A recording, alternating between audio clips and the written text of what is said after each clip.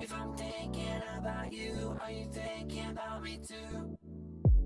A summer day, your sweet embrace is all that I want. The way it feels is something real and heading for us. I mean it from the heart. I wanna be your light when it gets dark. Right from the moonlight until the sunrise. Can't get you out my mind. Can't get you out my mind. I don't know what you done to me. If I'm thinking about you, are you thinking about me too? I keep falling for you, can't help wondering. If I'm thinking about you, are you thinking about me? I don't know what you done to me. If I'm thinking about you, are you thinking about me too? I keep falling for you, can't help wondering. If I'm thinking about you, are you thinking about me? No time to think, 'cause we're all in. Yeah, we're in a rush. Too late to change, making mistakes. Just give me a touch. I mean it from the heart. I wanna be your light when it gets dark. Right from the moonlight until the sunrise. Can't get you out my mind. Can't get you out my mind. I don't know what you done to me. If I'm thinking about you, are you thinking about me too? I keep falling for you, can't help wondering. If I'm thinking about you, are you thinking about me? I don't know what you done to me. If I'm thinking about you, are you thinking about me too? I keep falling for you, can't help wondering. If I'm thinking about you, are you thinking about me?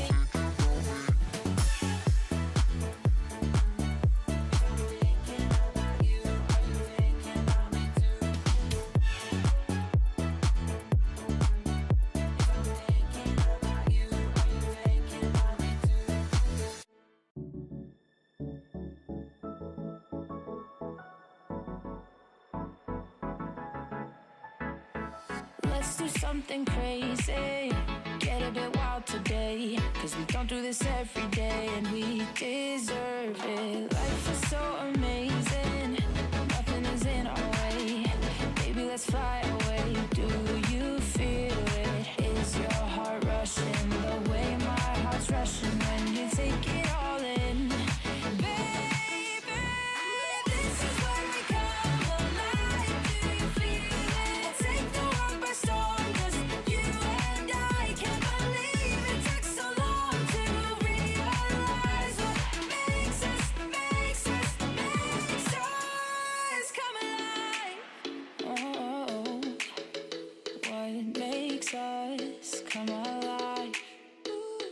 Let's break some rules. No, we don't always have to be good. Don't always have to do things that we should. We'll feed the fire. Let's see it through and let go of what's holding us back. Just light it up and we'll burn through the past and take it higher. Is your heart rushing the way my heart's rushing when you take it all in? Baby, this is when we come alive. Do you feel it? Take the world by storm, just you and I. You and I can't believe it took so long to realize. This is when we come alive. Do you feel it? Take the world by storm, just you and I can't believe it took so long to realize what makes us. This is when we come alive. Do you feel it? Take the world by storm, just you and I can't believe it took so long to realize what makes us come alive.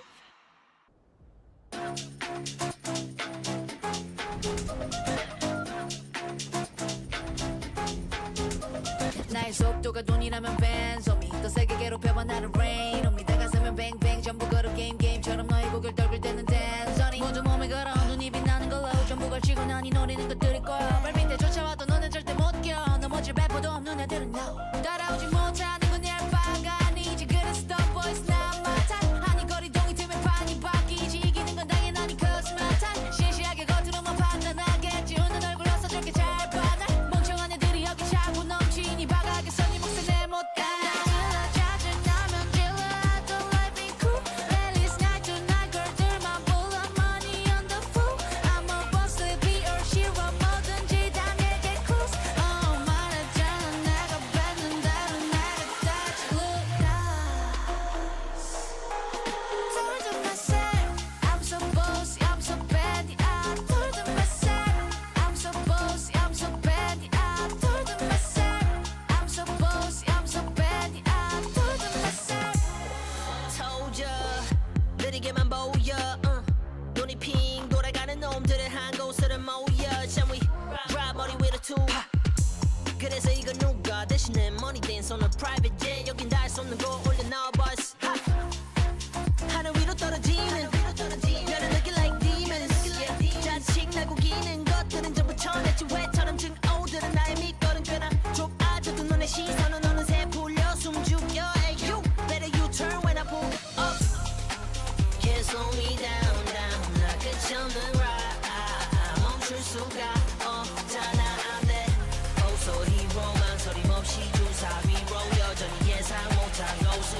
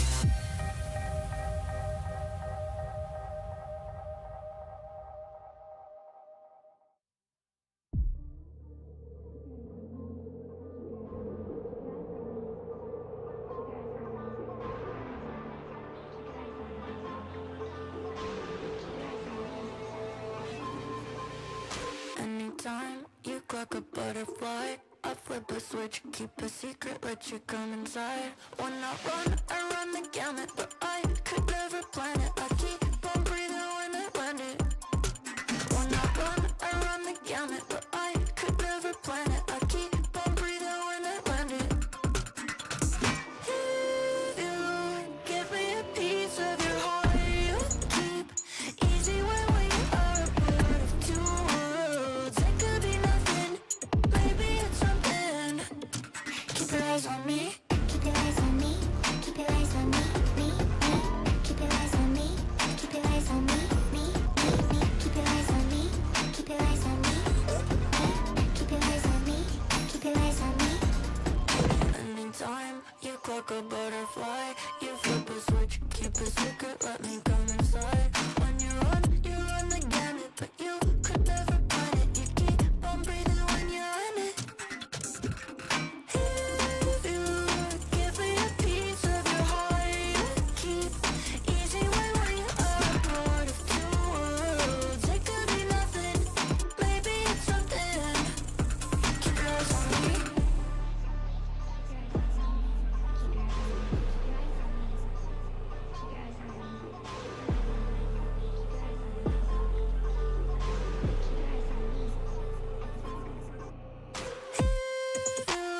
Give me a piece of your heart, you keep easy when we are a part of two worlds.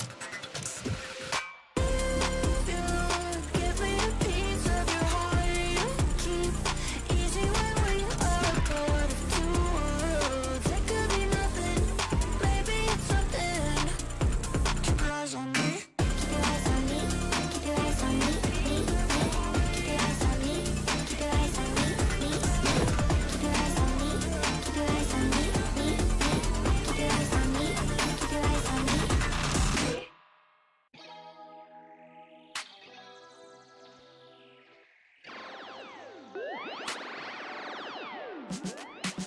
Feeling good, feeling great on my time. Won't let a hater block my shine. I'm just living my life. Too busy chasing good vibes. Chasing good vibes. Chasing good vibes. Chasing good vibes. Too busy chasing good vibes. I'm feeling good, feeling great now. A hater can't play with my day now. Get that negativity out of my face now. In my city, I'm the man on my state now. Yeah, I'm living life to the fullest. Baby girl, you talking to the realest. Energy and joy, you can't steal it. Good vibes all around. Baby, tell me, can you feel it? I woke up, so I'm blessed. Just another chapter in the test. I know I'm doing better than the rest. Got a smile on my face, showing teeth for the crest. It's no sweat, I'm a vibe in my own right. Go time in the sun, yes, I'm gon' shine. So fine, got the baddie on my phone line. Feeling good, feeling great, chasing these good vibes. Feeling good, feeling great on my time. Won't let a hater block my shine. I'm just living my life. Too busy chasing good vibes. Chasing good vibes. Chasing good vibes. Chasing good vibes. Too busy chasing good vibes.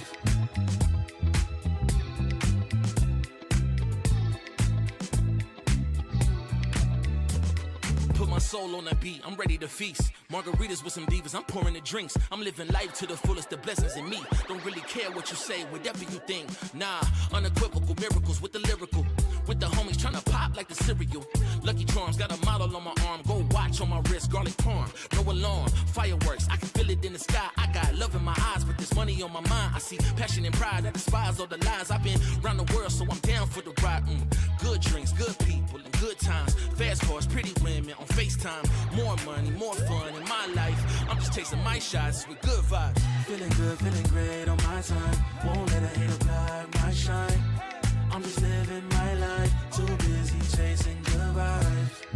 Chasing good vibes. Chasing good vibes. Chasing good vibes. Too busy chasing good vibes.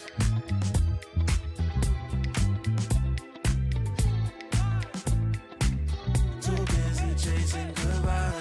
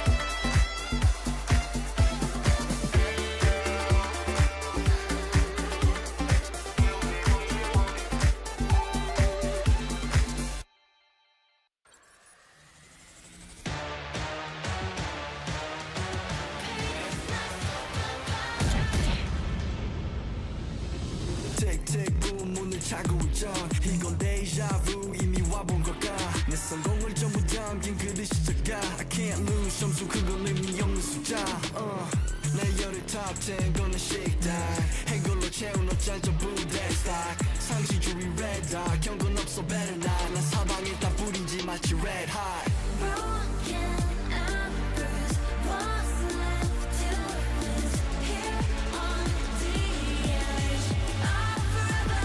If I never leave, I'll never fight. Bleed or sacrifice, fight until the final hour. Pain is my superpower. Keep my head up high, run through rain or shine. Cannot sleep without the sun. Pain is my superpower.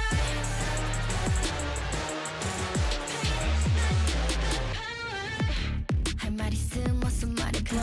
Tough guy 되었고여서 도망가.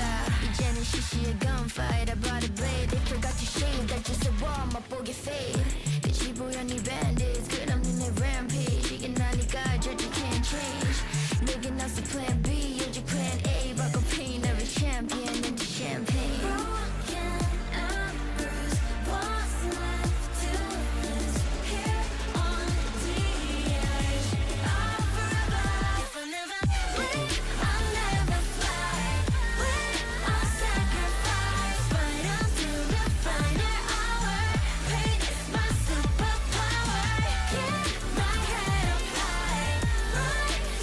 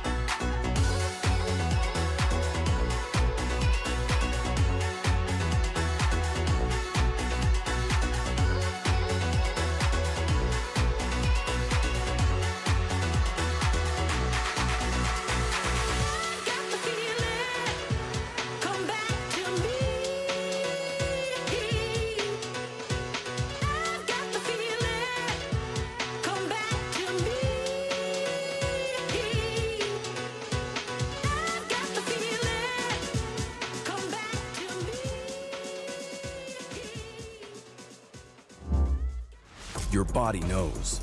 A sense of victory. Seized when mind, movement, and gear ignite as one. Now, step into your zone. Designed to win. Hey! Hey, Tom. Alberto was looking for you, by the way. Really? Yeah, you better get there Okay, quick. I'll go check.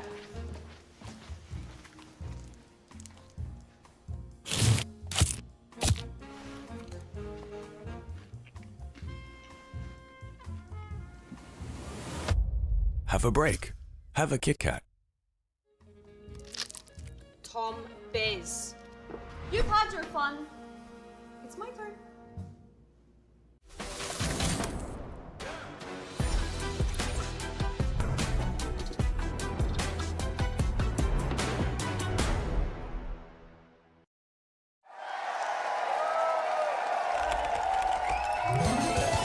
Red Bull gives you wings.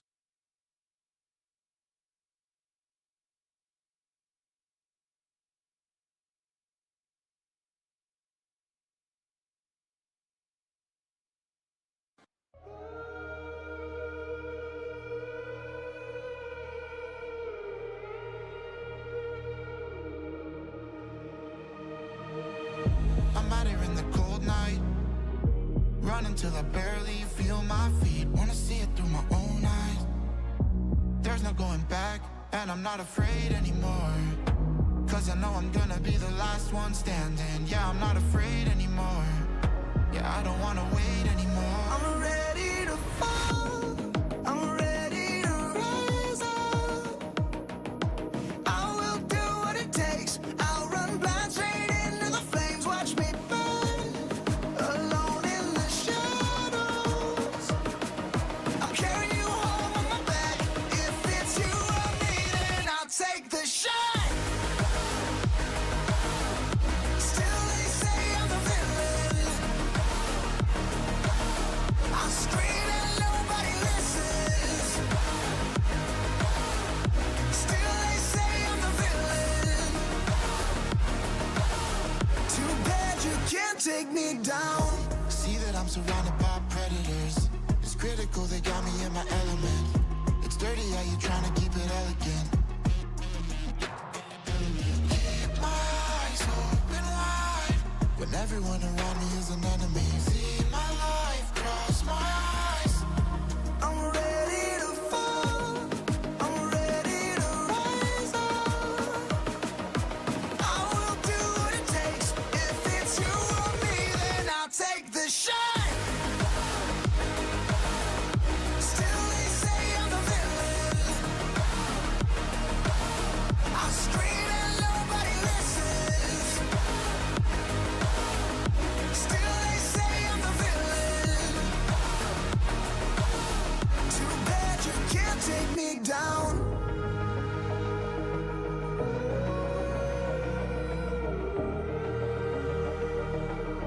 Too bad you can't take me down.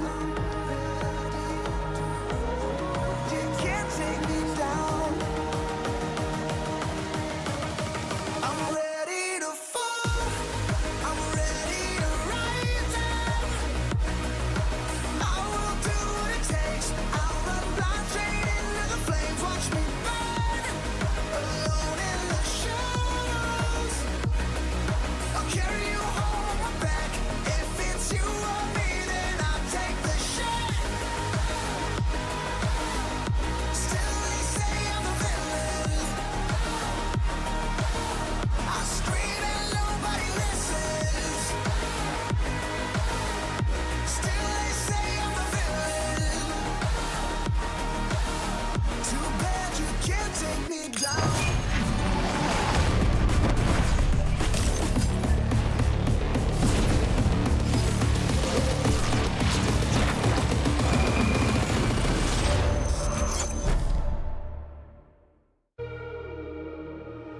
I'll take the shot.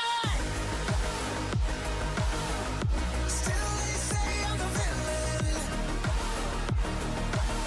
I scream and nobody listens.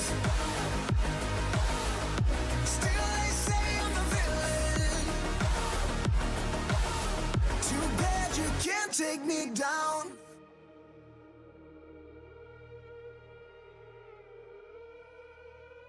It's been a very entertaining start here at VCT EMEA, but over the next 2 days, our 4 teams that made champs 2025 will be taking the stage. Hello everyone, I am your host Yingsu and we're coming to you live from Berlin, Germany, joined by Lou and Kakuka in a brand new position. We're so close to the players. I'm so excited because when they walk out, we're going to be able to see them. We're going to be able to, you know, wish them good luck.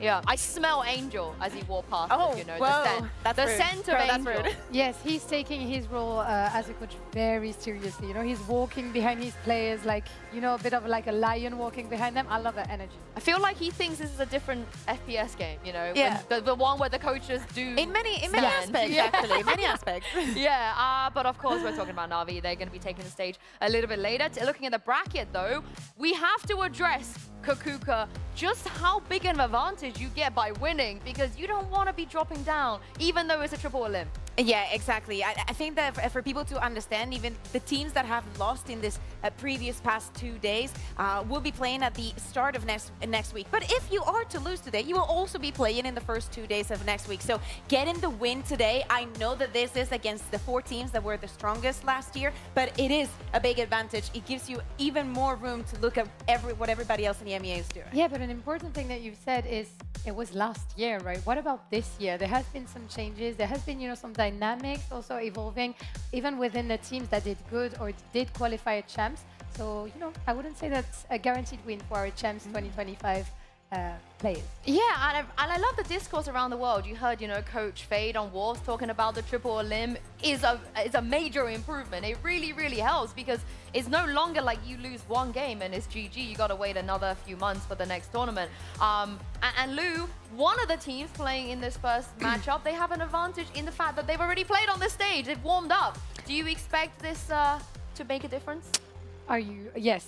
I think, especially on the side of Na'Vi with the experience that their players have, we have no rookies on the Na'Vi roster starting from this year. You know, it's only players that are used at least a little bit to the stage. So I think this could definitely be an advantage, especially having Angel, you know, backstage to kind of have everyone on the same page. I'm glad you said that because the 4 teams that made champs in 25, they were given a bye in this kickoff bracket. First, let's remind ourselves how Team Heretics got on in Paris.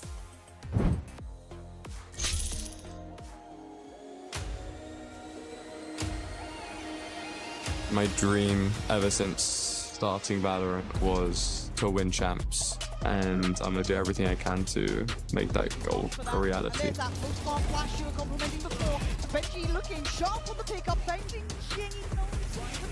The feeling of people in the crowd cheering for you, there's really nothing that compares to it.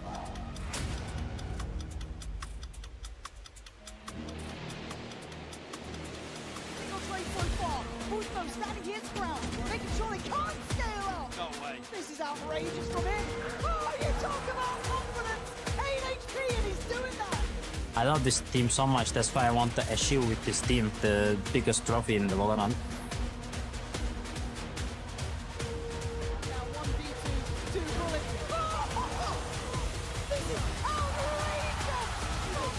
Everything they've got.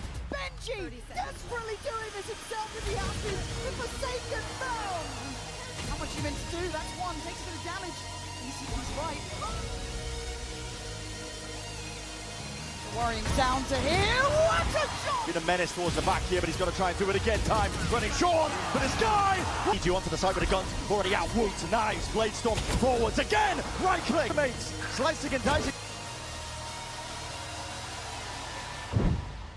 Great jerseys, but unfortunately maybe not the greatest result that they wanted.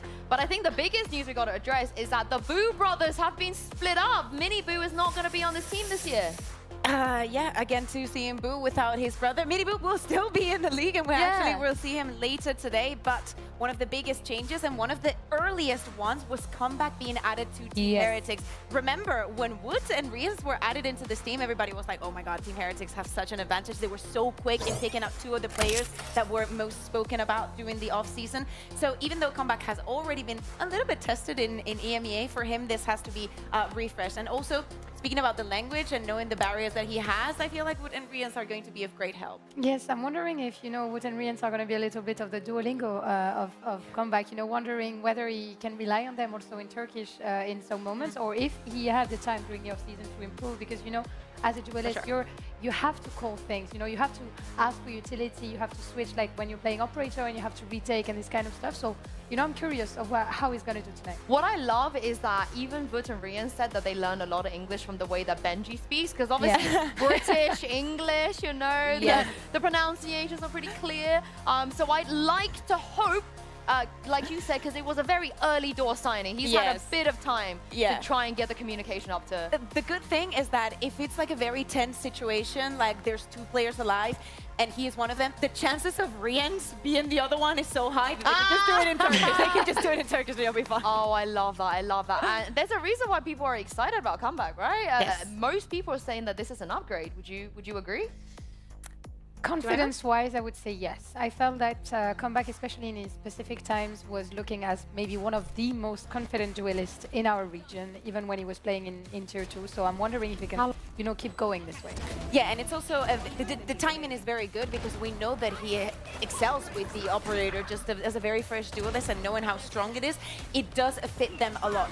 Also thinking about last year and the expectations that we had for Team Heretics, them being the only team that did not make a single change during the off-season. I feel like for this year, after the results, they had to make one, even if it was minimal. And if I'm being completely honest, and without throwing any shade at Miniboo, because I love him since we had him in Rising, I think this could be it. This could be, you know, the ultimate potion that could make Heretics get a trophy this year. I agree with you, Belle. We say this every year. Definitely never been burned from saying that. And I do have a little bit of worry because obviously Rian's was away too for a portion of that off-season. So I'm hoping he comes back. They're going to get their synergy up because surely 3 Turkish players is better than 2, right? There's no limit. The more you have, the better. And speaking of the Turks, Lou, I'm very jealous because you actually had the chance to catch up with 2 of them. It's Hero and Rian's with Lou. Hello, hello. 2 of the nicest and kindest Valorant Turkish players have joined me here for the beginning of the season. Hero, Riens, VCT EMEA, hoş geldiniz. Welcome back to VCT EMEA. It's a great pleasure to have you here. Of course, the first question I wanted to ask you, Hero, is about this off-season. You know, it has been long, but it has been busy. You're welcoming 2 new teammates. You're having Angel also on the board as a coach. So how has this changes been for you? I think in general it's been good. Like we've been working like really hard, like as a team, like spending a lot of time together. I've also been like personally, like individually working on my stuff. I've seen you grinding ranks every day. Yeah. It's like, I don't know, we've been working really hard and like we want to make it to Santiago, so we've been grinding really hard. And that's all we wish you, of course, but you're going to have an opponent on the way to Santiago who are going to be Team Heretics. NS, on a personal level, I know that this off-season has been busy for you too. You were on duty, so how was the return to Valorant full-time, back to Berlin, etc.? Tell me about it. I mean, it's really fun, especially being back to Berlin. Like, I'm really happy because I already like Berlin, you know, and I miss my teammates and all of these things. And like, I also missed playing ranked, like during the military times, you know. So as soon as I was back, like I full grinded ranked as well. And now being back in the Berlin arena, it's amazing. Yeah, I know you guys enjoy Berlin so much. Like the Heretics boys are fan of Berlin, so we're going to see if this gives you luck for tonight. And this, my question goes to both of you. You two, it feels like to me that it was yesterday that you made your entrance in VCT EMEA, but it was 2 years ago, 2 years in Berlin, 2 years of experience. So what are the lessons that you've learned throughout these 2 years that you want to show this year in 2026? Who wants to go first? Enes? No, Hero, go first. Hero goes first. You're going to be the good pupil. I mean, like the main thing is like just to work as hard as you can, like personally, like as a team you can do your best, but like I would say like spend as much time or like as much time as you can like off the server as well. Okay. Working on yourself? Yeah, like also just like stuff like out of the game, like going to the gym and like just individual things. Like that's probably what I would say is like my biggest tip. Okay, what about you, Enes? I mean, for me, I mean, I obviously agree, Hero. Like, I would say the same things, but also I would like to add one more thing. I think it's about ego. If you're a rookie player and if you have a good season or good starting, like just don't get high ego, you know. Don't grow too much ego and exactly. Stay realistic, right? Yeah. Okay, fair enough. I think those are 2 good advice. And real quick, I know we're gonna have banter, jokes, etc. tonight, but I know you guys are good friends. So can you say one thing? Why do you think the other is a great player? Enes, you go for Hero. I think he has crazy aim. I'm not gonna lie. I mean, yes, you do have crazy aim. What about Enes? I mean, like, you've proven yourself a lot, like, on your role, and like, you know what you're doing, like, a lot better than most people. Thank you. Yes, Rian's CV is quite long and furnished. Of course, thank you very much for joining me, guys. Good luck for the match, and we're going to see who takes the win in just a few minutes. I think that's probably the best way to sum up Rian. You know what you're doing more than other people. That's such a great way of summing him up as a player, right?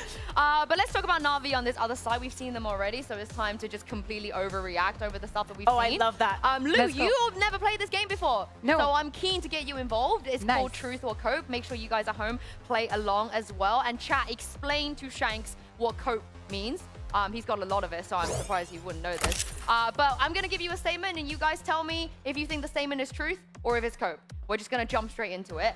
Okay. Filu is the best duelist Na'Vi has ever had. Oh, okay. I'll start with you. So I'm going to go with Cope. Now we give the reasons. I'm going to start with Cope because I think, one, it might be too soon. I did like the show-ins, but I feel like when the best duelist comes into Na'Vi, it will be when they change the way they play. I think that what we were mentioning about Angel walking behind the players also speaks to a different way that they have to see in the game. They are not very duelist-centric. Their game plan does not revolve around that. And when that person comes, that will change. Yeah, and Filu, when he plays Omen, after he plays Omen is when I can judge. Yeah, I mean, I was an Alexic girly. I think it was an Angel that left us too early. So I'm just waiting, you know, for Filu to prove himself a little bit more. But yeah. You're so it was based. If it You're wasn't so Koala based. Noob. Yeah, He you're is, he actually is. so based. All right, Cope on that one. Let's look at the next statement here. Ruxic shouldn't play controller ever again, but in a good way. As in, he was so good on Chamber that we should just not see him on a controller row. Oh, okay, I'll start with you this time, Lou. I mean, I love him on controller. Controller is the role where you can, you know, like clutch and at the same time be with your teammates at some point. I think Ruxic is also very good at trading his teammates. So this is something that you can't really do when you're playing Sentinel because you're playing on the other side of the map. I'm going to go straight the other way just to give it a little bit of spice because I do like the way that we were seeing the chamber being utilized. I think that this could be another way of seeing Na'Vi, of seeing the change also, bringing in the new players and bringing in the value that he can have, how they were inserting in some spaces, and you know, the tells that he's going to have throughout the year. I think that he's already proven that he can be a very good controller, and now he's going to prove that he can do it in anything else. Might just be one of the best players in our league, honestly. Just he can play whatever he wants. Last but not least, this statement. Na'Vi have already cracked the meta after one game. Oh. Oh my goodness, a double whammy. I would love to know what Sliggy thought on this, if he agreed with you guys. But I'll start with you, Kukuka. Why true? I like the fact that it was not completely outrageous. I know that, as we say, is just a couple of maps, but I think it's something that fits them and that has not made them feel uncomfortable. I feel like in so many years we've seen maps or picks that were like, I'm not 100% sure, like the players did not look like they fully understood and what was going on. No, like I have seen Angel not use a piece of utility for an entire round and me being like, do you even know what a fade out is? You know, like I agree with you. That's based like 100%. I love how, you know, Na'Vi have been playing. I think this is going to be an interesting year for them, especially, you know, putting your players on strength, you know, and exploiting their strength at full potential is something that I really enjoy. Angel's just too good of a but coach. Already, though, I think the word is they've already cracked it, so surely they flawlessly qualify for Santiago? Flawlessly, no. Actually, in my predictions, I think I put them in the last making it to Santiago, but in the low one, because I think that making the deep run, they're going to have an advantage. But they've already cracked the meta. What else do they need? More Turkish players. Make it 5. Well, I like that. I like that. But Na'Vi, they have already impressed us a lot. But the question is, can they do it against the best of the best? So let's bring out Team Heretics and Na'Vi. Team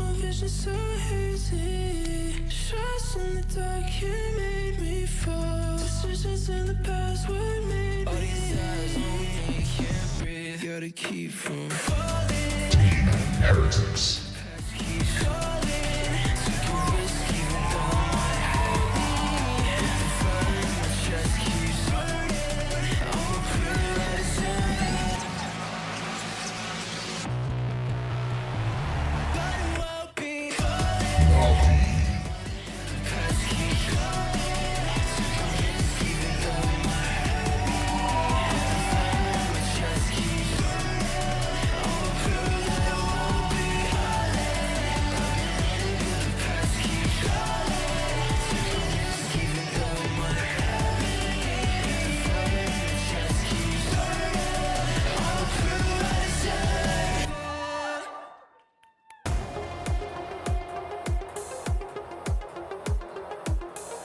Well, Team Heretics, they are back, of course, this time with just one singular Boo brother. But they have, of course, added comeback to this roster.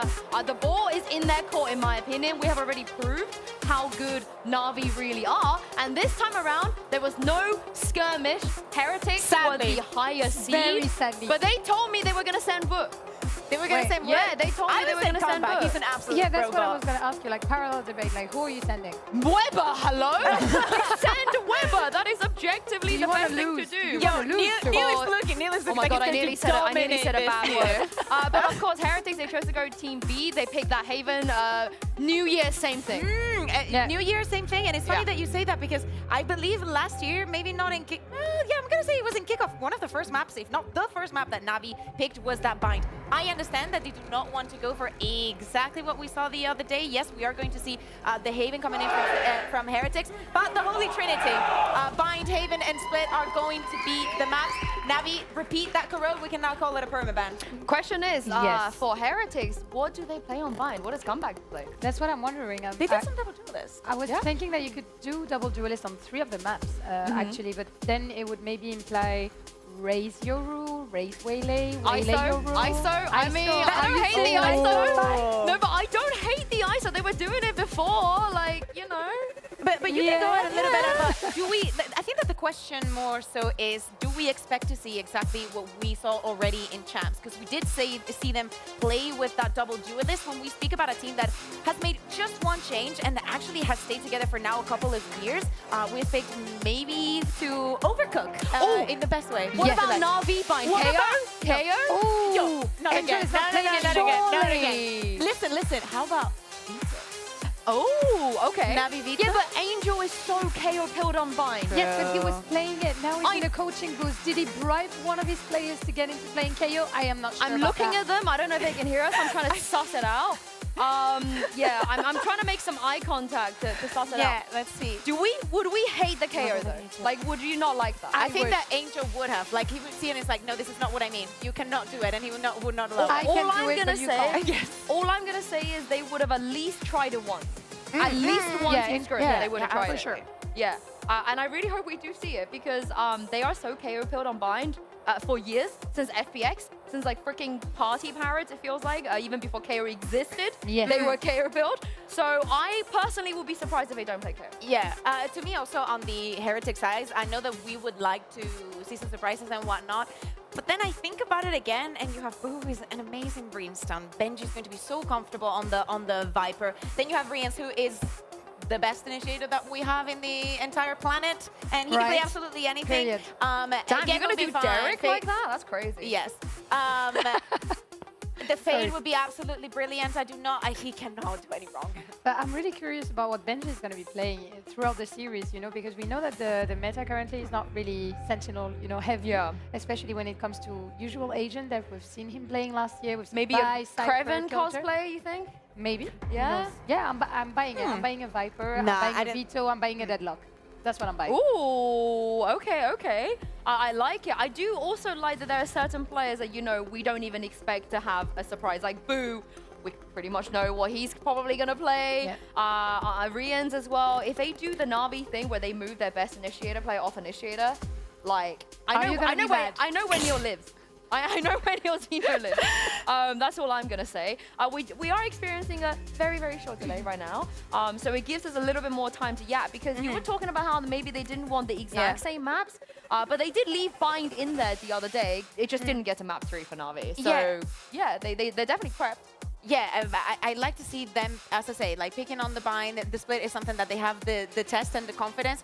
Obviously, after what we saw the other day, I don't think that they should not trust it. Ruxig was incredibly comfortable. I think that everybody was not only comfortable, but even though Heretics has that tape, you have also learned from what you did on that match for the things that you did wrong, for the things that you got countered in.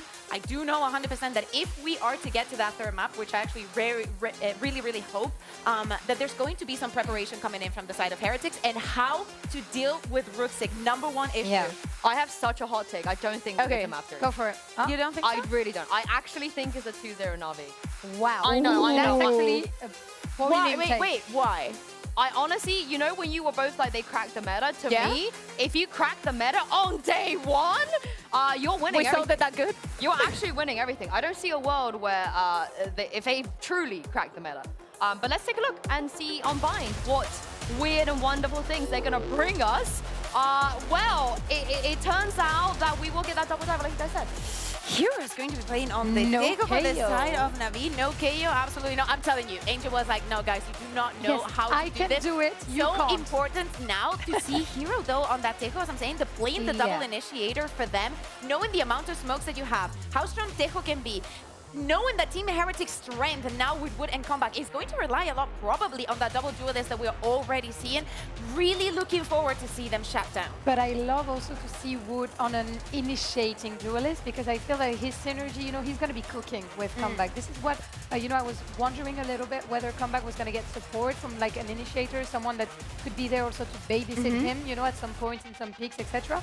And I think that Yoru to play alongside Raze, whether it's in attack or in defense for like early pick, etc., is a pretty good matchup. Yeah, and Hero playing Tejo for the first time. He's so talented. He's very flexible. I actually have full faith in him. But the Sky, though, do you guys like the Sky? Some people play a lot of Sky. Yes. Like, Sky on Bind. I really like the Sky on Bind. I really, really like it. I think it's probably one of the only maps where we're going to see her ever again. Maybe split sometimes, but I think Bind is like as I'm saying, with the double controller, Navi are going to have a lot of info. I want to see how they play with that, how confident they're going to be taking up the space, to put some inserts. As I was saying, Brooksake, I think, is going to be incredibly pivotal when we're speaking about this first half and the movement that he can have around the map.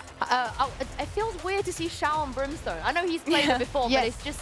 There's something about it that it just makes me feel a bit uncomfortable. I mean, for me, Shao is revealed, you know, since the beginning of the game, for me, in my mind, it's like... You should tell him that. Yes, you should tell him that. Technically, I think the more we tell him...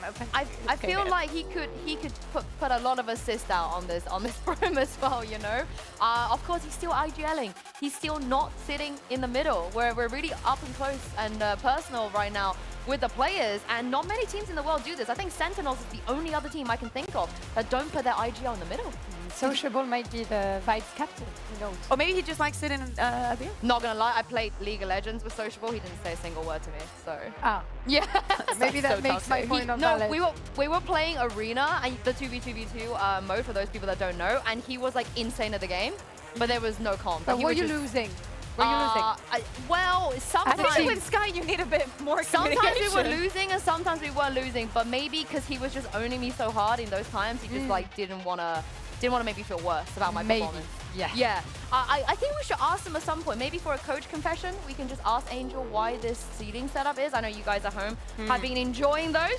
So if you have any questions you would like us ask Neil, Angel, any of the other coaches that are in the league today as well, let us know. We'll make sure to get it done. But it looks like right now, Rians is giving a bit of a pep talk.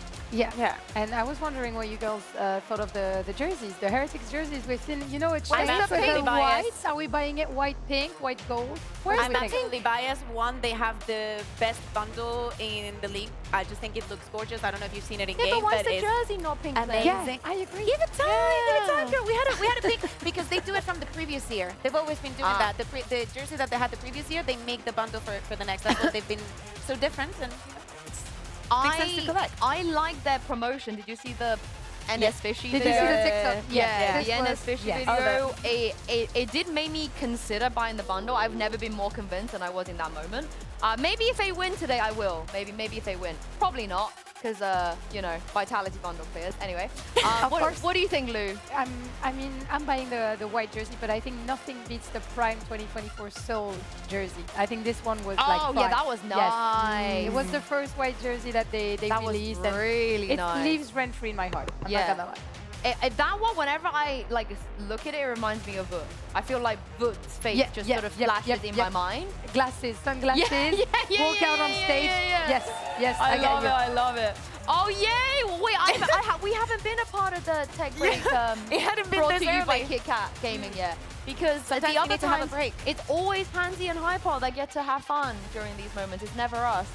So I'm hoping that it gets sorted less. Like my max is like maybe 3 days.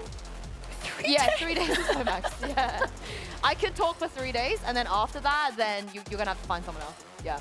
I think we can do for more. I think you're Hold underestimating. on, I see a Sentinels jersey in the crowd. No.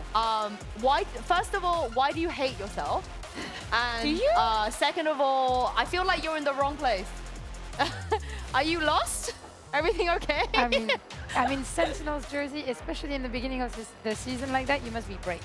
You're brave. But you know, who knows?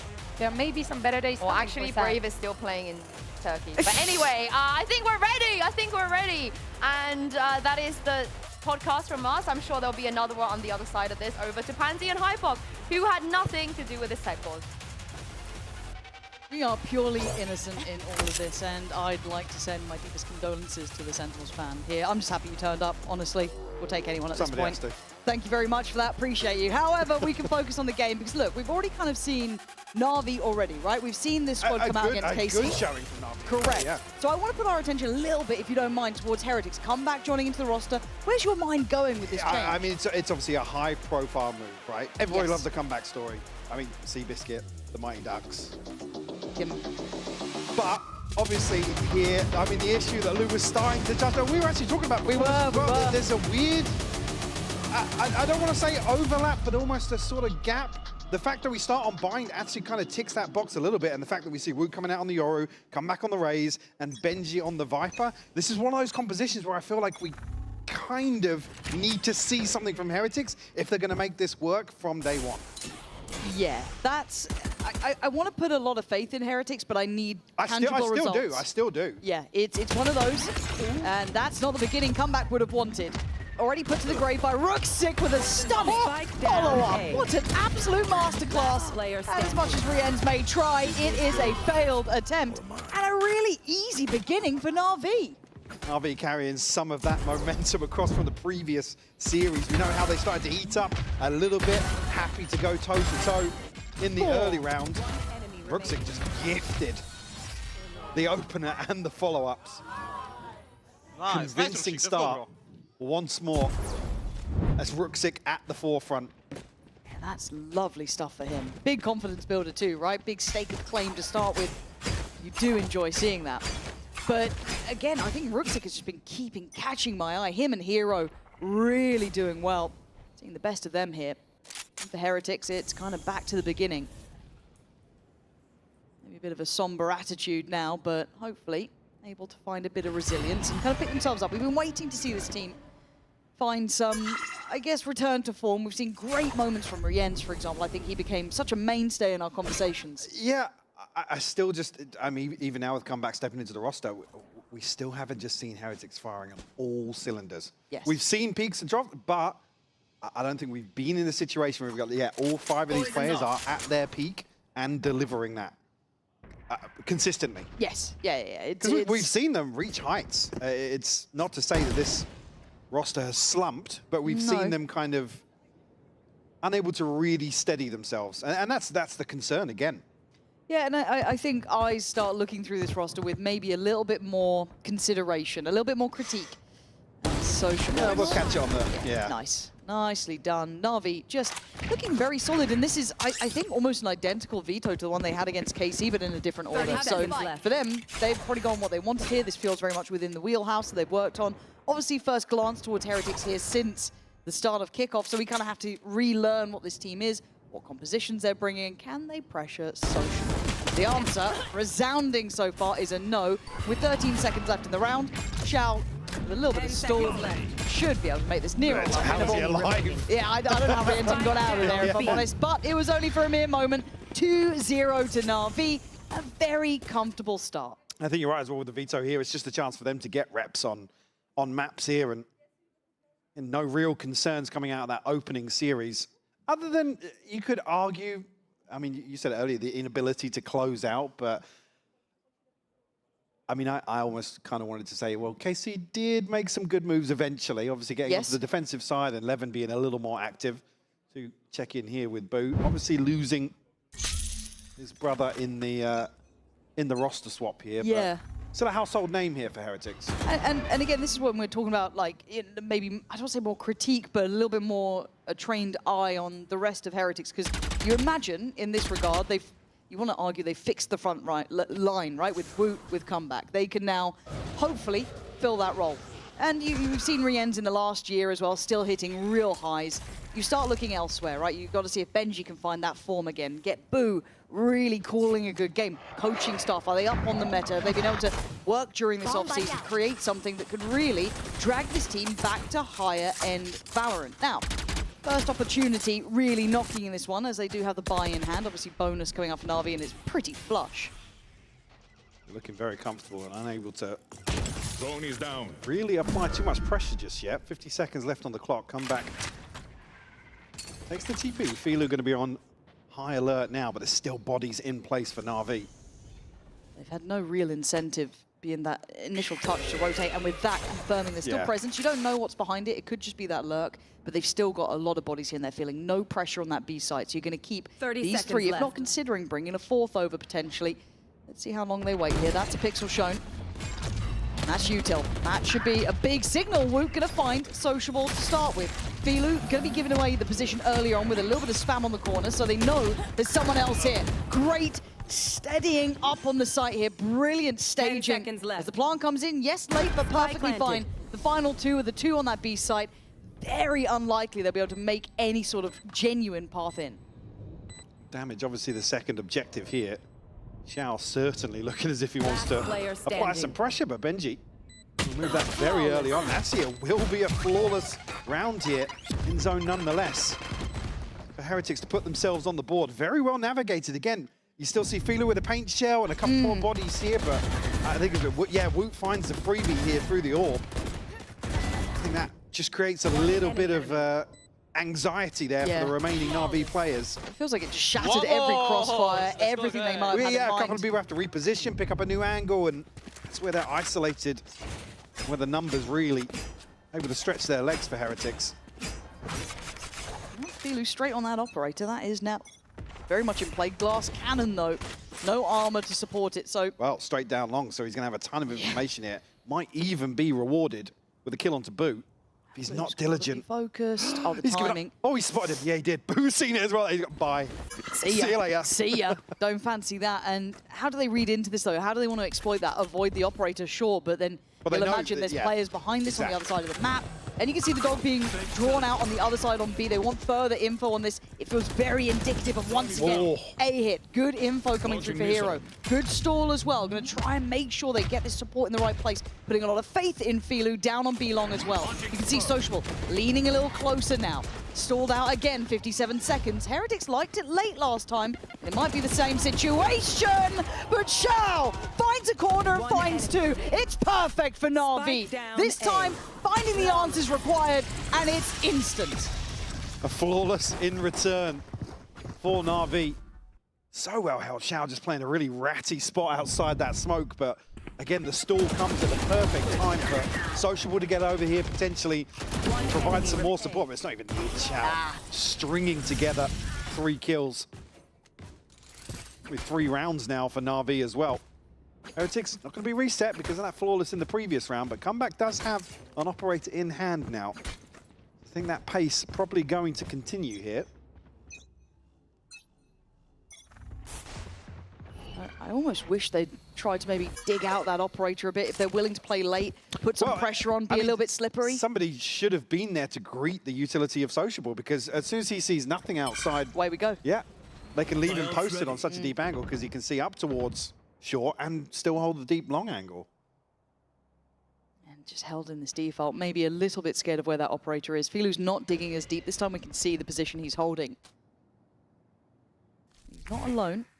Sociable, same sort of timing-ish to invest this, but what information does he get? I don't think he'll get too much. Filu wants to backfill a touch. And again, it feels all in here. This default, it's not really causing missteps for Na'Vi. We complimented their calling before. Once again, it's in the right place. So, Filu going to be spotted out. They now know where the operator is, and the site hit looks to be coming in. But again, it's slower. They're not pouncing on this one. We're trying to take some space further forward. Where's the next layer, though? Woot's done well. It's Boo in unison. Any fight back? Yes. Sociable trying to hold from the site itself, but Heretics scaled correctly again. All in, but all working. The paint shell was perfect into the backlines here, but unable to find anyone other than Benji. Planted. Boo finds a 3K on the way in. It's just Ruxic left now in a 1v4. And probably just going to be looking to do something on the way out here. Now Heretic's going to be overstepping the mark. We've got to hold on to that operator as well. Now Rien's the one to pick it up. Heretic's playing really, really well to get themselves into that position. Again, not really shying away from the possibility of the operator there. Obviously, Wu able to bypass it very easily with his ultimate. But again, heading, I don't say into the stacked site, but being very kind of choreographed in that. And Navi's Boo leadership has gets been a kill with solid. the molly halfway through that engagement. Yeah. It's, nobody can swing onto long, so Heretics can kind of just funnel out behind this wall. Toxin screen down.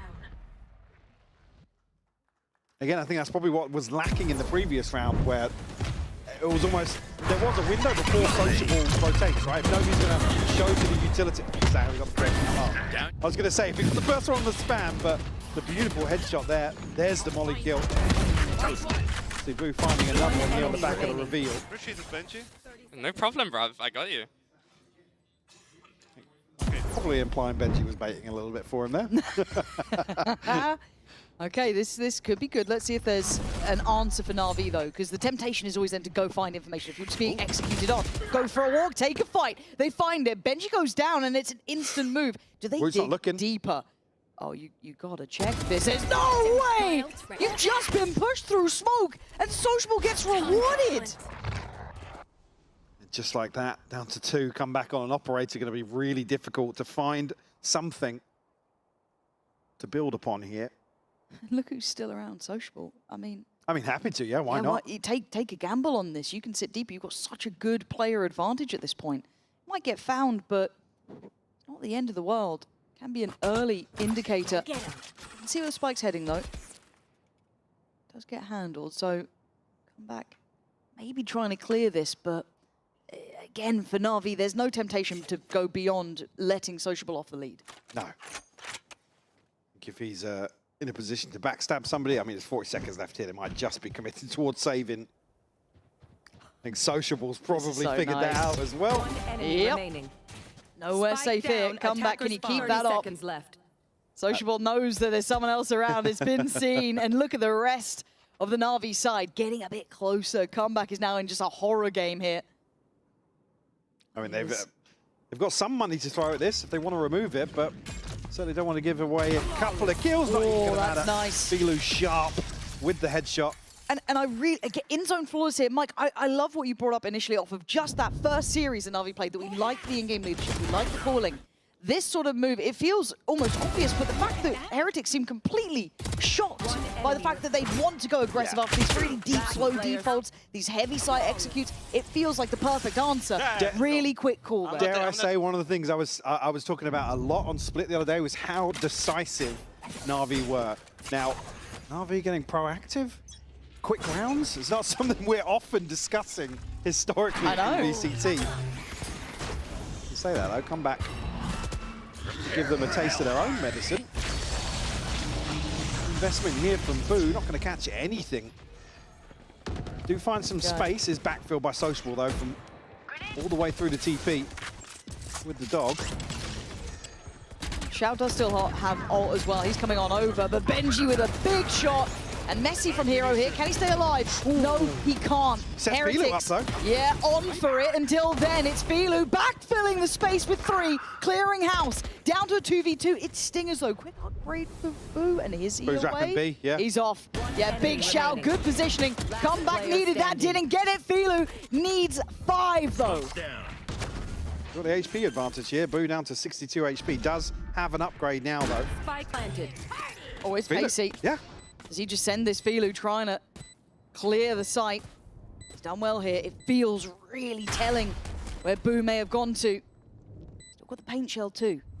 Can certainly get at least a half off here if he places the paint shell correctly. But still plenty of time to work with. It's a guess, isn't it? Boo's got to play this right as well. He's got it! 5 for Filu! And I'm sure frustration for Heretics. One man absolutely decimated them. Beautiful stuff. Said unable to really get the Odin working too much, but Hero sets Filu up perfectly here. Get a crucial 1v1 versus the newcomer for Heretics as well. And I was so impressed with Filu the other day, looking to continue with that form. Certainly finding his footing more so in this roster than we've seen before. Will force out an early timeout here on the side of Heretics.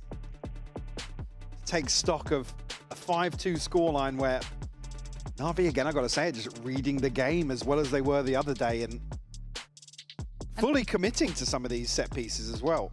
And that's what I like you saying there. The fact that they're not hesitant to take a little bit more of an aggressive look, take space, take fight, allowing players in the right direction. This is probably the best form of Na'Vi I've seen in a long time. And it's early doors, I know it is. Maybe we're getting ahead of ourselves. But crack the meta. Apparently so. Crack the meta. Apparently so. But genuinely, this is a really good sign for any Na'Vi fan around so far. It's been a while. It has been. It has been. A while. Lap it up. Lap it up. Enjoy it. But for Heretics, my concerns aren't dissuaded yet at all, right? It's super early. This is still Na'Vi's pick. Also, they had a rough off-season in terms of results, so there is still an allowance here, but I think the desk kind of touched on this as well. For a team to go so long without a change, you'd almost want to see instant positives. Yeah. Which would be kind of probably setting the standard themselves and sticking to that. This is still, for me, a top contender in the region. They just need to live up to that. Yeah, exactly. That reputation is held, and you can see the individual pieces. It's putting them together. It's also just finding out how they want to implement comeback in this. How does he look in this roster? And, well, aggression looking like the answer to this round. Pacey up towards A. Going to leave him inserted towards this. But there's nothing behind it, and there's a double stack towards long. Again, Na'Vi, right place, man. They faked into the wrong side. Oh, it's perfection from Na'Vi. The reads from this team. Again, it feels like Heretics can't go to a site where there's not 3 players on it. It's always right. They're going to try and find something here, but a Bucky. Not much to do. Rienz is making moves back towards A. And comeback just has to play his life here. And it's not necessarily a guarantee. No Satchel, so even if he gets the showstopper here, can't really make moves forwards. Gonna maybe double swing on here. Rienz has found it. I can't the space, but there's still so many players. Rienz still going. 3 more, 21 HP. That's a lot to ask. And you look at the positioning for Sociable. Yeah. That might be the checkmate. Rienz is considering it, though. Smart work from him! And a smarter shot. Rienz making something out of nothing. With 15 seconds, though, how much more can you do? 3 bullets, still not reloaded. Hero close. Spot that. Does get to move away, but time is becoming the issue, becoming the enemy. With 4 seconds, has to commit, and they bound closer. Hero will not make a mess of that one. And look, we know Rienz is good. We know he's good, but you can't face 5 every time and win. Another opportunity, maybe, as Shao retreats, but Hero plays it perfectly. Not giving away the advantage from Heaven. And Rienz does so well to dig sociable out of Showers as well. I gotta say, though, for me, Hero becoming a really good safe pair of hands player, too. We've seen his kind of flashiness at times as well, but his ability to always kind of... It feels like he always plays 1v1s or 2v1s, any scenario, correctly. It feels like he always has a really nice composure to him. Other than skirmish. Yeah, we don't talk about that. These 2 rounds for Heretics starting to look sparse. Starting to just look a little flat here. Yeah. This is not the start to the season. I feel like season starts, kickoff starts can really add a lot to a team. The confidence, the feel of it. This is not it. It's put themselves in a weird stalemate here, and Sociable just finds an absolute freebie. Showstopper denied here. Looked almost sacrificial. Again, this is 2 rounds now where it's like, come back, try and make something happen. But they're not far enough forward to capitalize on A. No, because look at this already. You've got the switch out towards that CT side. Hero coming on over. Ult's going to be really, really close here. There it is, stalled out again. Forced to fight forward, forced to get involved. Heretics looking a little bit flustered here. Ult going to come down towards site, maybe try and allow a little bit more comfort on this. Doesn't deny, although that looked on the money. Yeah, as close as it landed on his head. Literally.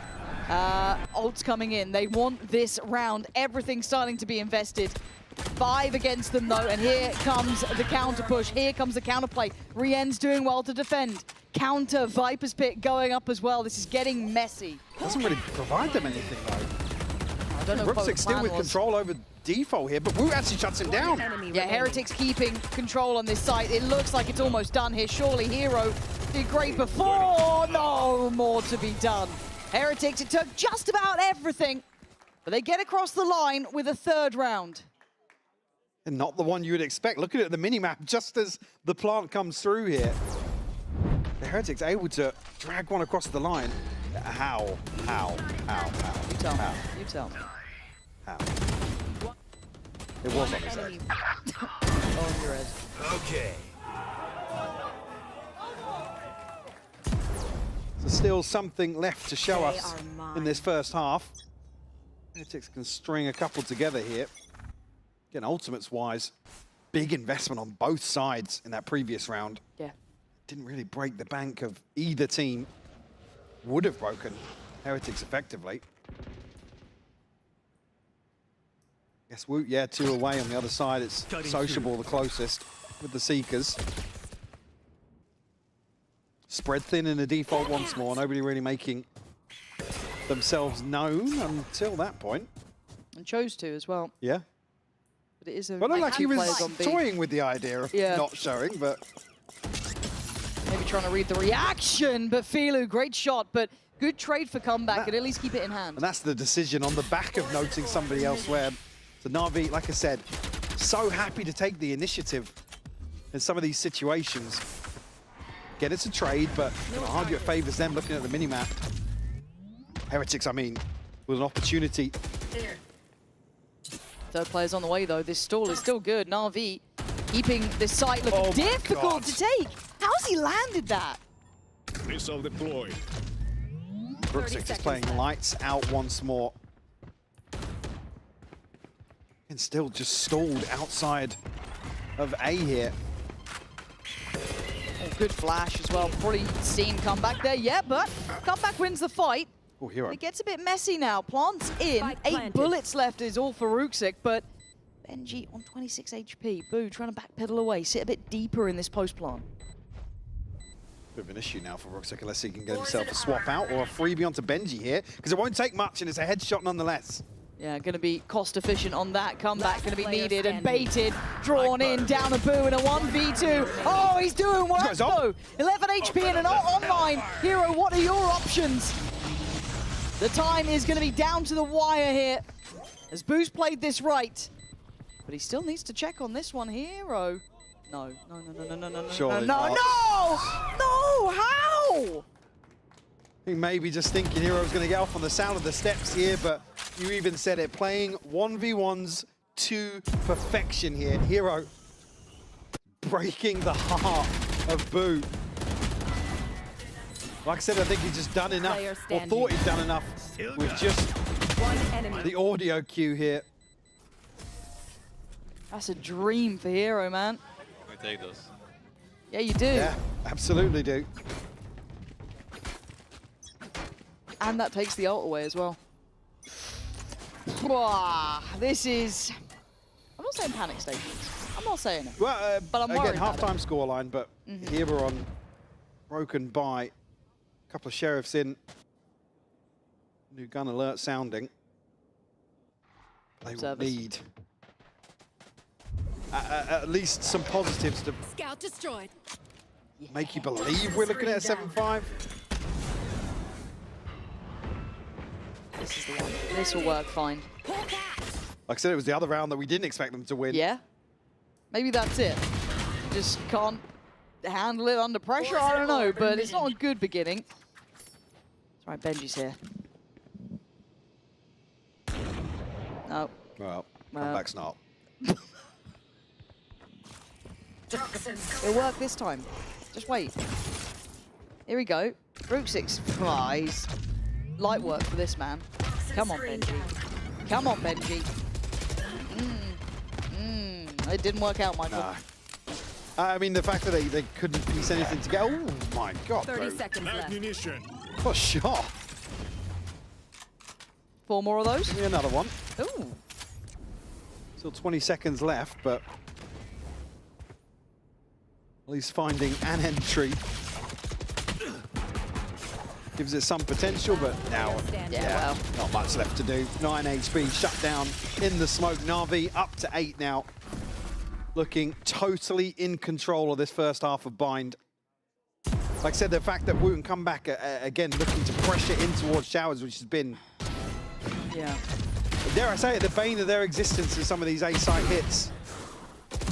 Well, I can only really think of one, maybe two examples where they found the trade or got themselves some pressure towards usually Sociable or Filu, who's been playing the opposite side, but certainly not here. It's a little new. All right, Na'Vi, show me something on this. Just going to leave one, so it's just Sociable here. Heretics, right place, right time. Yeah. On the back of Woot's info. Sociable tries to hold a bit more space than maybe Heretics would like, but they don't know about it yet and they haven't explored it yet. Well, they're coming back in with Seekers and the Showstopper. Shao 2 away from his ultimate as well. Could be a huge tool in this retake. Yeah, they looked a bit unsure of how they wanted to play this post-plant, like sticking towards kind of front sight, but now forcing away Sociable, going to pop the Seekers as they do go for a play towards that kind of elbow They're all side. shut down here though. Yeah, so so no that's info quite on nice. sight. Yeah, you kind of take those, so they have to kind of re-clear with a bit more caution, but there's the Showstopper. It's worked. Takes away Woot, but there's still 4 more to clear. One towards long, it's Hero. Shao doing damage, but on the back lines, Rienz and Boo. Shao last alive, brings it down to the 1v1. They know where Rienz is. And he's got ult. This one might be good here. Rienz forced forward, Rienz got him! Alive! He found him! How did he find him? I couldn't see him! He got him through the ult. We have X-ray and I couldn't see it! That is an insane kill from Rienz. Bloody hell. To clutch out of 4th. When everything looked like it was just about to fall into place for Na'Vi. Well, it's an 8-4 on the half. Na'Vi, I'm sure, cannot be happier. Heretics, they're gonna show us more. Your body knows. A sense of victory. Seized when mind, movement, and gear ignite as one. Now, step into your zone. Designed to win.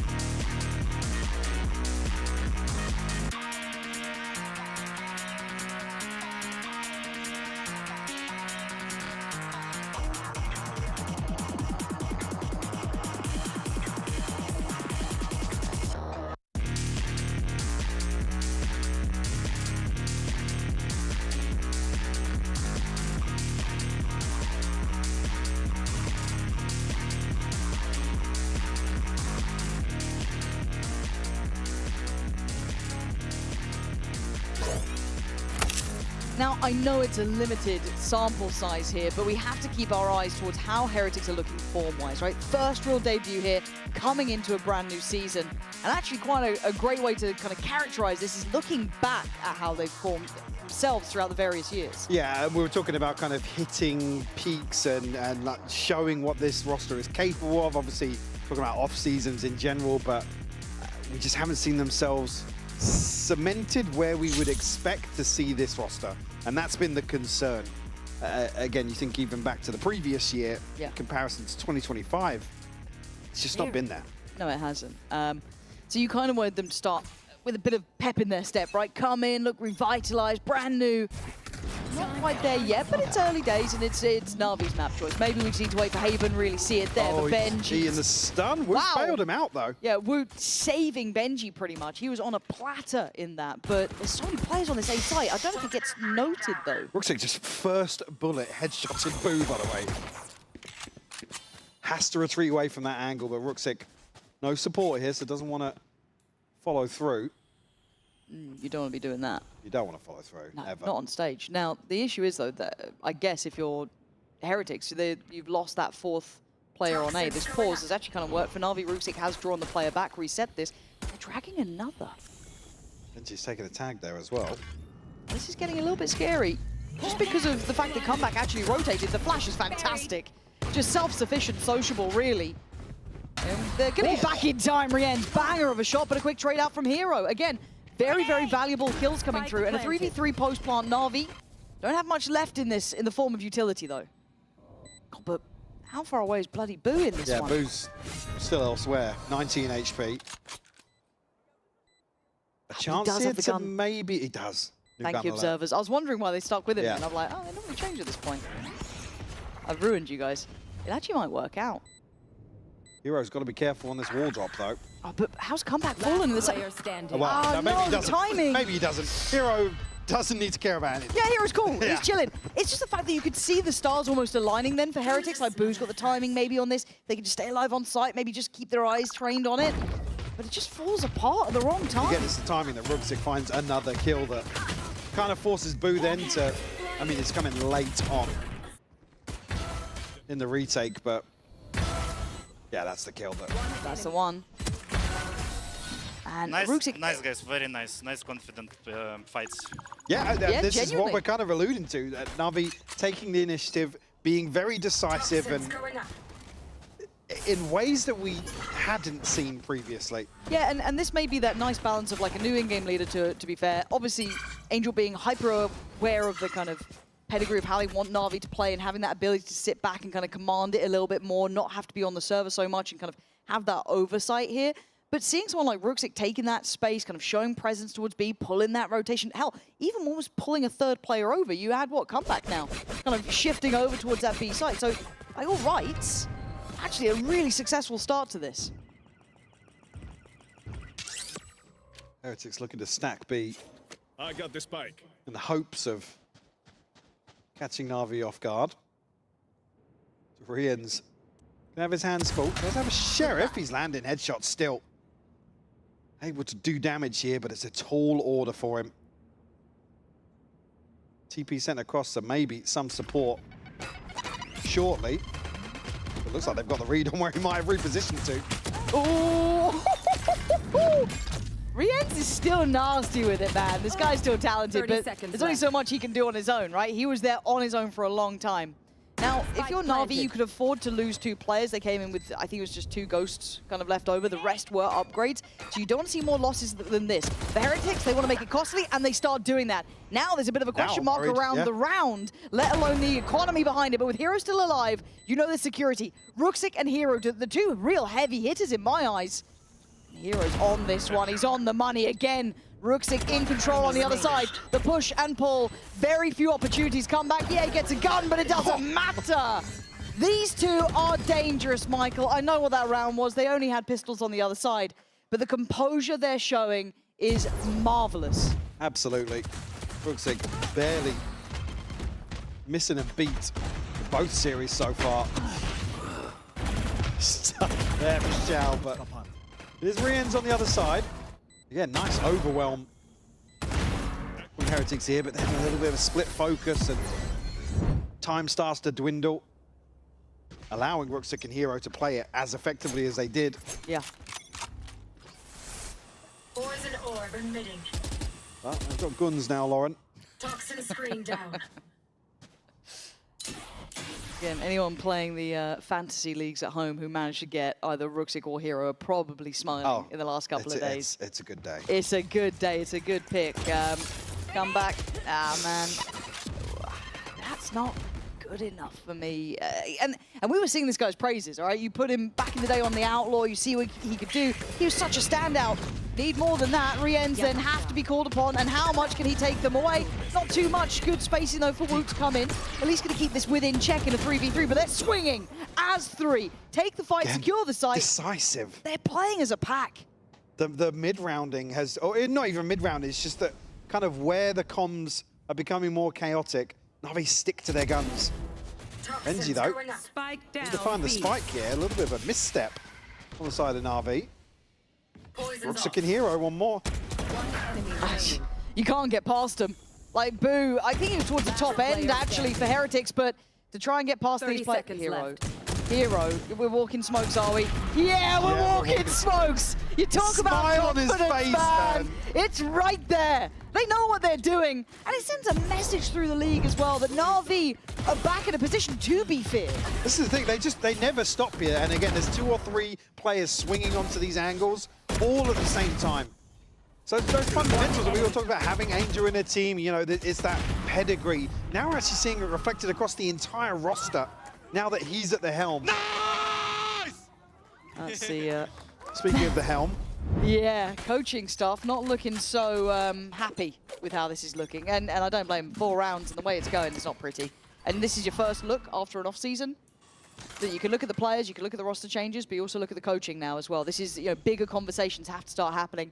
And it better look good on Haven. That's all I can say. Na'Vi looked phenomenal. Yeah, I know. Haven. There's no real good way to cut this. And this was kind of the tester, though. It's like, well, how good was KC to push Na'Vi, right? Well, where do they fall into this? That's the brilliance of coming back into a new season. KC might be the winner of this series. Which is mental. Which is mad. Obviously, just going to be on pistols, really. A couple upgrades there for Heretics. But it is Sheriff's bits and bobs, not too much. So at this point, Na'Vi going through the motions, comfortable, secure, and gotta say, a really poor debut from Comeback, because we've seen the highs from him. This is not one he'll want to remember. Whether or not it is just a synergy thing, obviously, it's been allusions to the language barriers and whatnot, but it's just not clicking. At least not visibly here. Launching missile. 30 seconds left. Benji and Woot still happy to stand their ground. I mean, good for a trade here at least. Yeah, could maybe even recover a weapon. That's lovely. There's 2 on site. There's some silver linings here, and Rien's being one of them is always going to be a factor. Stunning shots, but it's still a 1v1 all this time. Boo's got it now. It took what felt like an army for that to go right. Again, just in my head, I'm thinking Ruggs has got a knife him. he's gonna. Hero's done just like the widest swing known to man. Ruxic is gonna knife him. One enemy remaining. Spike down. How many times have we spoken in the past? Nice! Come on now! Benji's face watching it. No, because we've all got that friend on Discord. You're like, GG go next. GG go next. The one that says NT. There wasn't NT. We go again. Is there any depth to this? The money's been humbled, so Na'Vi gonna have to work for their dinner now. And Rien's still ever present. Only the one factor that has remained. We're gonna get out of there, and Rien's you can't help but enjoy it, man. Still swinging. Jesus, he is putting in a shift. A joy to watch Rien's.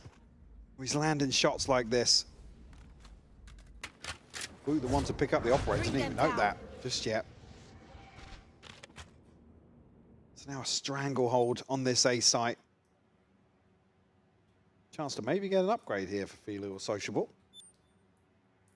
I mean, you'd love another orb towards Seekers as well. Yeah. Why not? Try and min-max the outcome. See how deep Heretics are sitting, though. They really don't want to take too many chances here. But it isn't the danger duo. Hero and Ruxic are dead. So you're selling these guys short, are you? Yeah. Okay. 30 seconds left. Meant to lie. 11-6, I guess. Just you wait. Yeah. Last player standing. Yeah, just wait. Just wait for Rien's to get an ace. Just wait for it. He actually might. Not against Philo. Oh. It was close, man. It was close. Feeling 10 seconds left. Oh, hesitation causes a problem. Paint shell, showstopper. Oh, okay, it's fine. What is that angle? Boo! Boo's nuts. Boo's been working. He's worked it all out. He was so far behind the wall. Behind 2 walls. It's all good. Big man Boo. Man like Boo. Man like Boo. 6 on the board. I just didn't want to see Heretics just once again be in the Rien show. Now it's gorgeous. I like the show. Oh yeah, I'm tuning in. I'm watching. It's a guilty pleasure. But there are 4 other players I'd like to maybe have present. I don't necessarily want to see Boo second on the board when we have a double duelist behind them. Has it looked any better that time around? No. Do you know what that reminds me of? At the time, I can't remember what game it was. But Boaster on long. Yeah, man. Staring at a wall, and they're just shot. I've been shot. Can't say the rest of that. Ults coming through though. Na'Vi with 3 in hand, 1 away from the Seekers as well. 2 off from Xiao, so plenty on the board to be coming up. Forced away early as well. Viper's Pit over towards B. Operator noted this is early stuff. Ruxic, he wants this one finished. He's already taken away one of the 2 big factors really in this. Rien's though. That's not bad from Woot. Hold on. Trying to scrapping hold into this. The plant's in. Na'Vi will have time on their side. They'll know about the flank as well now. NG isolated from the rest of the pack. Has to play his life here. Xiao not turning just yet. Oh, the timing sociable. It's just stunning. Oh, and it's done for Na'Vi. Looking a cut above here, Mike. They look so damn sharp. Yeah, so comfortable in some of these situations. Where it looks like maybe there's a chance Heretics can slip the net a little bit. But comeback's just, he's forced so deep of any angle. I mean, it's a miracle that Woot gets 2 here. Yeah. One enemy remaining. Again, he's under so much pressure, and on top of that, Boo dying as well.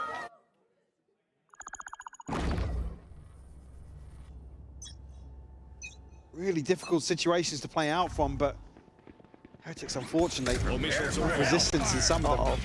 Uh-oh, look at this crap. Yeah. They found a little bit of... Oh, Xiao. Xiao, you didn't have to do it to him like that. I dropped the spike. Showstopper off the cards. Rien's gone. The read on the aggression is just perfect from Na'Vi. And I guess the compliment goes to Xiao in that one. We haven't really had that Na'Vi timeout to come in. They've got a really good grasp on this. Well, so we were asking this question the other day about what was being called from outside. And I'm back. How much of it relied on Xiao in terms of making these decisions round by round.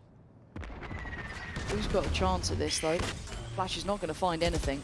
And they're not pathing through this way, but he's only got a Bucky. Yes. I didn't notice that. That makes this really, really tough, and it puts the pressure then on the other 2 trying to play it back through. Benji doing well to find Filu, looking to try and pressure towards site. Plant not in just yet, still on the back lines in the hands of Sociable. It's Ruxic and Xiao in the smoke, which is dissipating now. Drop on the smoke, drop on the body. 2v1, it's all on Woot. Anything left here, spotted early by Xiao. Still no plant. Oh, but maybe 30 something seconds in left. the tank for Woot Spike here. down B. Yeah, there we go. Saves him in this one. Red Bull clutch to keep a lifeline available for Heretics. It's not much, but honest work. We'll find another opportunity to keep Heretics in here. Take it. And Heretics just walking into the blender. Another pain point has been on the other side here. The showers. Nice work! Come on, baby! Nice! Na'Vi going to be forced to play out a lesser purchase here. Still packs a punch. Between Hero, Xiao and a couple of Sheriffs here. Opportunity to do damage. Where are you? Rien's needed greeting. Hero caught here, but it's burning up a lot of util from Rien. God, there it is. Just to slow any sort of progress. Benji now considering a rotation, but actually doubling back on himself. Xiao's climbing. I thought it was quite good, actually. He could have caught a comeback there. Yeah, and Comeback's been caught a couple of times on these backpedaling. You know, we saw it from the other side on B. You can see what they're kind of trying, but there's a 3-play stack over towards the A site. Benji is here. Boot still holding close. Viper's Pit to deny, scale up through Shower, and the Showstopper is going to find Sociable. Boo on the follow-up. This is fine, this is good. There is the Hero Rifle, literally and figuratively. Ruxic still alive. Shout. It's on that SMG. Careful of that angle. Boo's been doing naughtiness down there. 30 seconds I don't know how Benji's still that healthy. Pretty spot on. Caught on the back pedal. Nice. Heretics looking much more stable here. Obviously, it was that kind of half purchase coming out from Na'Vi. I'll say on a purchase like this, you draw out the pit and the showstopper. It's still kind of a win. As close to a win for Na'Vi, but obviously Heretics have many choices here. Shao going to do some further damage. That's three! No. He's going for the plant now, and this is going to put the pressure on Riens, who's going to have to try.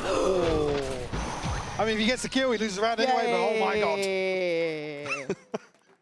Like I said, Heretics forced to, because of the scoreline here, to invest huge ultimates. Every time. They can't not. There is no next round, unless they do, right? It's... Oh, this feels so sketchy. They are still clinging on to this. 12-8. God. It's a very Ardis-esque 3K there, actually. I don't know why that just had vibes of the Ascent 3K. Man, it's still my favorite clutch. That is, yeah. Genuinely. Like, considering the game, the caliber. Whew. What a time, man. Oh, it did feel like it.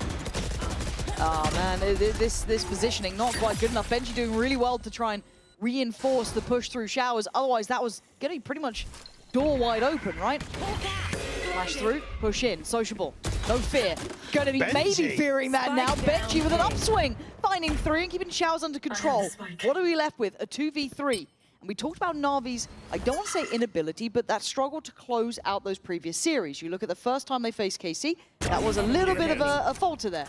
So maybe going to see a timeout hitting soon. This is when we see the impact of Angel. Yeah. Not too Things worried yet. have certainly slowed down a little bit, and Na'Vi, Poison orb emitting. not the benefactors of that, as historically they might have been. Boo still up towards heaven, but it is still Ruxic. And he's still got the clock to play with. Right side of the map. Boo's been, I mean, he did lose that 1v1 to Hero, but...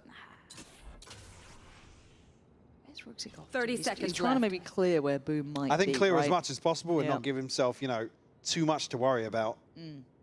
Does still have a snake bite. An opportunity here at the plant. Toxins Okay, going so up. he knows he's got a little 10 bit of seconds space, left. right?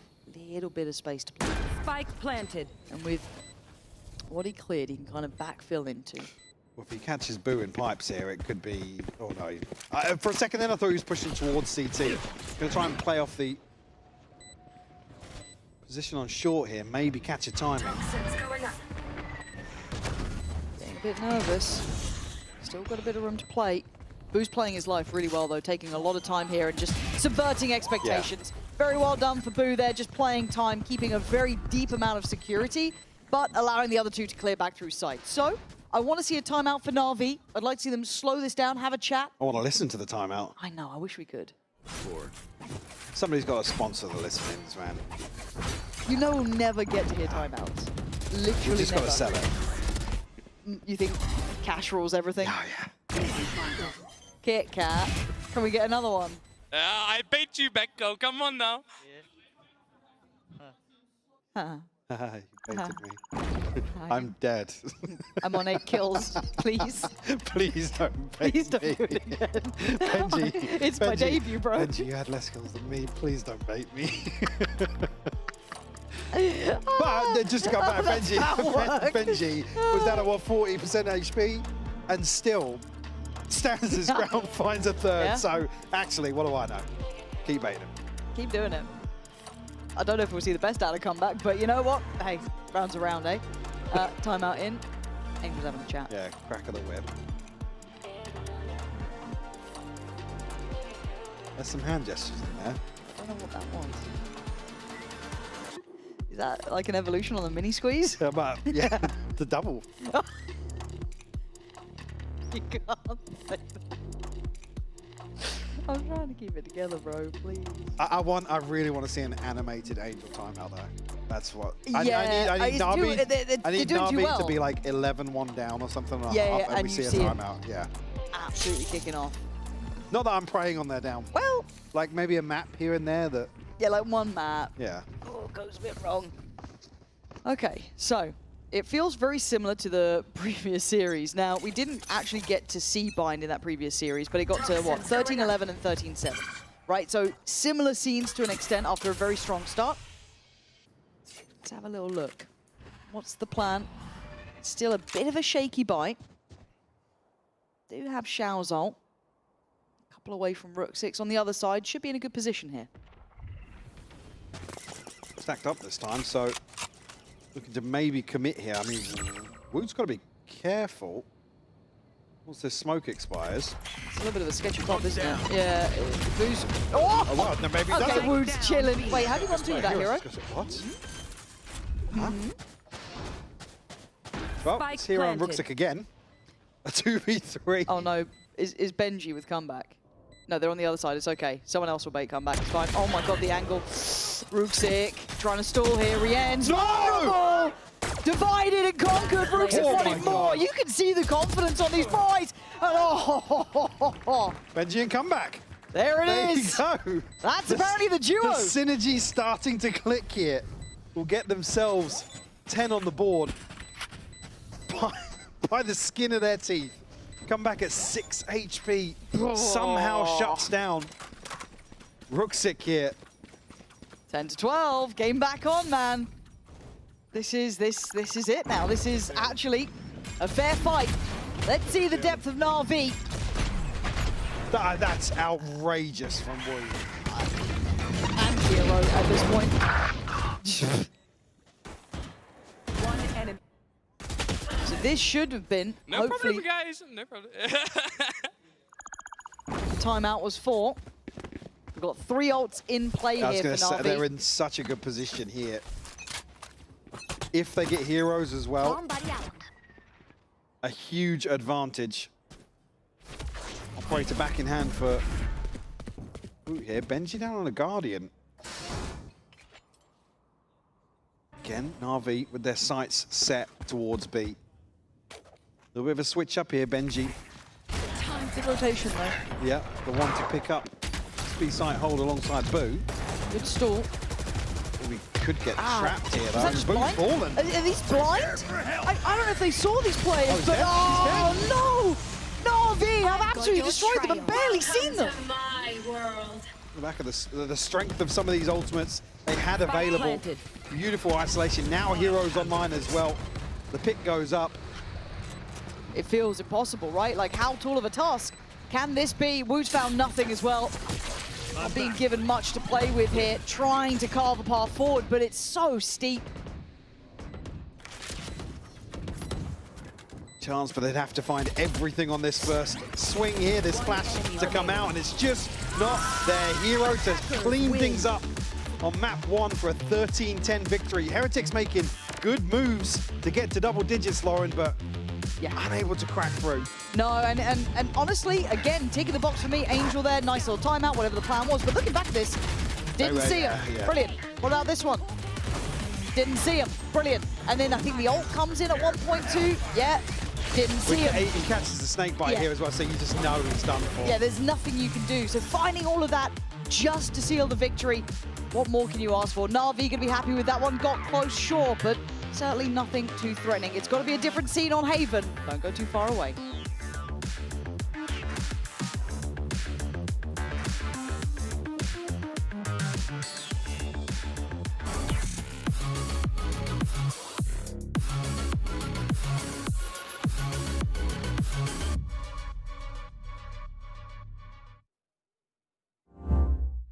Your body knows. A sense of victory. Seized when mind...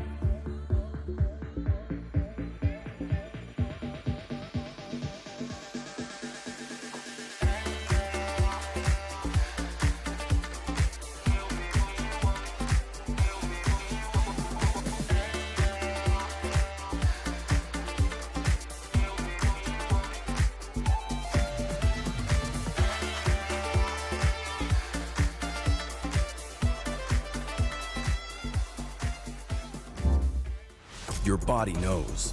A sense of victory. Seized when mind, movement, and gear ignite as one. Now, step into your zone. Designed to win.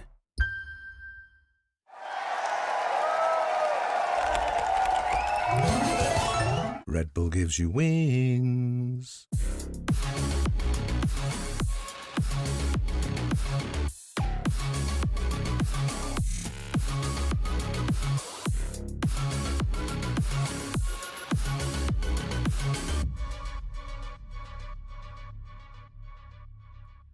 What an intense second half that was between Na'Vi and Team Heretics. But it is Na'Vi that come away with a win. I'm Yingsu. I've got Kukuka and Lu here with me once again. It was very nearly our first overtime of 2026. We don't get it.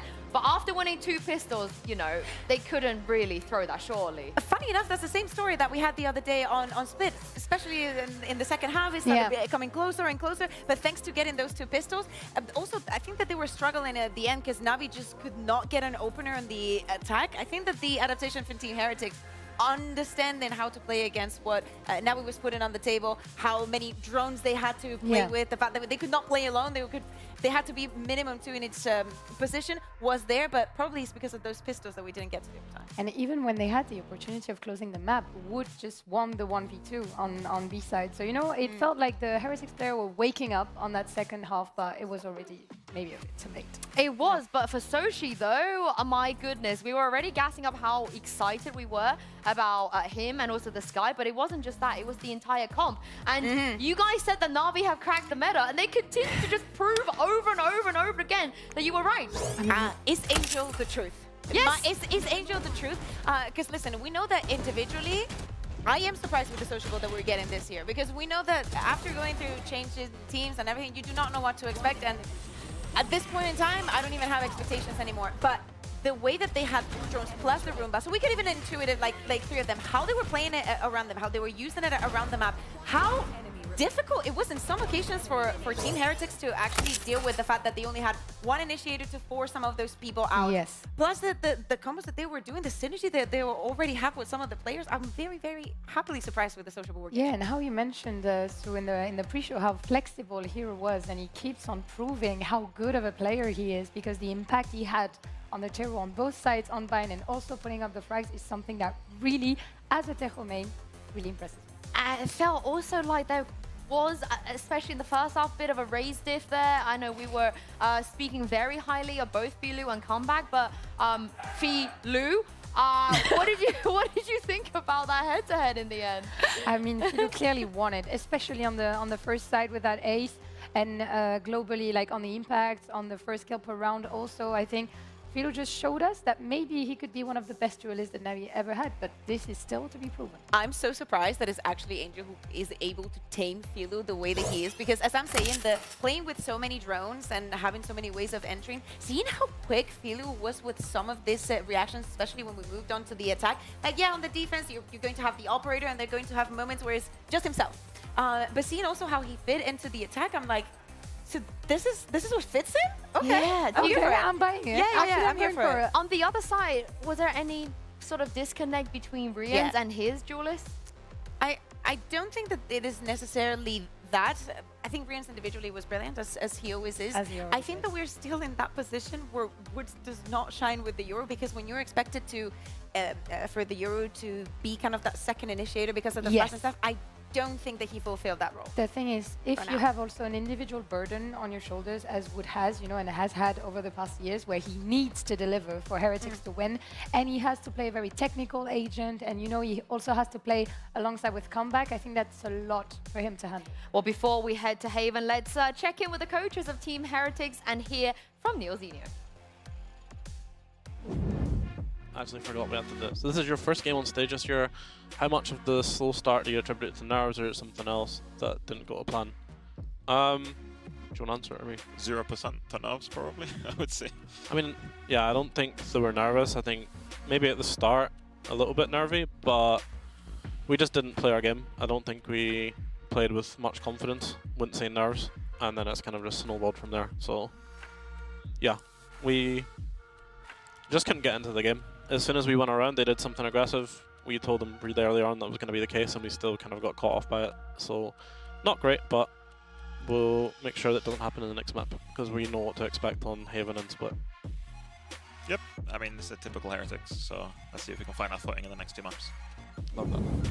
They're not wrong, you know, the typical Heretics, but what I'm surprised by is the lack of confidence, because even through their ups and downs, they were always the team that had at least 2 or 3 players that were almost overly confident. Especially when you have 3 Turkish players on a team, you know, it's really rare to hear that the players weren't, you know, heading on the server being really confident, because if they don't have this, can it come from the 2 other players? Boo and Benji, I'm not sure, you know, that these are the 2 players that are supposed to put the team confident. I think it's not nerves, I think it's pressure. Because I think that they have to like deliver, because we didn't see it last year, they were expected to. Now they make this change, eyes are still on them. We still need to define who's going to be the top here, at the top here in EMEA. Also, I kind of need Cairo to say nerves as well, because the way that Neil was saying it was very funny to me. It's almost like they're from the same country. Yeah. Almost. Yes, almost. But when we look at Haven here, you heard it from the coaches, they know what to expect now. Can they? Do they? What is it that they could even be able to get out of a Na'Vi that's cracked the meta? I mean, maybe double initiator again, I guess, on Haven, or could they cook something? For Team Heretics, you mean, or for I mean, from Team Heretics, I think that we're gonna see like double duelist, right? But I'd rather see double initiator. But what double duelist? Because I feel like this Team Heretics has given us a little bit of everything. Like we've seen some Neon, we've seen some ISO. We were speaking about it beforehand. And is that preparation going to be enough and outstand the whatever feeling is that they're feeling? Yeah, let's take a look at Agent Select, because we know what Na'Vi are going to bring here. We know how good Rooksig is going to be on that Viper. But what are Team Heretics going to do? It is a double duelist, like you guys said, but it's come back on the Neon. Comfort pick. I would say comfort pick. Extreme comfort. For the record, I got the opportunity to scrim against Pacific when Comeback was there, and he was playing Neon, and he dropped 45 against us. So I think, you know, it's kind of a good map to get back the confidence in. Yeah, Benji playing on the Cypher. I think that, as I say, I'm thinking about the Na'Vi that we saw the other day, how strong Hero was, especially on the left side on the map, controlling C. There are some gaps that, you know, maybe exploded or whatnot, but I think the confidence has to be back. I want to see them having fun. We know that they snowball pretty quickly, but it has to start from the beginning, because Na'Vi starts from the maps having flawless. Yeah, I completely agree, and especially this pressure you speak of, right? Because if you don't win here, you will be dropping down to that lower bracket, which means Na'Vi are the team, Pansy and Hypok, that are one step closer to Masters Santiago. Ooh, okay, look, we heard from the coaches there during the... Not inspired. No, it does. What's the game? What is their game, Michael? Woot come back, double duelist. Lovely. It's got to be, right? Like, this is... How long have we had the conversations about Woot duelist? Like, then we get to where we want to be. See what they're doing, last.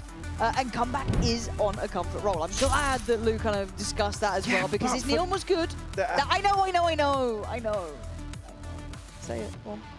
There were some positives in the second half of map 1. They need to build upon that here, because again, I wasn't necessarily impressed.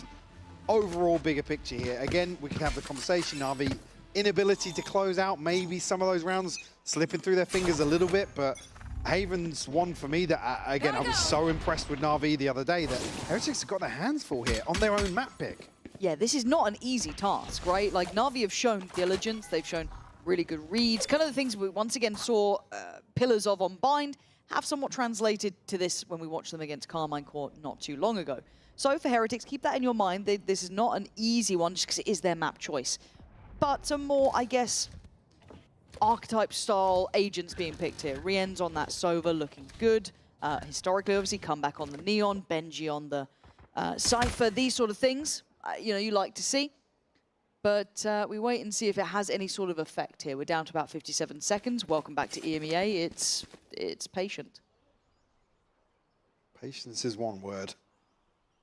Heretics now stacked up. We'll deal with the turret, so we'll put Filu on red alert. Here, can he get one before getting out? We'll shut that down. Hero unable to have a say just yet. This is good timing from Heretics. We saw that KC struggled to scale up, but there is no issues with Heretics here. Good push and pull. Woot getting towards the back of the side there. Comeback kind of toying on the corner. That's lovely. 30 seconds So the left. 3 remainders for Na'Vi, not going to have much say in this one. Do they have utility? Okay, Shao does at least have darts, so just try and maybe facilitate something back in here.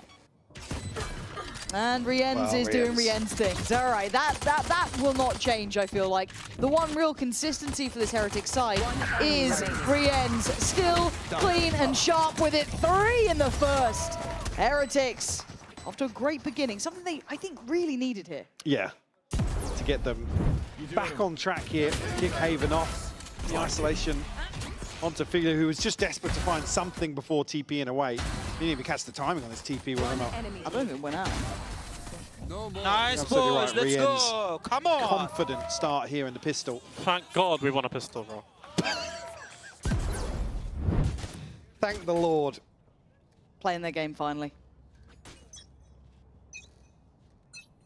Won't see any investment here from Na'Vi in round 2. A stack towards C. Shao at least showing presence elsewhere. Boo going to be here in a position to catch someone, but Sociable is shouldering the angle here. Spam doesn't come through, but we'll hear these steps.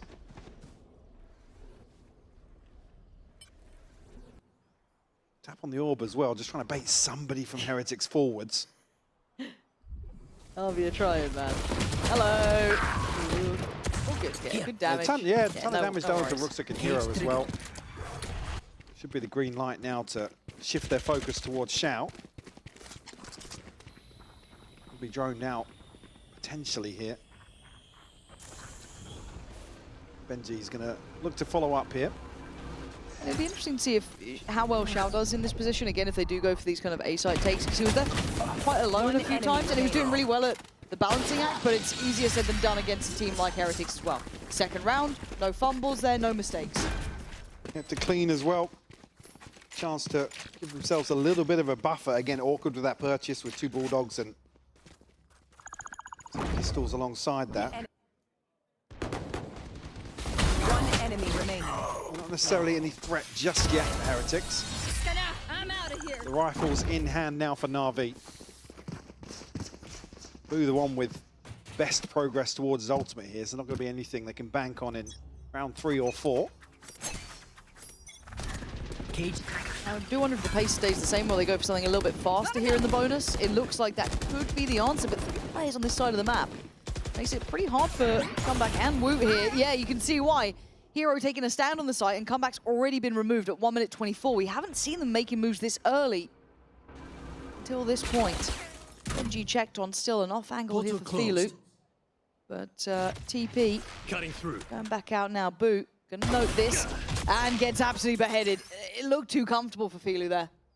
Yeah, chance for Boo to catch him resetting the TP, but it just doesn't happen. We'll come through, show some presence towards B here. Actually a chance to pinch onto the backside of A, but you already see Filu cognizant. I don't know where the other 2 are going now. They've not Well, gone I think for they're initially both creeping down long. They were kind of banking on that to happen, but now I think the audible's been called to hit B. Yeah, and Benji being the most vocal out of this when it's Woot taking the space on the B site. Heroes aware of the space given up. It's not a surprise to see them here, but a stall on the first attempt at a plant, it would have been That makes it awkward, yeah. Yeah, and now it kind of allows a little bit of time to get closer here. Another stall. God, the layering on this. Spike play.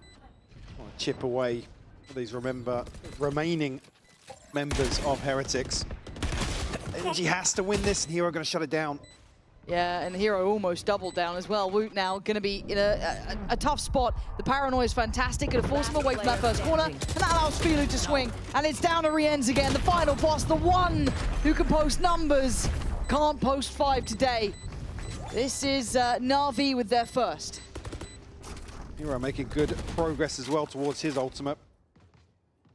Yeah, 3 surviving, 3 rifles maintained. Obviously, Heretics going to have the upper hand in terms of the round 2 purchase. I don't think Na'Vi going to have too many concerns here, though. Again, it's Na'Vi able to just whittle away a few times, stall out, and actually force a much easier post-plant, or retake, I should say. Yeah. terms of that adjustment for the plant location. Here comes the depth, isn't it? Right, here comes, let's see what Heretics can do. Buys on both sides.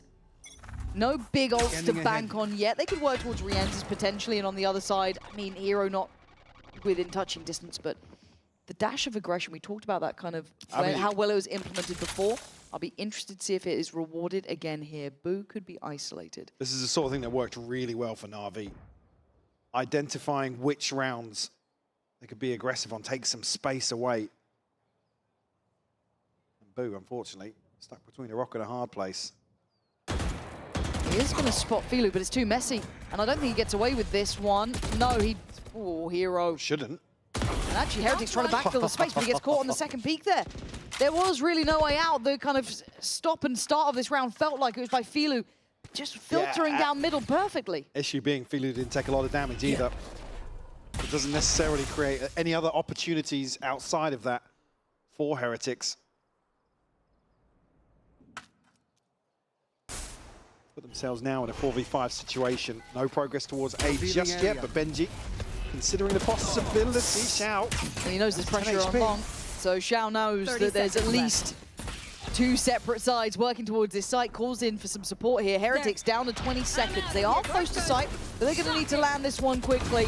Come back and try and work his way in. Bit laboured, but it's worked out. Benji, come back and Woot, clearing house on the A site. Plant now available. Spikes down.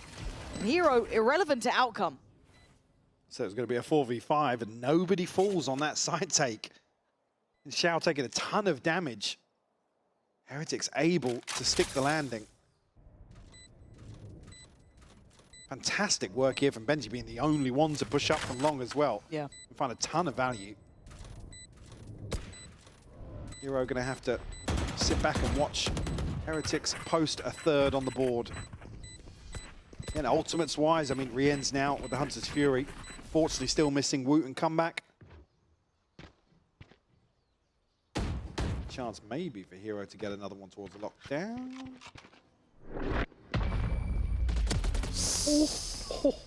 Oh, real close. Yeah, and this is something that I was kind of considering in the early rounds, right? We saw it a bit earlier. Can they exploit Xiao's isolation? Because in that previous game, we saw him very much on his own here a couple of times. He was hard and he was doing great. Again, I don't want to say it as almost a negative, but it does feel like Heretics have found a little bit of pathing in this. So I do want to see what the adjustment is for Na'Vi once they're back on a bye, if they have something in mind. Because look, we know how strong that left side of the map is with Na'Vi. You've got, you know, Hero over that side. You've got everyone there kind of piling in. But if Heretics have found something, a bit of a formula here, they're going to run that into the ground pretty much. And that was after they lost out on that first pick. So let's see what the game plan is going forward. Switch up here with a bit of the utility from Na'Vi. Trying to catch somebody right here at the start of the round. Deploying drone. Not too much damage. I mean, it's Woot comebacks take a little bit of chip, but take flight. It doesn't necessarily weaken them on the way in. Ton of info though. Both duelists spotted here. Heretics again just hesitant. There's a stack behind this presence being shown, but it really is just a puff of the chest from Na'Vi. So when do they end on this? It still looks like it's tailoring towards the A site. Something I feel we're going to get used to at this point. And it is only Hero and Sociable, the ones with the real weaponry here, so they'll be quite some way away. So by the time the alarm bell rings, it may be a little bit too late. Xiao out of util now. Does have the help from Rubsik, but there's the player spotted. Can anyone get there in time? 30 seconds left. Wall in play, but no real ability to fight off it. Xiao can, however. Expected the player off of the box, not the case. Gonna be outdone by Boo here. Site now clear, plant should be safe, and you've got the other three with, I mean, limited chances. Planted. Still two rifles here though. The chance for maybe some sort of recovery. And Filu, an upgrade, call it. Hero has to win this out. A low HP Boo on the other side would give Na'Vi access. No, the timing not right there. The gun model in the way pretty much is Filu does get an upgrade by barely at that point. So well done by Heretics. Clean and composed to a decent extent. 3 still alive. Plant there. Didn't really fall for anything too far. So the answer then becomes, or the look for me comes, do we have a timeout for Na'Vi? Do they want to adjust something early? What are the next steps? What is the depth of this team? This is where the excitement really starts for me. Mike, is knowing how far into the playbook Na'Vi can go. What's their solutions now? We have some opportunities in terms of this ult cycle, but we'll see an early timeout here from Na'Vi to take stock of this opening 5 rounds have gone. Angel Cam, please. Straight to Angel Cam. Screw the stage shot. Get me Angel Cam. There we go. Ooh. Having a look. What do you think he's saying? Well, I mean, some of the things that worked best for Na'Vi, the other, again, we've got the finances to take into consideration here. Haven't really got themselves a solid footing just yet, but where they were, again, aggressively taking space in the early round was where they really succeeded the other day. Again, looked fantastic in the retake as well, but so often they were able to create advantages, find a first blood, I mean, on the back of Ruxic and Filu previously, but with Heretics starting the way they have, a heavy kind of 4-1 stack towards outside A lobby, it's not really feasible for Na'Vi to go hunting. So I'd be curious. They want to sit back, maybe wait for some of these ultimates to come online. Yeah. Ruxic yet to get on the board. Which is a very stark contrast to Map. Yeah. He was instrumental in their success earlier on. So you've got to see him activate here. For Heretics, they found a really positive step. And they've sent Filu in for a fight. Is this what Na'Vi had in mind here? Smoke going to still keep some security. And Heretics don't like what they've seen early towards that A side. Something doesn't feel right, they don't fancy it. They're already backpedaling away, playing very passive. Sociable coming across with the paranoia as well, potentially. Like I said, this crunching towards lobby never feels comfortable unless you have really solid info. I think this is all about timing here, and I think Boo might get it. It is just going to be Filu on that deeper line. Going to stay here, doesn't need to go too far. Xiao can kind of shoulder this from further back, so with a pixel scene, there it is. Filu's got to hold his nerve, though. They don't know about him, but they could consider it. Let's see if they know their lines. Do they know their protocols, or are they going to be absolutely torn asunder? Chip damage, but Filu caught on the back pedal. Boo rewarded. And once again, A looking like the end destination. They may not springboard instantly, but Xiao can only do so much alone here. Lines one, Ruxic looking to get quickly into the back lines of Heretics, but with this trip, reveal his position. Spike not committed just yet, but come back and retrieve that now. Yeah, they got to go though. See the investment of the old good paranoia. Nice TP. Comeback's getting nervous. Paranoid for sure, but Heretics find stability. This is so much better. This is a way higher class team. Planted. And Ruxic out of it. Way more in tune with one another. On the side of Heretics, Boo should be rewarded once more for his patience, and he absolutely is. Ruxic shut down, and a 5th on the board now. Heretics looking at home once more on Haven. It's going to be a frustration for Filu there as well, because you could have been in such a power position. Yeah, there it is. And yeah, patience shown on one side, but Filu sees a target-rich environment on the other. But making the right decision in terms of what's happened so far in some of these rounds. In the execution, just a little lacking. Ultimates here, yes, but the purchase, not so much. Ruxic shut down once more. Outlaw and comeback, come on, man. This guy's good with this. Does he get to keep his life as Na'Vi just go in for a ball? And go for a bit of a fight, but getting not too many targets to play against. Heretics don't fancy going back in. Yeah, with the trip going up, almost confirms the rotation here, so Hero does have 2 nanos, but again, can stop this onslaught. Hero's been good at this site, but it's just a pistol. Xiao in support now with the Sheriff. Again, call it hesitation at the start, but now calculated caution here displayed by Heretics. Want to keep this clean, continue the trend.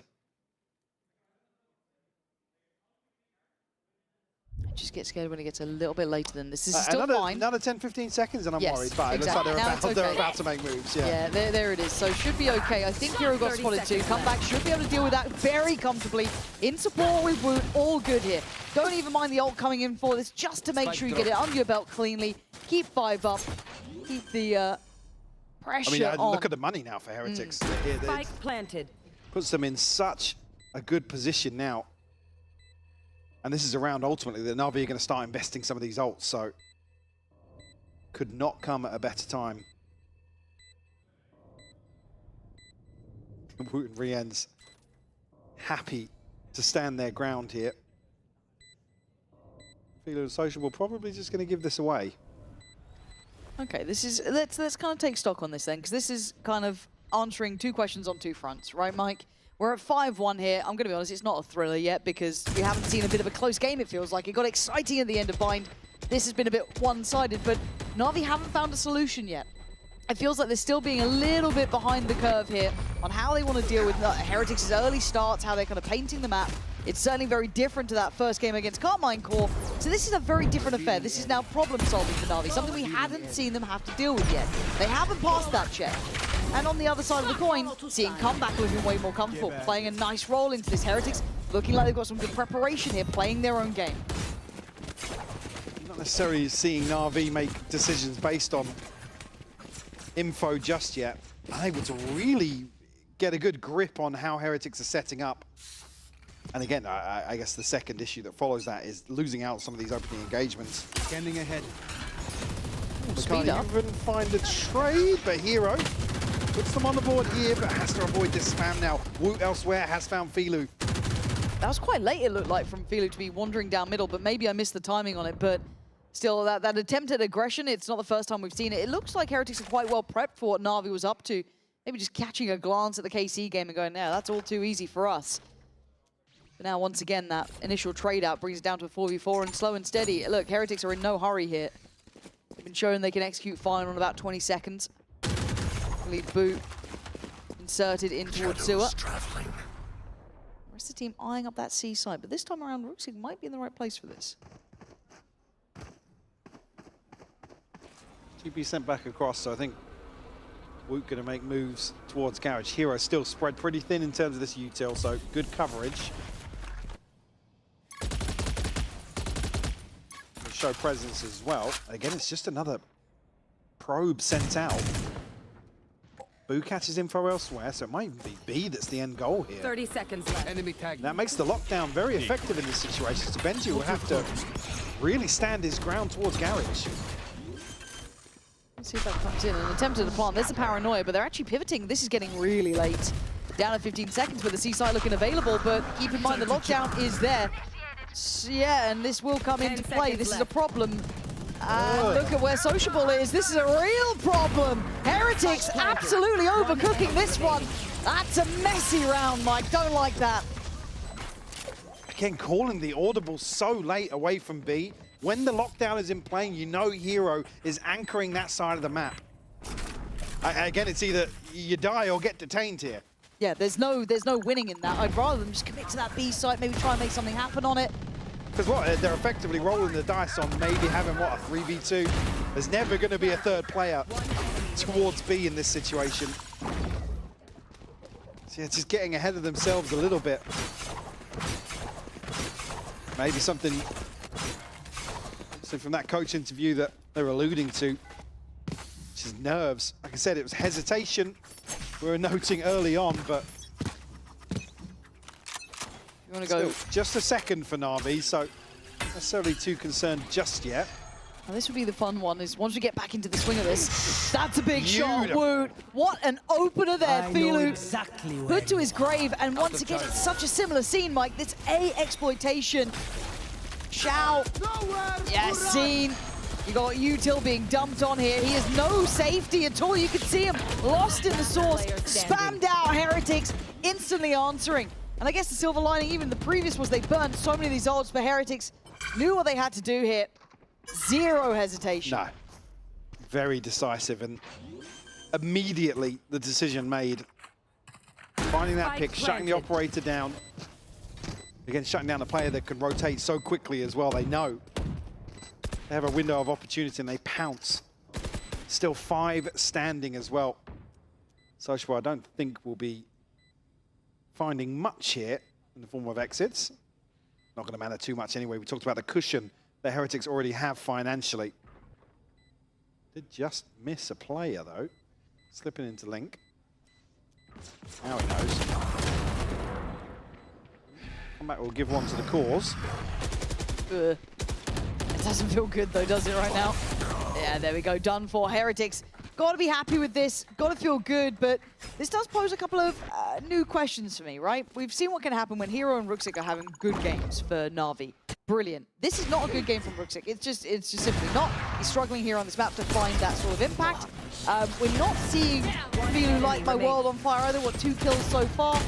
It's lacking in some of these aspects. We're seeing that other side of the coin that we hadn't seen yet from Na'Vi. You can't run.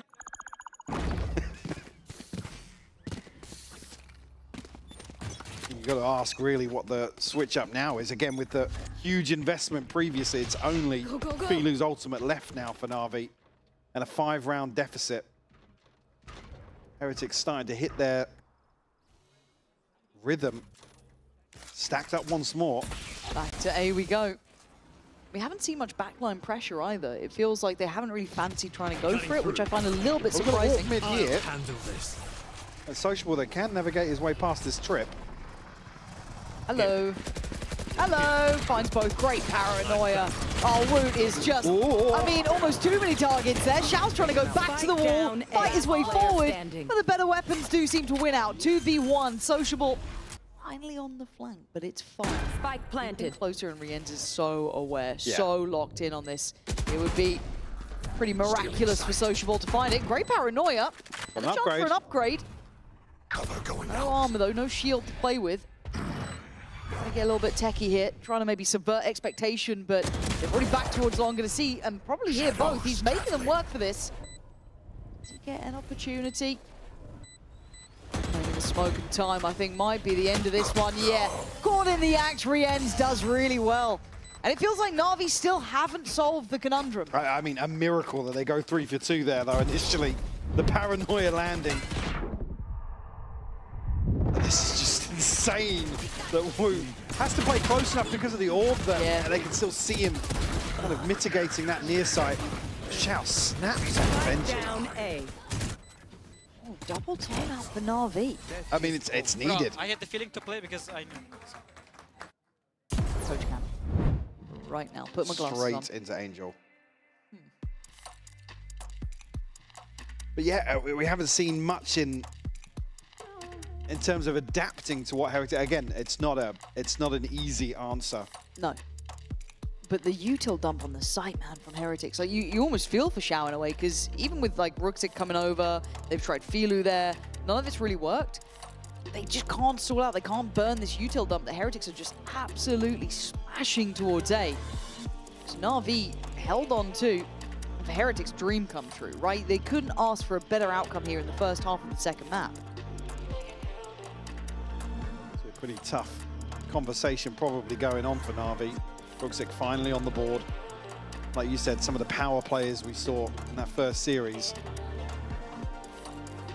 necessarily showing up once more on Haven. Heretics finding some confidence, but also comfort. Lou was obviously alluding to comfort pick here for comeback, and certainly having more impact. Yes. Swarm grenade. And a big switch up, actually, in terms of Ruxic and Hero. Doesn't have the ultimate. Will at least invest some of the utility here to potentially slow down that freight train that has been repeatedly hitting A. This feels readable too, though. Filu, this is not the first time he's in middle, but with the operator it lands here. Catching Rienz, and that's a big scalp to claim. Creating another 5v4 situation. Heretics flipping one previously. Oh, more info, actually, for Sociable. Obviously, the pit denies any sort of progress towards C from long. Obviously, that focal point will be towards Garage. And just outside B, and Filu actually looking to double down on that information. Still early though. 40 seconds on. And not necessarily indicative of a late round plan here for Heretics. Because it is Wooten comeback on the other side there. The difference is they have Hero on the A side, which is the only switch up. Yeah, I mean, but if you spot Benji or Boo there, then yeah, sure, you maybe have a better idea of what's going on. Timing on that. Just walking away as they've scaled up towards B. They still have the util in the front of this though, so not the end of the world yet, and that smoke will be heard, so they can kind of call in maybe some support. 14 seconds, it's so late. But it's going to work out. Let's see if there's any ult there. No, nothing to really deny this, so Na'Vi actually in a position here with Sociable, but a 1-for-1 trade. Timing though, plant denied. There's no chances now. Na'Vi just about scraping away with that one. Boo just second guessing that first plant. Has to come off to find the trade, and Na'Vi capitalize. Again, 4 would be recoverable. Yeah, considering the performance we saw the other day. But it was the defensive half for Na'Vi. Was it 10-2 or something? I actually can't remember. I think it was something quite one-sided, because it ended up, what, 13-7? Cutting through. Yeah, 10-2 half for Na'Vi on the defense last time. Yeah, you're absolutely praying they'll find this 4th. Come back up. Springing his step now. Xiao will deny this orb. Looking to hang around actually as well, because Sociable, he's pushed up. Boo's looking this way though. Ah, and the timing just there for Benji on the drop of the smoke. Boo gonna catch his as well. Na'Vi trying to dig deeper on long, but it's just, we've seen the patience from Heretics. They're playing this really slow default. I mean, the last couple of rounds they've been executing on 15 seconds, 20 seconds. Here, there's no need to take that long. I think that's the opportunity that Na'Vi have identified, right, is isolate a player or two, but again, just a little disjointed in terms of the timings there. Do they still know about Rook 6? I mean, Filu's got a comeback, so I don't know if they're still going to be as diligent on this. It doesn't matter. Rien's clears it without Odin. So for Hero and Filu, the operator now going to be really tricky to bring into position to make work here. Spike planted. Hero's been good, but he's barely had a say in this game, it feels like. This half, he's been really locked out, but he's going to make a name for himself again. Somehow going to get an untraded kill there. How do you get the operator onto an angle with Rien's on an Odin?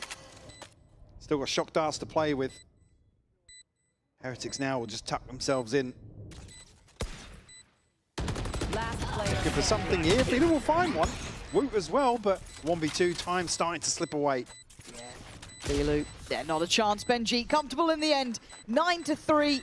A very good showing for Heretics, but it felt like no answers for Na'Vi, right? Double timeouts coming in, trying to find solutions, and none of it really worked out, Mike. I don't know quite what to expect on the second half here, but for Heretics, this is a lifeline. We'll see if it can continue in the second half.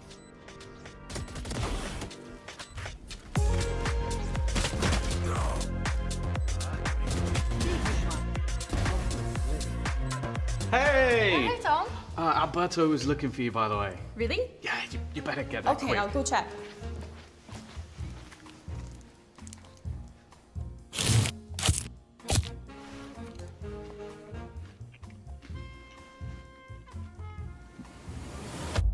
Have a break. Have a Kit Kat. Tom Biz. You've had your fun. It's my turn.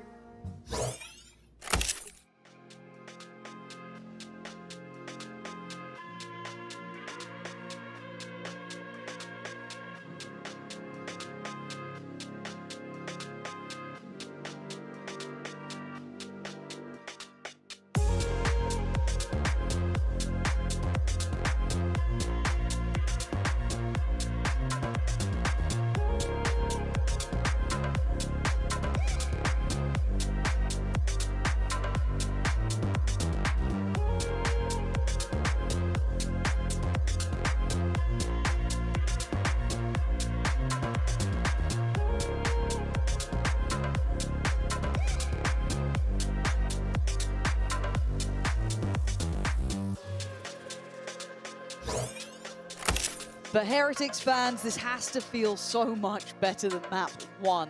9 rounds to their name. We've seen players really finding a bit of form here. Comeback showing a little bit more validity, a little bit more confidence. And you can see kind of the history leading up to this. That Neon sitting far further toward the top in my mind. Yeah, certainly. A catalyst for Heretics to build around here, particularly on Haven. That's a map historically they've felt way more comfortable. So certainly doubting, well, certainly me after the map 1 performance. What is the response here from Na'Vi? That's where my mind goes to. And both timeouts burnt up here. We are relying on Xiao to call this one from the front. Away we go. Can they clear the mindset? Can they come in fresh? Or can Heretics close out with a rather strong lead here? A pistol round can be pretty much everything, right? It can get you right at the door. Benji forced away early. Got to be cautious, not outstay as well. Navi's taking a lot of space. Yeah, a lot of space taken. Byproduct of that is Heretics now making moves outside lobby. Hero's here, and look at his. I was going to say. Was it? He might want to check on this and shut down by Rienz. Rienz, even in pistol rounds, has been kind of nasty. And the around the world flank for Ruxic, but look who's in window. Oh, he's just heard it as well. He can wait this out as long as the boys can hold the site for now. Oh my God. Man, he's fast on that. Catching Boot, and then Sociable gonna catch Woot. This is looking rougher for Heretics now, down to the 3. Come back, Benji. Rienz still having to find their way forward here. Rienz still alive and still breathing, there's still a chance. Come back clearing towards site now. This is looking a little bit more competitive. Benji on the defuse, but denied. Ruxic doubling his kills basically. But Rienz, what are these shots, man? Time is a factor, so he can't fight that one. But bloody hell, he gave it a go. Another 3K from Rienz in the pistol round here in the second half, but it's Na'Vi to put it up on the board. Again, reading this to perfection, knowing this. What's that? I mean, beautiful response found by Ruxic, playing the timing perfectly, but they've just taken so much space early on here that they can really hedge their bets. Spread out across the map. Can't do much more, man. You can be frustrated, I get it, but you are putting in some big work here. Okay, so 3 upgraded weapons. The Ghosts remaining with Ruxic and Hero. And on the other side, Boo. Okay. Not traded. Yeah, there it is. A little later, but that's okay. Again, Ruxic was one of those with a Ghost, so if they can continue on this path, there's no weapons to be recovered here. There's no real danger on that. Well, we haven't made moves elsewhere. Benji has tucked himself into C-Long. Gonna pause for thought now. Gonna figure out the rest of the map. Sociable looking pretty keen towards B. Come back only on a classic. But he is close enough to do some damage. Yeah, it's getting sketchy at this point. See if Comeback make anything out of this. It's a bold drone. I mean, yeah, that's clear. Yeah. So VALU getting to farm up a bit here. Nice try from Woot, but it's clutching at straws. The danger man remaining being Rienz, though. Hero, however, has also had his time in the sun. See what Rienz can get here. Sheriff there. Not this time, Hero sharp. And that's 4 standing, really, as Benji still pretty far off utility to try and collect. Oh, my bad. My bad, Benji. You know what? Oh, he gave it a damn good go. But they keep the 3 weapons. Like, that's the main thing. Yeah, protecting that investment really well in round 2. And Boo's here just so quickly. Like I said, it's Ruxic again. You almost kind of like donation in terms of the Ghost here. Well navigated, very diligent approach here. Just in case there was a cheeky crossfire or something, there was a shorty in the mix as well. Now Na'Vi, I mean, would be loving a bonus conversion on top. Could you imagine? Well, that's a little bit of an issue for Xiao, because they are close by Woot. That would be a little bit threatening here. Do they keep posturing up like this? The drop of the wall is a big reveal and comeback in no man's land. Looks like a bit of miscommunication there. Caught off in the wrong timing. Portal closed. Drone to follow through here. Won't necessarily spot anything. Benji's got to be careful. I did see him drift towards doors. Yes, still is tucked inside behind this trip. The hero's going to be close enough to hear it and deal with it. Abu elsewhere, though, has found Filu. They've repositioned sort well. of swing into mid. Yeah, wait, they've repositioned really well. They've gone for a brawl. I mean, it's a big attempt here, but Benji left to try and do it all. And they can pivot, right? They can run. They don't need to stick around for this one. Rooksik's still got an orb as well, and the snake bite. Lovely. What does Benji do? Yeah, some obstacles in his way, down to 86 HP, but still healthy for the 1v2. Does have a little bit of information because he knows that they can't reposition towards sewer too comfortably, but outside of that, it's tough. You've got a very off-site Xiao. Two shocks. I didn't even spot the shock darts as well for Shout. This gets really tough for Benji. He's got to find it fast, and they're giving him nothing. He's clear in sight. They now know where he is. And there's the swing. Ruksik very well positioned on this Xiao as well. Playing disconnected, I like that. Safety and a bonus conversion. We said that'll be a dream come true. Absolutely. And it looks like it might just be. Well, the other dream come true. Ruksik now starting to put some numbers up. True. Just one away from the pit, which would be a huge tool on the next purchase. One enemy remains. For Na'Vi.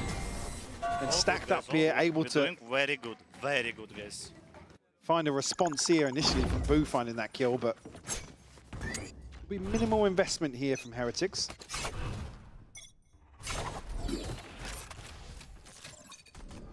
Na'Vi certainly looking to establish themselves now. Okay. A little bit of a trade out. So losing Wu on one side and Ruksik gone on the other, but Hero still finding some form here.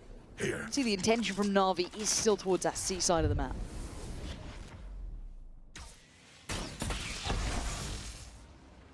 Well, didn't deal with the trip, but Clone will do that. Maybe just looking to clear that close corner in case somebody was tucked. Hero found another one. Sociable. Find Benji. Yeah, now in a 4v2. Pistols just aren't doing it, are they? It was kind of an exciting start from comeback, but making the rest work really tough. And we know, I can't keep saying it, Rienz is really good with a pistol, but... He is pretty good with it. He's really good with a pistol, so... 3K? 3?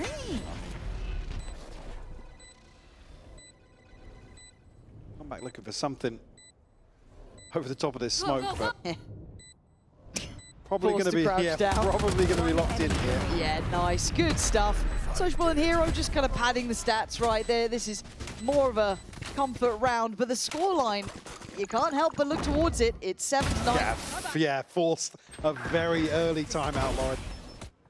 You can see why, but it does give Na'Vi a chance to talk too. Yeah, definitely.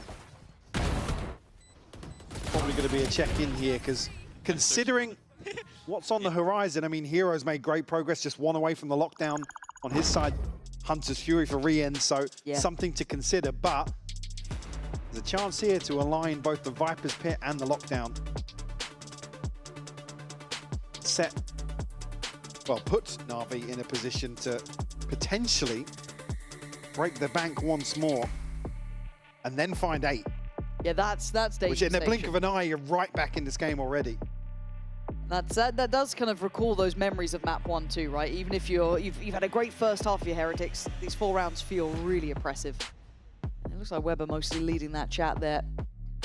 And this would be a big old red flag if this does fall away from them, Mike. I don't think we can pull punches on that, but for Na'Vi, opportunity to check in for themselves. Obviously, both coaches able to talk during either timeouts.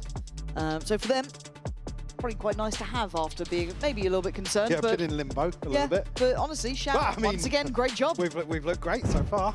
All good, boys. Keep going. Angel, just come back. I'll let you guys talk amongst yourselves. You're good. You're good. Yeah, let's see what we've got. Anything new, anything different? What would Heretics want to be doing different here? I mean, really, this is going to be the first comfortable buy round they've had, considering Yeah. maybe a slight adjustment here for Benji. Further focus put towards Lobby here, and TP stuck from Sociable. He's right behind this already. Yeah, that's going to instantly split the attention. So Comeback's looking for it, but he doesn't get the shot he needed. It had to be cleaner than that almost. A reassessment and a refight here. The flash! Everyone's blind. Oh man, but Na'Vi coming out on top of this. It's only Comeback just about finding one there from that CT side. I was bit on the site too.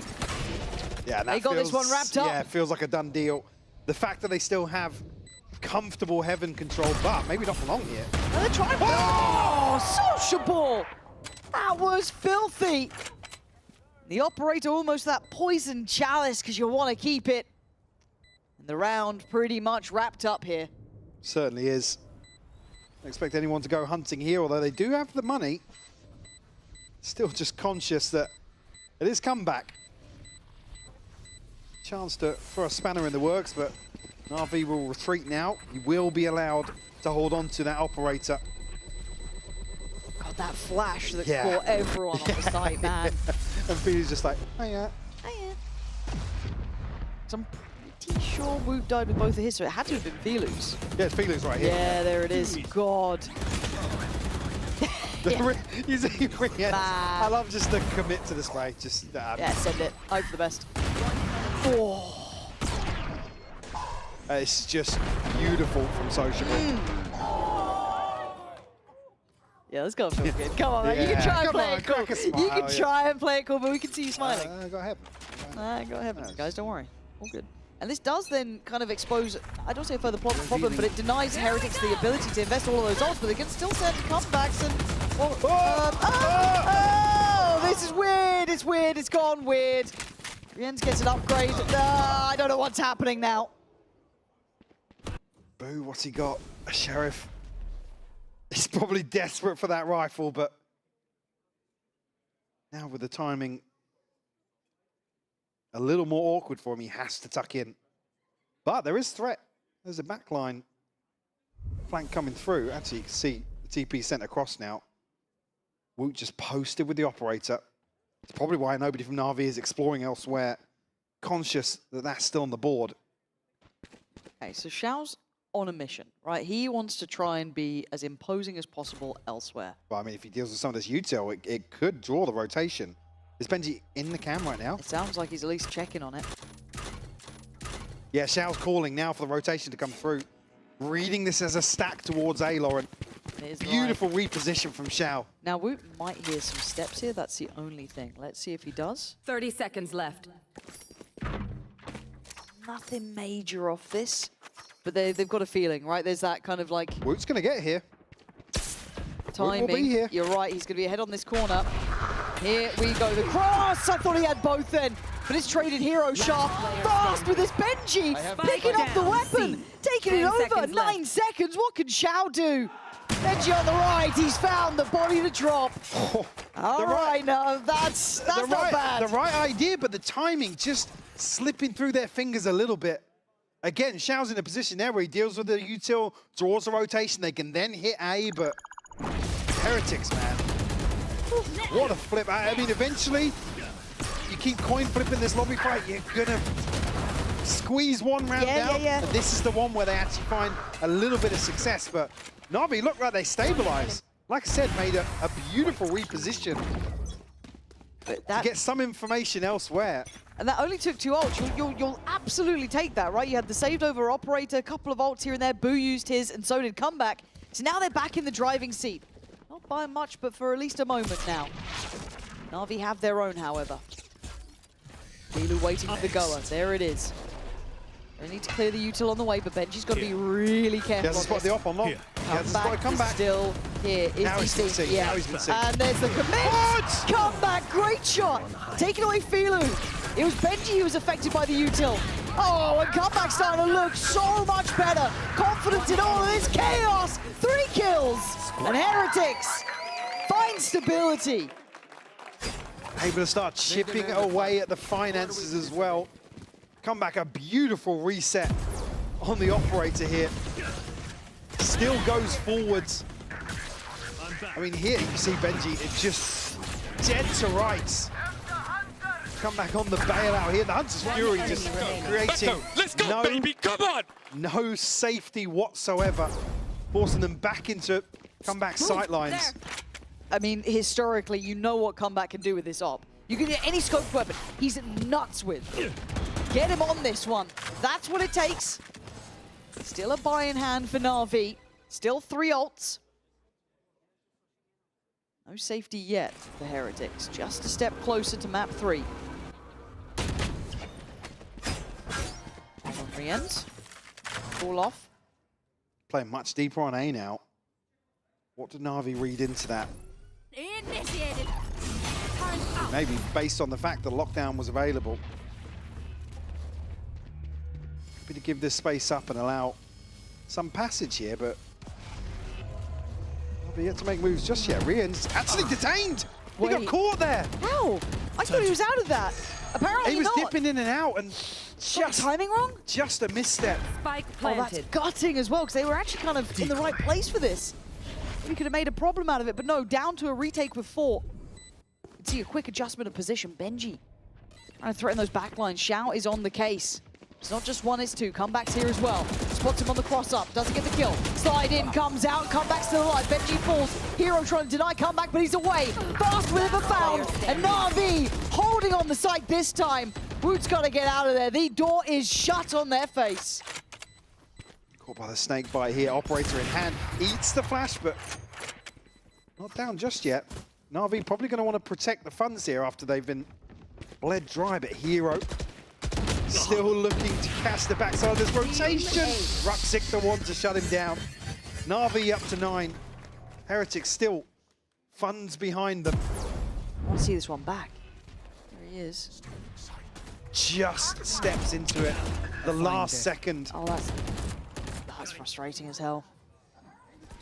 They're toying with that little pocket in hell. Again, even in some situations, you know, you give up somebody being detained in heaven and bait them in to try and clear that angle, but rough set of circumstances. 9 to 11. Look at us again, right back to what worked previously. Take away this space, establish themselves. I actually really like seeing them using comeback aggressively here. This is something I'd love to see them explore further. Keep kind of put him in that firing position, get him into these fights. He's left alone. I was going to say, now creating a bit of an issue. The TP is available once more from Sociable. There's nobody policing just yet. And because they're pushed up so far here, Sociable can stick that. This is scary for comeback. He's caught in between a rock and a hard place. Na'Vi not quick to this though. There's still a problem. Very well done by comeback. This is starting to see that real talent he has. And this is going to kind of scrap the plans from Na'Vi. And you would have expected somebody to be pressuring onto the confirmation there from the drone. Great timing on this ult as well. Just clears any threat from the mind. You relay to Benji, they're going to hear these steps. My camera is destroyed. 30 seconds left. Opting for a full retake once more. So Na'Vi will find the plant here. They've still got a good bit of util left for this post plant. Yeah. Here we go. Trying to get in early. Yeah, Filu's going to fall, so now there's a little bit of an opening and it's going to be worked on. Heretics fighting back through. There we go. Heretics with confidence. Na'Vi certainly with an opportunity here, but Heretics don't allow any time or space to set themselves up in the post plant. In zone flawless here to find their 12th. A crucial kill from comeback. One enemy remaining. Maybe some of these individuals look a little more warmed up now. I'm out of here. 3 rounds separating these teams. Right here. Xiao does have the Hunter's Fury, but not much else to write home about for Na'Vi. Since the timeout for Heretics, this has been marvelous. Come back again, front lines handled though. Lux is going to find him so early. That's 1 minute 28 he's fallen here. So they can pause on this, they don't have to do too much here. Identify there's a little bit of aggression down C long. I don't know if they can.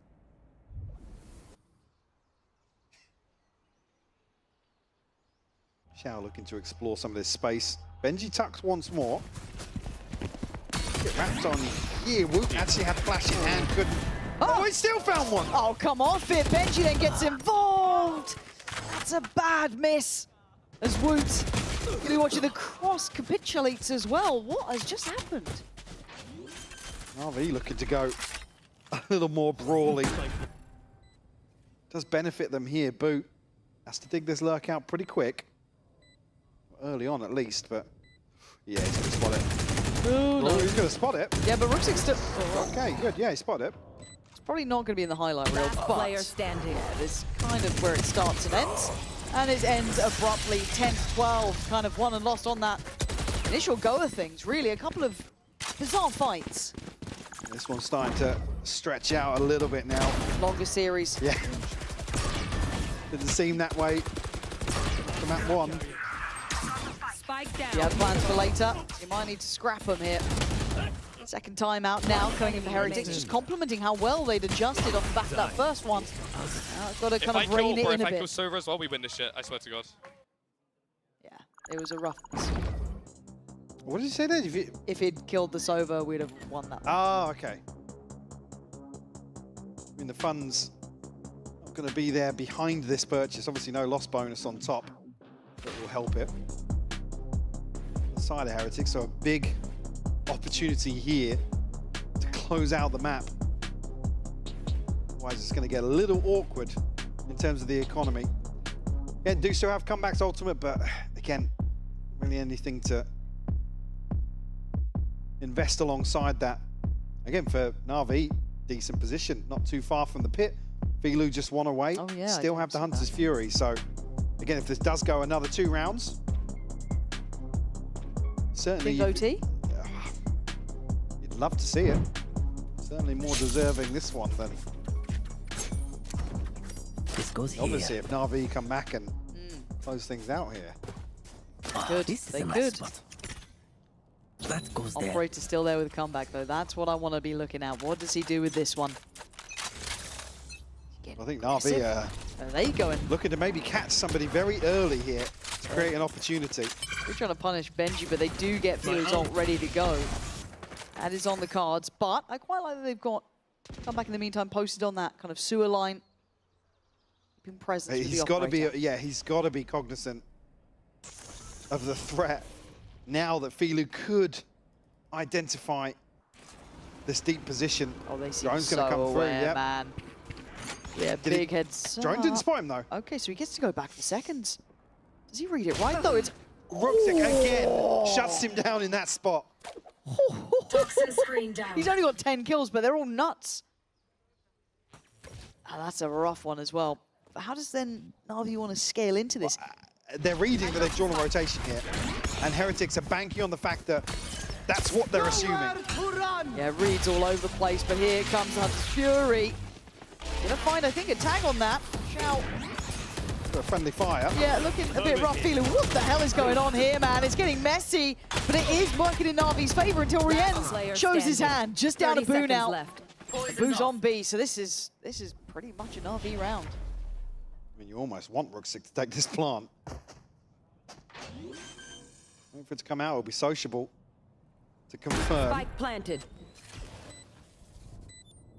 Again, Boo not necessarily too interested here. Probably going to look to hold on to that operator. They get shifted about. Is it still, I'm pretty sure it's still at the bottom of the round, I'd right? imagine it is, yeah. I'm sure the Yeah, because observers will show nobody us. from Na'Vi went forwards to. Yeah, it They is. They love a free cam. Oh yeah, I'm starting off with a free cam actually. Establishing shot. Really set the tone. Favorite. Miss the observers. I have Because they can't talk back to us. Yeah, Jack's great. already messaged me like 5 times this week already. But, well, look, Na'Vi, they're finding a way back in here. This could be going OT. What's the money like for Heretics? What do they have left here? Because I'm a bit worried on the lower end. Yeah, okay, yes, I did see it, but then actually drifted on long. I'm not sure if Comeback was able to get deep enough into that corner to actually not get spotted there. I don't know what that voice line was. Beautiful shot from Filu, nonetheless. Na'Vi able to convert that. Oh, here we go. This is where it gets weird and wonderful, doesn't it? Like, look at this buy. Who on the judge, Benji 2 down on the judges. sheriff. Oh yeah, he already come back as well, but he does have his ult. So that kind of, work nicely together. Na'Vi do have Filu's ult as well. They got that last round. Not the pastry. Oh, but that's a shot from Woot. That's Rooksy gone, so a little bit of vengeance there, but Filu wants in. Get to see come back, he has. Hello, that's both spotted. Oh no! I still got it! Oh, stop it, Oh my god! Oh, this could be devastating, but in the other way, Benji, come back, they get across the line! It took every round in regulation to get there, but we're going to a third. For a moment there, when the paranoia doesn't land, feels like it's maybe going to be a cancel, but it'll be a 13-11 here. Don't go anywhere, we'll be right back for map 3 after this break.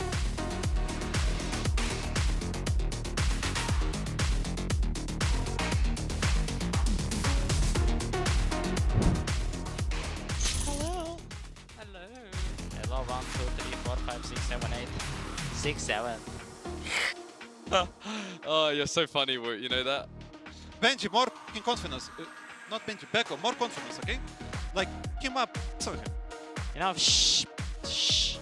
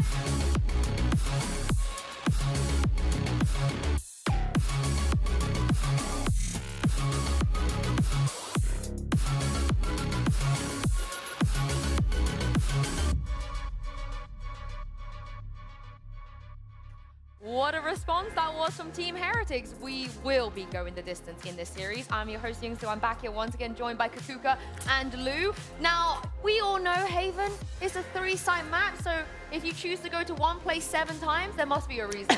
There is a part of me that really wonders what would have happened if Team Heretics had decided to go to A every single one of their attack rounds, because I know big when I see big, and the gap that Navi had on that side of the map was tremendous. By round 12, they had 4 people trying to defend this part of the map. Very good from Team Heretics to understand how Shao was struggling to defend this part. I mean, this would have reminded me of Fnatic on Abyss at some point, with A side being the only side that was hit during the whole side, and I agree. Or Giant, well, technically G2 on Icebox. Yeah, I know Pixen's listening backstage. Sorry, carry on. Insane. But yeah, it was as you said, Kukuka, it was just the right equation for Heretics, and I'm tired of fake comebacks, ladies. I'm starting to have hope. What do you mean? He's right there. Yeah, I mean, he's really real. Yes, this is a great joke from my two ladies on the You've been hearing it all day. I've been hearing this one all day, but yeah, I mean, teams are starting to wake up, having that little wake-up call of ego and not managing to close out maps. But congratulations, Heretics. They were the better team on Heaven, for sure. What I will say, though, is even though it wasn't a real comeback, you have to commend the fact that after double timeout in the first half, Na'Vi even brought it back that close. Yeah, exactly. Yeah. Again, the pistol converting the bonus, which is something that Na'Vi has always been very good at. Yes. And just getting the momentum back in their hands. Heretics was really, really struggling to go up against them. But again, I think that for that first half, I think that something that Heretics did get back on that second half is their confidence.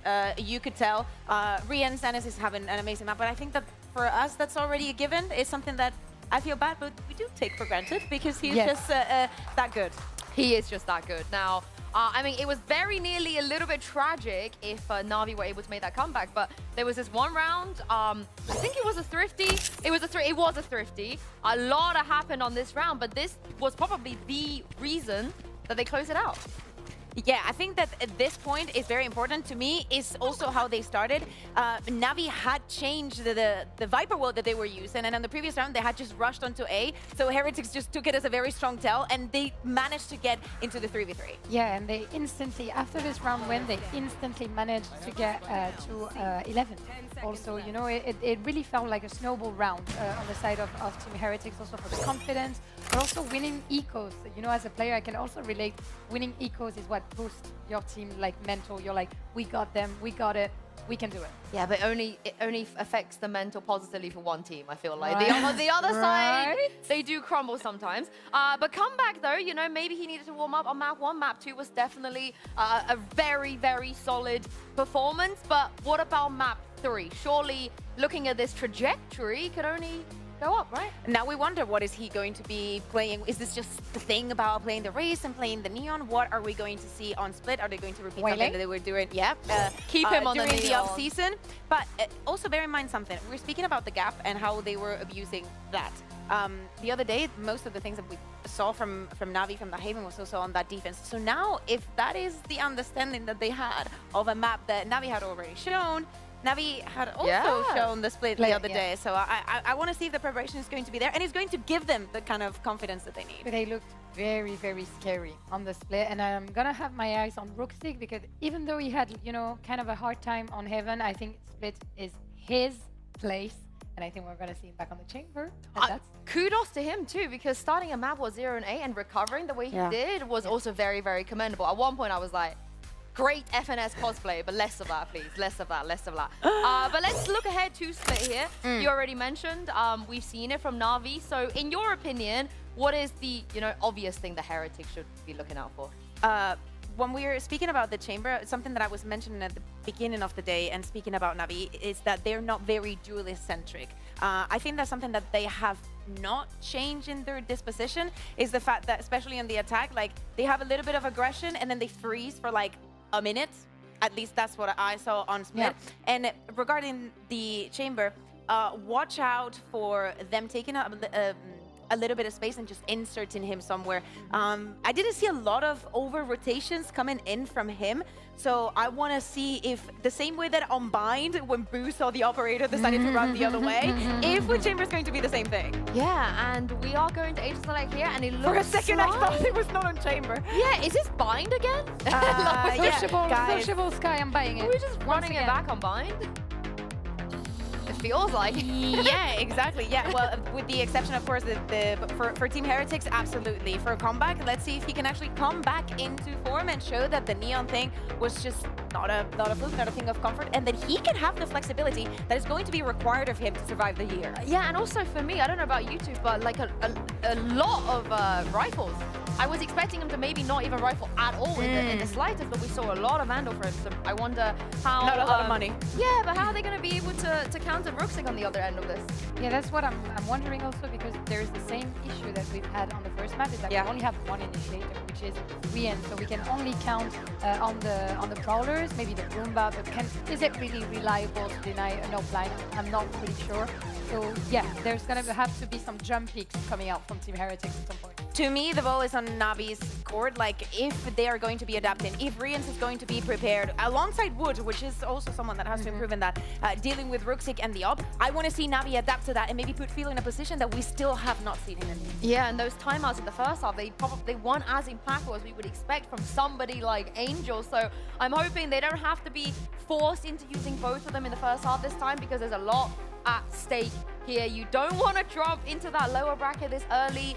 The preparation is going to get really, really difficult if you do. And I mean, I know it's obvious to say you want to win, but you really want to win at this point of the competition. Yeah, but I think we're entering Heretics' comfort zone at this point. You know, deciders, matches where they don't really start well, but they start, you know, recovering along the match. So I wouldn't be surprised to see a stomp coming from Team Heretics. Oh, wow. This is my hot take. We're going to jump into game right now, Pansy and Hypoc, and see if Lou is correct. Okay, a stomp. That is a hot take. I love that, though. Yeah, we were both saying we don't know where this goes now. I feel like we've basically just wiped the slate clean. Yeah, best of one. We're League of Legends now. We're in the studio. There we go. All on one. There we are. And Perfect. And it's split. Hey, look, all roads lead to split is all I'm saying. This has always been a good final map. Split deciders. Yeah, boy. I love it. I'm down for this. Now, which version of these two teams do we get? Because, gotta say, at map 1, even though the scoreline kind of recovered, Heretics felt flat. Now, my worry is that Comeback's back on the raise. Not sure how I felt about that in comparison to the what we saw from the Neon there. The one thing is, Comeback's going to have to be versatile this year for Heretics. Yeah, so, he does. Again, I'm not necessarily concerned until we get a couple of rounds in here. If there's any glaring issues, then sure, we can probably readdress that. I think this is probably what's going to be asked of him this year. Yeah, let's see. Already. That's a tee up there, man. That paranoia could have been better, but Na'Vi aren't going down without a fight. Fighting back through on the side, and Xiao still here. Nice shot first and follows up well. It's just down to Boo. Rooksik closing in. Boo! Big boy shot there, but the problem is that Rooksik's weapon, pretty damn nice, yeah. Headhunter living up to the name. And Na'Vi with the first. Looking for Rooksik to solidify himself here in the decider. Started to heat up a little bit in that second half of Haven. Beautiful crunch here from Na'Vi. Again, even his first kill not going in their favor, but Hero on the drop down. Able to clean things up here. Okay. Oh, Brent. And just another kill or so away from Heretics really solidifying that site hold, but yeah, showing early intention towards B. Rooksik nearly caught off guard with the timing there. Boo looked as if he was eager to get onto that angle, but maybe hearing what weapon it was on the other side. Yeah. And to be fair, they don't want to lose too much beyond really just Hero as well for Na'Vi. The only one on the Ghost here. So let's see if there's any threats to be made. Just jump spotting. I think he would have been noted on that. I'm pretty sure I'm already seeing a ping there. Yeah, so it looks like that's the case. He's already rotated though, so once they see that boom bot, I wonder how the information then trickles down. The temptation beckoning them forward now, seeing that boom bot invested down towards middle. But he is back in position. That's a lot of players spotted. Should call in maybe a little bit more of a lean. Just that utility to be back in play. Yeah, now one of the things Na'Vi demonstrated very, very well versus KC with these A-site holds in terms of both late round hits and early all-in executes. Yeah. It's got to be at the forefront of Heretics' mind here. Rooksik played in. Come back, shut down. 30 seconds left. Nice. And this spacing isn't feeling all that threatening for Rooksik. He can just kind of scale away. Keep going, man. Keep going.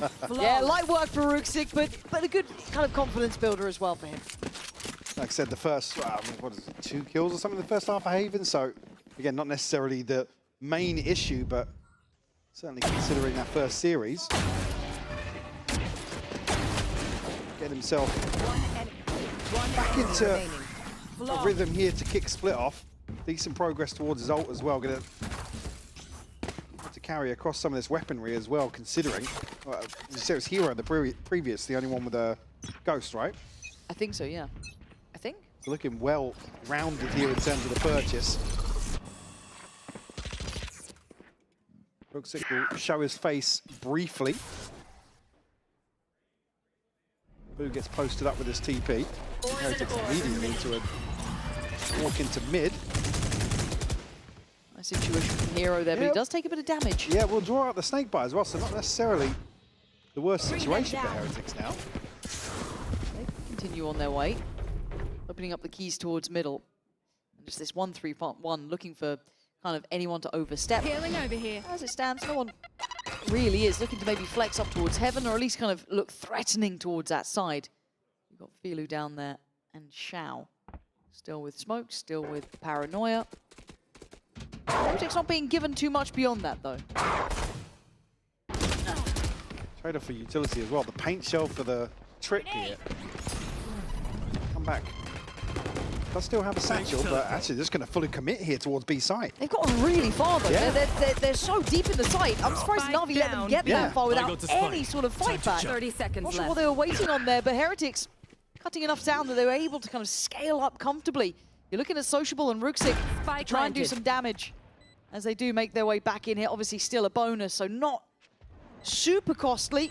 If they can take away one more weapon, that would be fantastic. We're not allowing that. As we, really, it's just, what, Rooksick to go. Can he catch one? That investment a little bit more costly. Don't think he really can. If we can keep a couple of these players interested. Benji and Boo repositioning here. Yeah, Rooksick not even... Yeah, I don't think he wants to give this away either. We'll retreat back through CT. And we'll keep 3 rifles across here. The Heretics, so a big win, all things considered, walking into a heavily stacked site. Yeah, I'm not sure what the concept there was from Na'Vi. Maybe I missed something, yeah. I don't know what it was. Playing off the drop potentially, but it seemed like there was only one swing onto that. And there it was. Yeah, maybe just not quite the right way to play it out here, because it got this, then But kicks Woot's in. kill that's the one that's like, how's he getting there for free onto that angle? But again, maybe just chalk it up to being a bonus. Here, however, obviously far more substantial buy beside the Na'Vi team. So for Heretics, still going to have their work somewhat cut out here.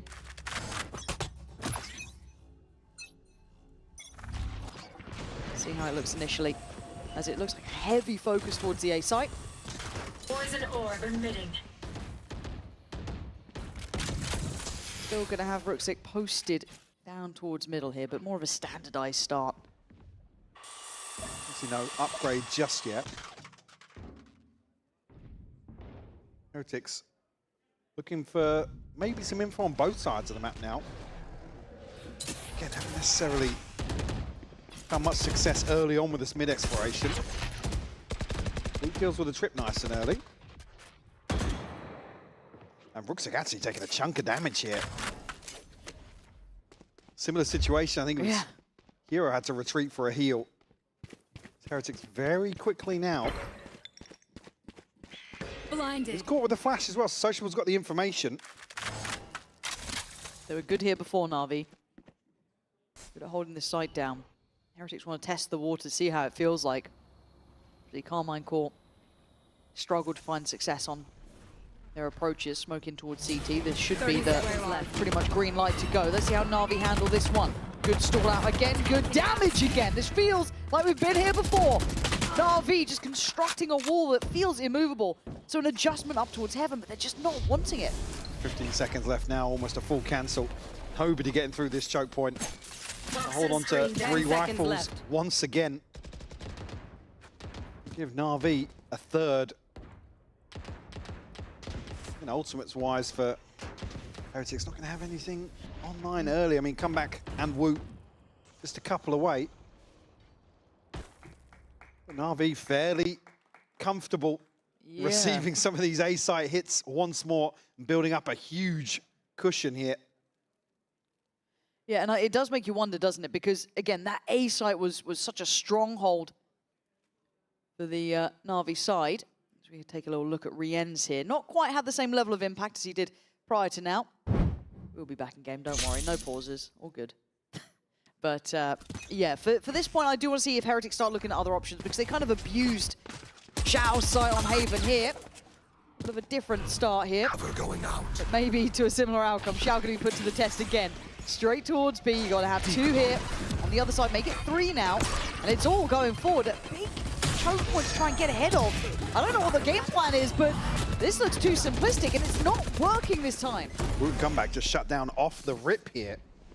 Absolutely nothing to springboard off. Rook 6, fun Rien's as well. All falling short here for Heretics. They try to switch things up towards B. Towards mid, sociable. On the info and the spam through as well. Spike down, mid. Down to 29 HP in the 1v5. Yeah, I mean, still gets one shot. Yeah, got his. But man, got to say, if you're looking to exploit these kind of like really direct, really execute-heavy approaches, it ain't working, man. It looks too obvious.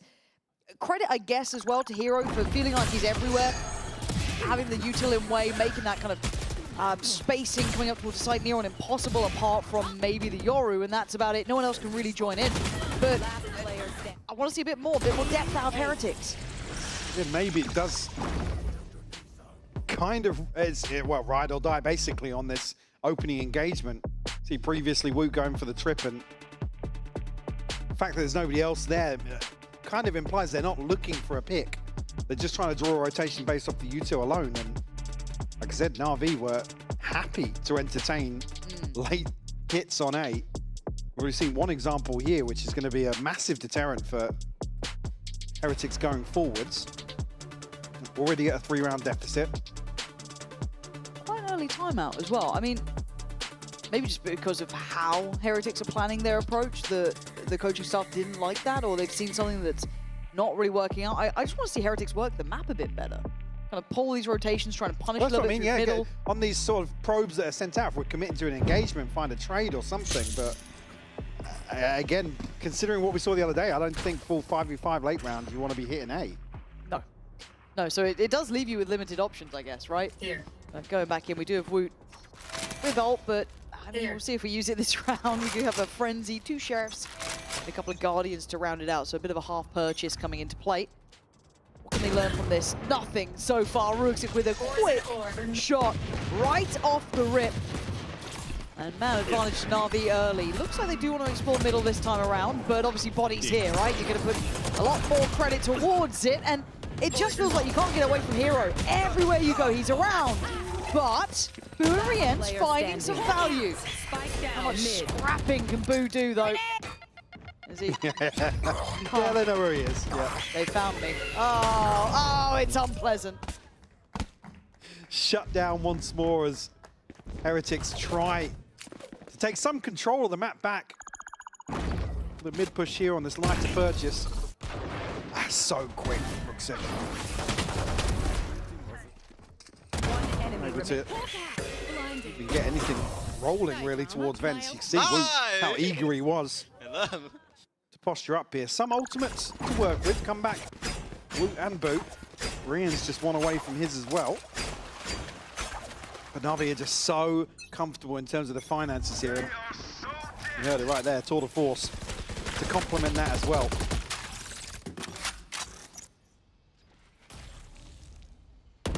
Sit behind this orb for a little bit, and again, when is the point when Na'Vi start to explore? We saw it versus KC as well. Happy when they don't feel the pressure. Take this space away. They have 3 players in the right place again. This feels so similar, but there it is. Hero, the one to save it. I thought with Filu's ult going astray, which is a little unfortunate, it doesn't matter. Hero's there to backfill it instantly. How many times did it feel like Na'Vi once again have the right amount of players in the right place and they find what they need to? For Benji and Boo, You have no step elsewhere either, No. really. You don't have info on these extremities. You are hyper-focused towards middle. So it's a very uphill struggle to try and re-clear this so late in the round. And, well, they didn't even find the tour de force.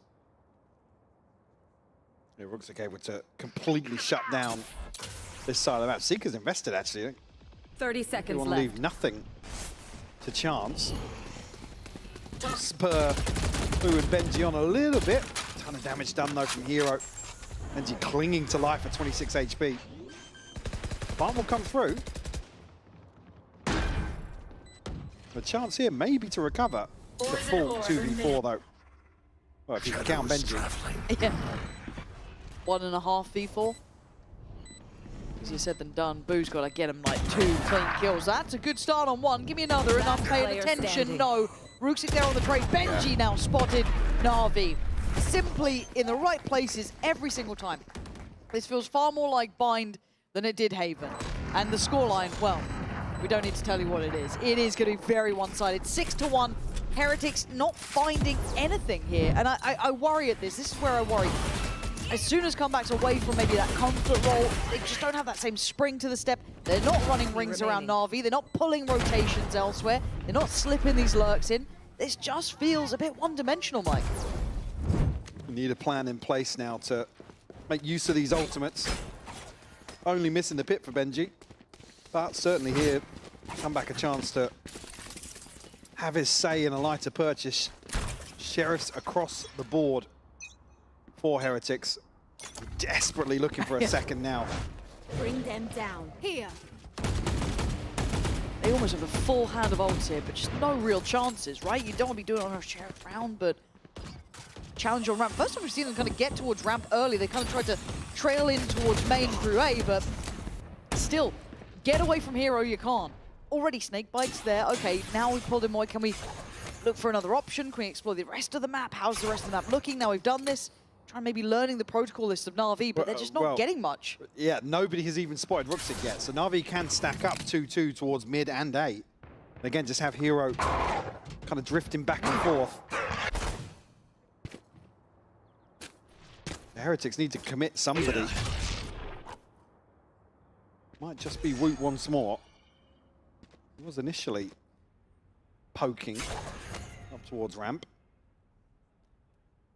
Hero's got the timing down to perfection here. It's just... Again, they were doing this so well the other day versus KC, just reading the map, making really, really solid decisions. And unfortunately, Heretics find themselves on the receiving end of it now. They've done well to get towards this position, but it's getting quite late, 20 seconds. They've got the bigger weapons, obviously, on the Na'Vi side. They're still not really on site. They're still going to get past someone like, what, Filu there? It's a nade. 13 seconds. Yeah. Man, this round was not fun to watch. 10 seconds left. 8 seconds. It's gone. It's done for. It's... Heretics couldn't make it past really ramp. That's as far as they got. And again, we saw KC a number of times just stuck behind a smoke, stuck behind the wall. The cycling utility has just been on point for Na'Vi once more. And no surprises to see a second time now. And again, it's ahead of a crucial round. Like I said, we need to see a plan in place here to make use of these ultimates to try and get something going in their favor. Trailing by 6 now. And it just doesn't feel like we're even getting the players online. I mean, Comeback's been sat on 2. Woot's towards the top at 5. It's just such a shutout, and I'm quite surprised because it feels like we saw such a really good look on Haven. You can't say your map pool's not got this in mind, because this doesn't feel like a map pool issue. It's just not on the same page, unable to pull rotations, unable to feel threatening as an attacking side. I just need more. I don't know where it's gone. I mean, this is what worries me. If this is what happens to Heretics, where they can't get that good start, I'm a little bit concerned. My woes and worries were somewhat handled on Haven, right? You saw what they were up to, you kind of saw what their approach was, and it worked out. And Na'Vi didn't have a particularly great answer, but it still got close. Here, yeah, I mean, Heretics barely understanding the question. Barely scratching the surface. Na'Vi obviously still have an ultimate to work with. Hero can potentially lock down a site. They do take a casualty, but seeing 3 stacked up towards mid here. and pings towards bottom mid. Hero might just pop the pit here. Well, doesn't at the start of the round.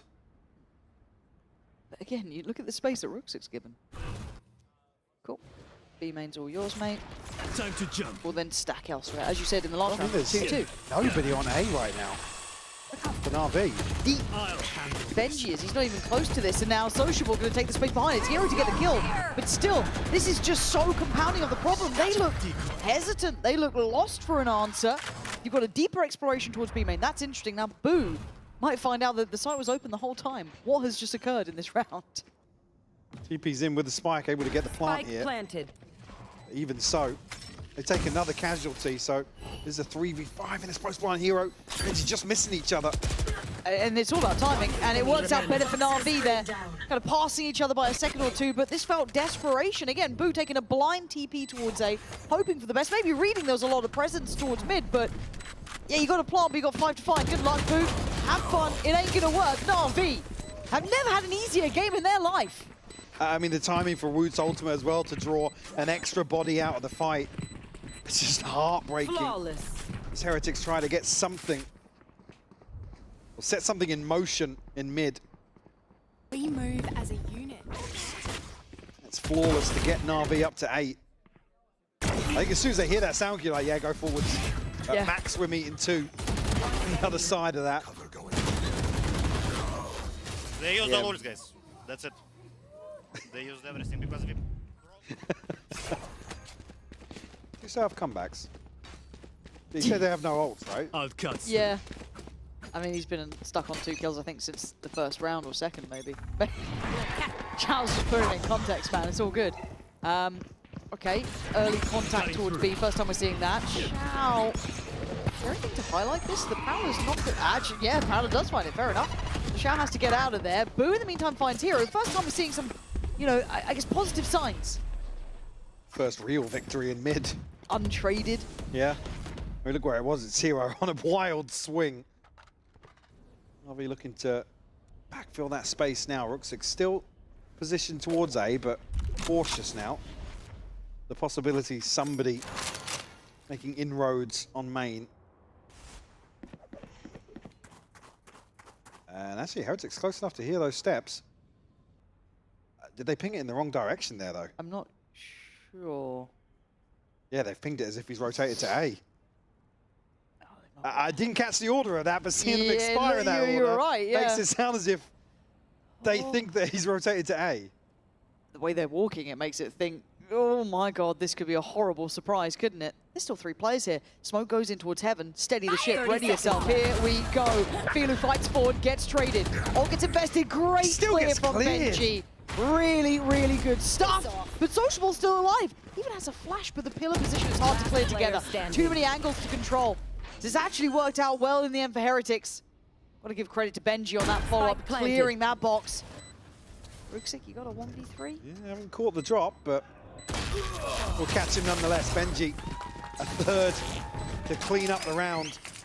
Nearly putting themselves in the danger zone here. Yeah, Hero just getting a little bit of ahead of himself, but timing. They may be misreading. It's not around that they're going to stack up and push mid once more. That clearance there from Benji is just absolutely crucial to their success. God, yeah, can't stress it enough. If that didn't happen, what, maybe get a kill, 2 kills from heaven, you can't really play the same way you're playing on pillar. Totally different round. Okay, can you string it together? I'll find you. Come back looking to make progress early on here. Wrong buddy out. Boombot sent up here. Will catch him at the time, but Sociable ready with a flash. They're looking to remove him immediately. They double down as well. Benji has fallen. Ian's now looking to make progress into main, and Heretics might just be reset as quickly as they found that previous victory. Down to just 2 now. Woot and Boot left to recover. What are you meant to do with this? All that space and nothing to do with it. Woot just has to wait. Doesn't know if he's got control toward pillar or the site, and the spike's so far. By the time he's starting to look towards it, you've already got a player nearby. That's going to be Xiao hearing a lot of this. Slow and steady creep over from Rooksik as well. He's up towards heaven, so he can watch this cross again. Woot might take a second glance. He does. And it's a great shot from Woot. Heads up work from him. 30 seconds left. A glance towards CT now. Has to over-deliver. Ah, that shot goes just to the corner. Now Xiao preps the team. There we go. This is a problem. Exactly spike denied. And player dropped. They've got to know about Woot still alive. Here they line he's got two! Oh my word! There's a world.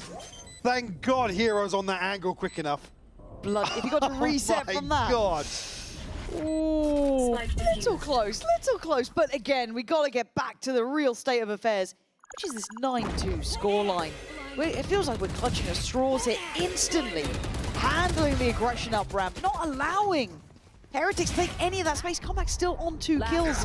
This Raze does not look comfortable with him yet, and really, Na'Vi showing what you can do. Filu up towards 11. Yeah, Angel knows it too, man. Relief. No!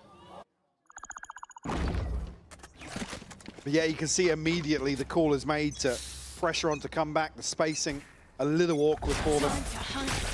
Oh! Christ, how has he not got one there? I don't know how. I'm sure Annie's prepping the slowest of replays possible. But bloody hell, that felt really close to the marker. So an early show of force towards A. Going to insert a player, I quite like that, and then look to go back towards mid. This isn't a bad plan, but the issue is now there's obviously that Viper's pit there that makes it even harder. Yeah, and they have to walk so far in it. Oh, good trade. Traded out Good trade. Benji. It's way better. They're actually kind of commanding a little bit of map space. Filu's life kind of depends on Xiao here to a degree, an uncomfortable crossfire. As yeah, the horn goes in, the shot's messy. Heretics cracking open the B side. Yeah, this is the first time I feel like they've worked the map a bit, right? Show some presence, be a bit slippery. Slippery, Woot gets away. For now. So the craziest TP. Oh! They want him dead, man. Woot's on the run. Does get away. Gun back out. They were hungry for that, but I think that chance might have just sailed. Rooksik doesn't want to take his eyes off it, but he has to eventually. Got to focus on the site. Final round in the first half, so why not? Got to make a go. The Viper's pit really not letting much play happen. A lot of time has already passed here. Unable to pin any of these players down just yet. Social going to find re-ends, but they have to get into this pit fast. Wait, Sink goes in, it's super close. Time, I think it's gone. Yeah, Benji. Gonna confirm it, but Heretics just about stealing away a third there at the end. That was a very one-sided first half. Here we go, the very start of things. Right in between them all.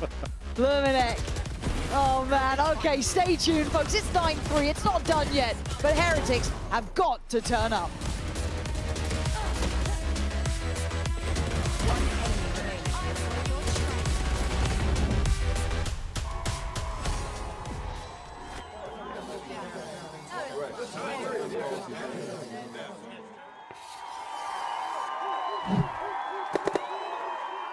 Red Bull gives you wings.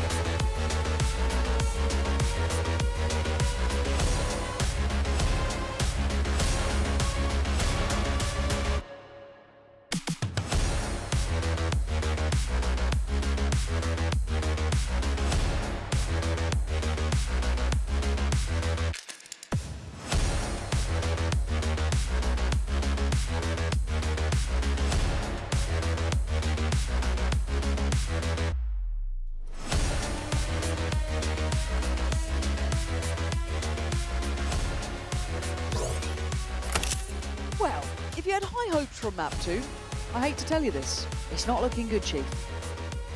Nah, a little polarizing. Touch. And look, Na'Vi struggle to close out games. They've got quite a few rounds. We're playing Truth or Cope. That's what you're doing.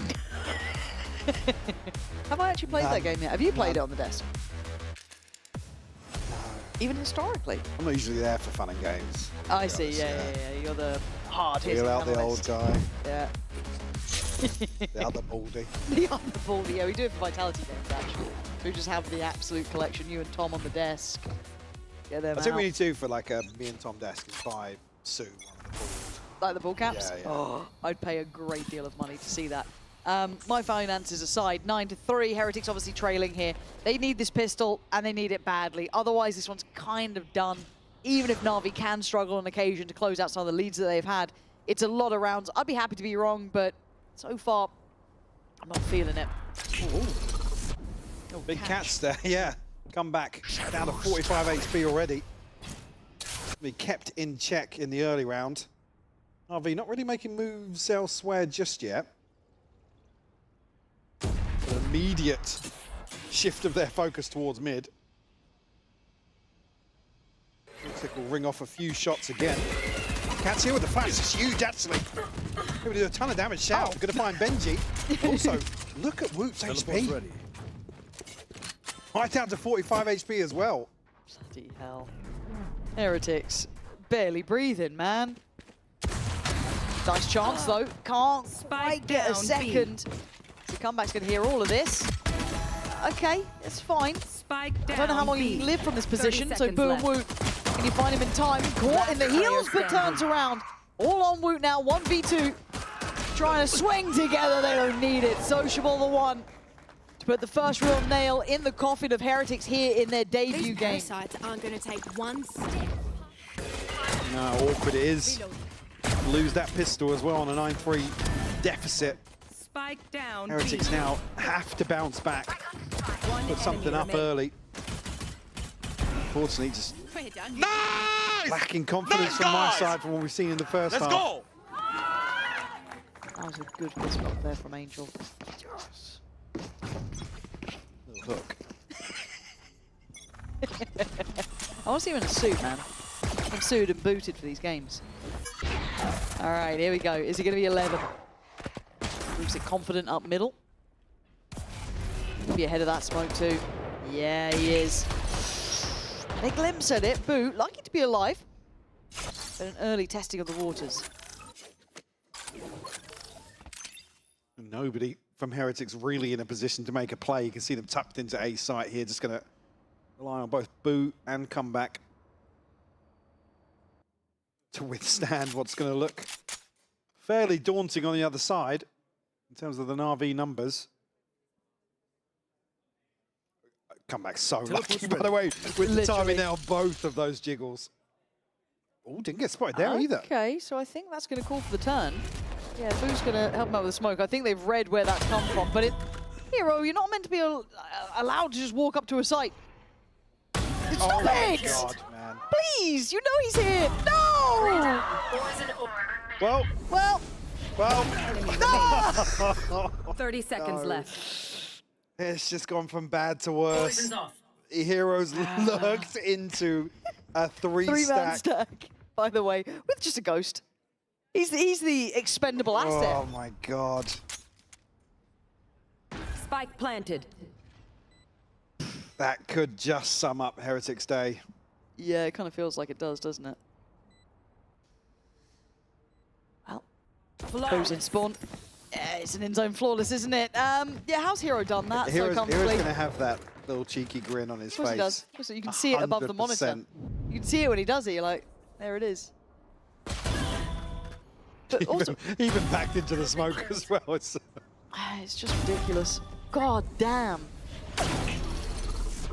I didn't even catch that was a no-scope. Yeah, of course it was. Nice, good job, guys. Nice run, Temirkan. Insane, bro. Up to 11. I will rip the light from Obviously, Heretics come in here with the purchase, but nothing else behind this. Just a few players with 150, 200 creds to their name. RV looking to... While the iron is hot, Vilu. Unconfirmed for damage there. That's kind of big. And actually, Boo's the one to follow up. Okay, Filu's gone down. Comeback comes into his own. And Heretics suddenly answer back. In-zone flawless of their own. a little overzealous here. Maybe just looking to punish Boo, maybe posturing up with the spam into the smoke. But it falls very short. I mean, the timing the snake bite here to force another player out in the form of Sociable. This is so difficult to scale up behind that. So Heretics will be given a round to play with here. Do it again. Well, if you're Heretics, not Na'Vi, I don't want to see that again. Yeah, no, Na'Vi don't. That's a good spot. Different page out of the book, please. There we go. Very standardized start, 1-3-1. No problems on that front. Let's see what the intention is to try and draw some of this attention elsewhere. Really, if you're Benji, you can't afford to even really get invested on this. The Prowler over towards Ram. They're trying to check those extremities, see if anyone's made progress. It is a very deep hold, actually, from Hero. And they are absolutely reconvening towards that B side of the map. Yeah, Na'Vi just allowing tension to build here. But, I mean, Heretics have the buy in hand now. For a flawless victory in the previous. They can take some risks. I think Na'Vi may be just considering that possibility. Ooh, well, there's your first risk. Benji, wipe out, nearly caught in transition. Well, Big Fight's been won over, hasn't it, though? So you do get pretty isolated. It's the 3 players trying to hold this down. Come back and Benji trying to get that unison right. Turning the flashbang shell in. Needs help on this, but he gets cleared. Oh, and there's no follow-up. The trade's not good at all. Na'Vi get the keys to the castle, and the site is all theirs. And that crossfire just dismantled so easily. I mean, beautifully done by Na'Vi. Spike planted. Again, even if they trade or go even in that situation, it's still necessarily recoverable. Xiao, well, actually, it's Sociable to find it. Now just down to Rien's. Would require a miracle. Can't get off the starting block. Heretics held at 4. Na'Vi now on series point. This brings back some of my worries from just kind of talking about Heretics, kind of holistically, the ethos behind them. This is not the way you want to step. I start shooting the clone. To step into this season, really, right? This is kickoff. This is when everything needs to start lining up, see that potential. And yeah, we saw it on Haven. We saw what it can be when it goes right, but it just doesn't feel like the stars are aligning here. I think even across the series, it's just the consistency, right? The same discussion They found my trap. we've had previously, but Ruxic at least forced a little deeper here. Hero looking to make moves. Woot will remove the possibility in this round. There's Yeah, it does have a second player actually up towards Heaven. So yeah, expecting them to retreat out of B main and concede that space now. I quite like this though, right? You've dealt with the lurk on one side, you've kept B main control, so you've won on both extremities, but they've fallen back pretty far here. The only worry is that if this gets heard, and Benji relays this, does anyone over-rotate? I don't think they do. They have the numbers advantage. They don't need to take those sort of risks.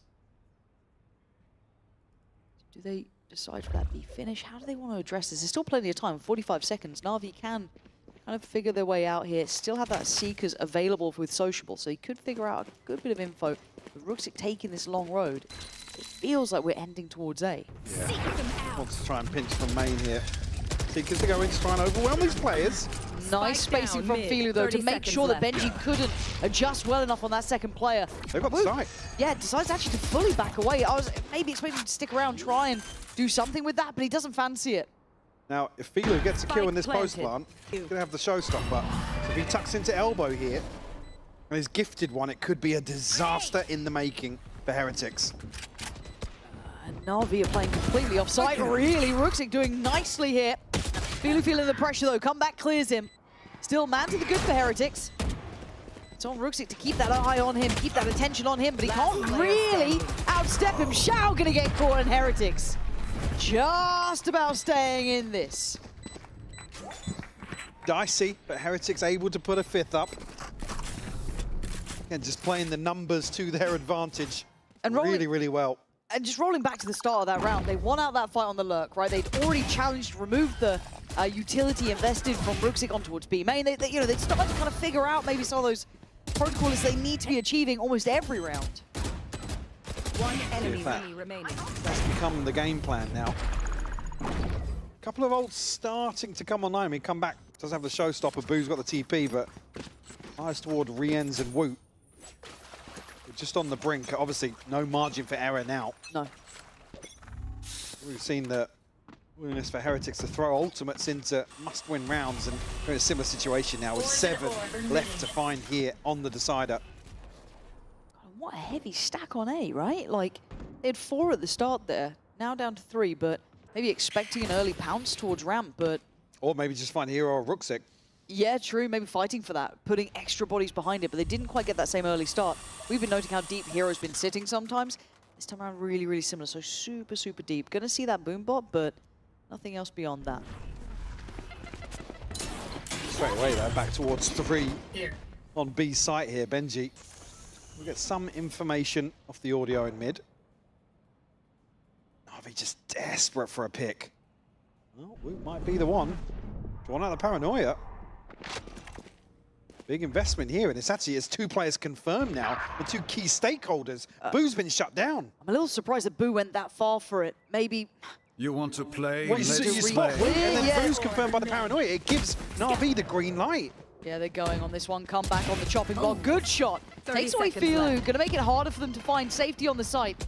An adjustment as well from Rienz, trying to slip a little bit towards some security, maybe under Heaven. No, Hero's cleared him. Come back and set. Oh! He gets 2.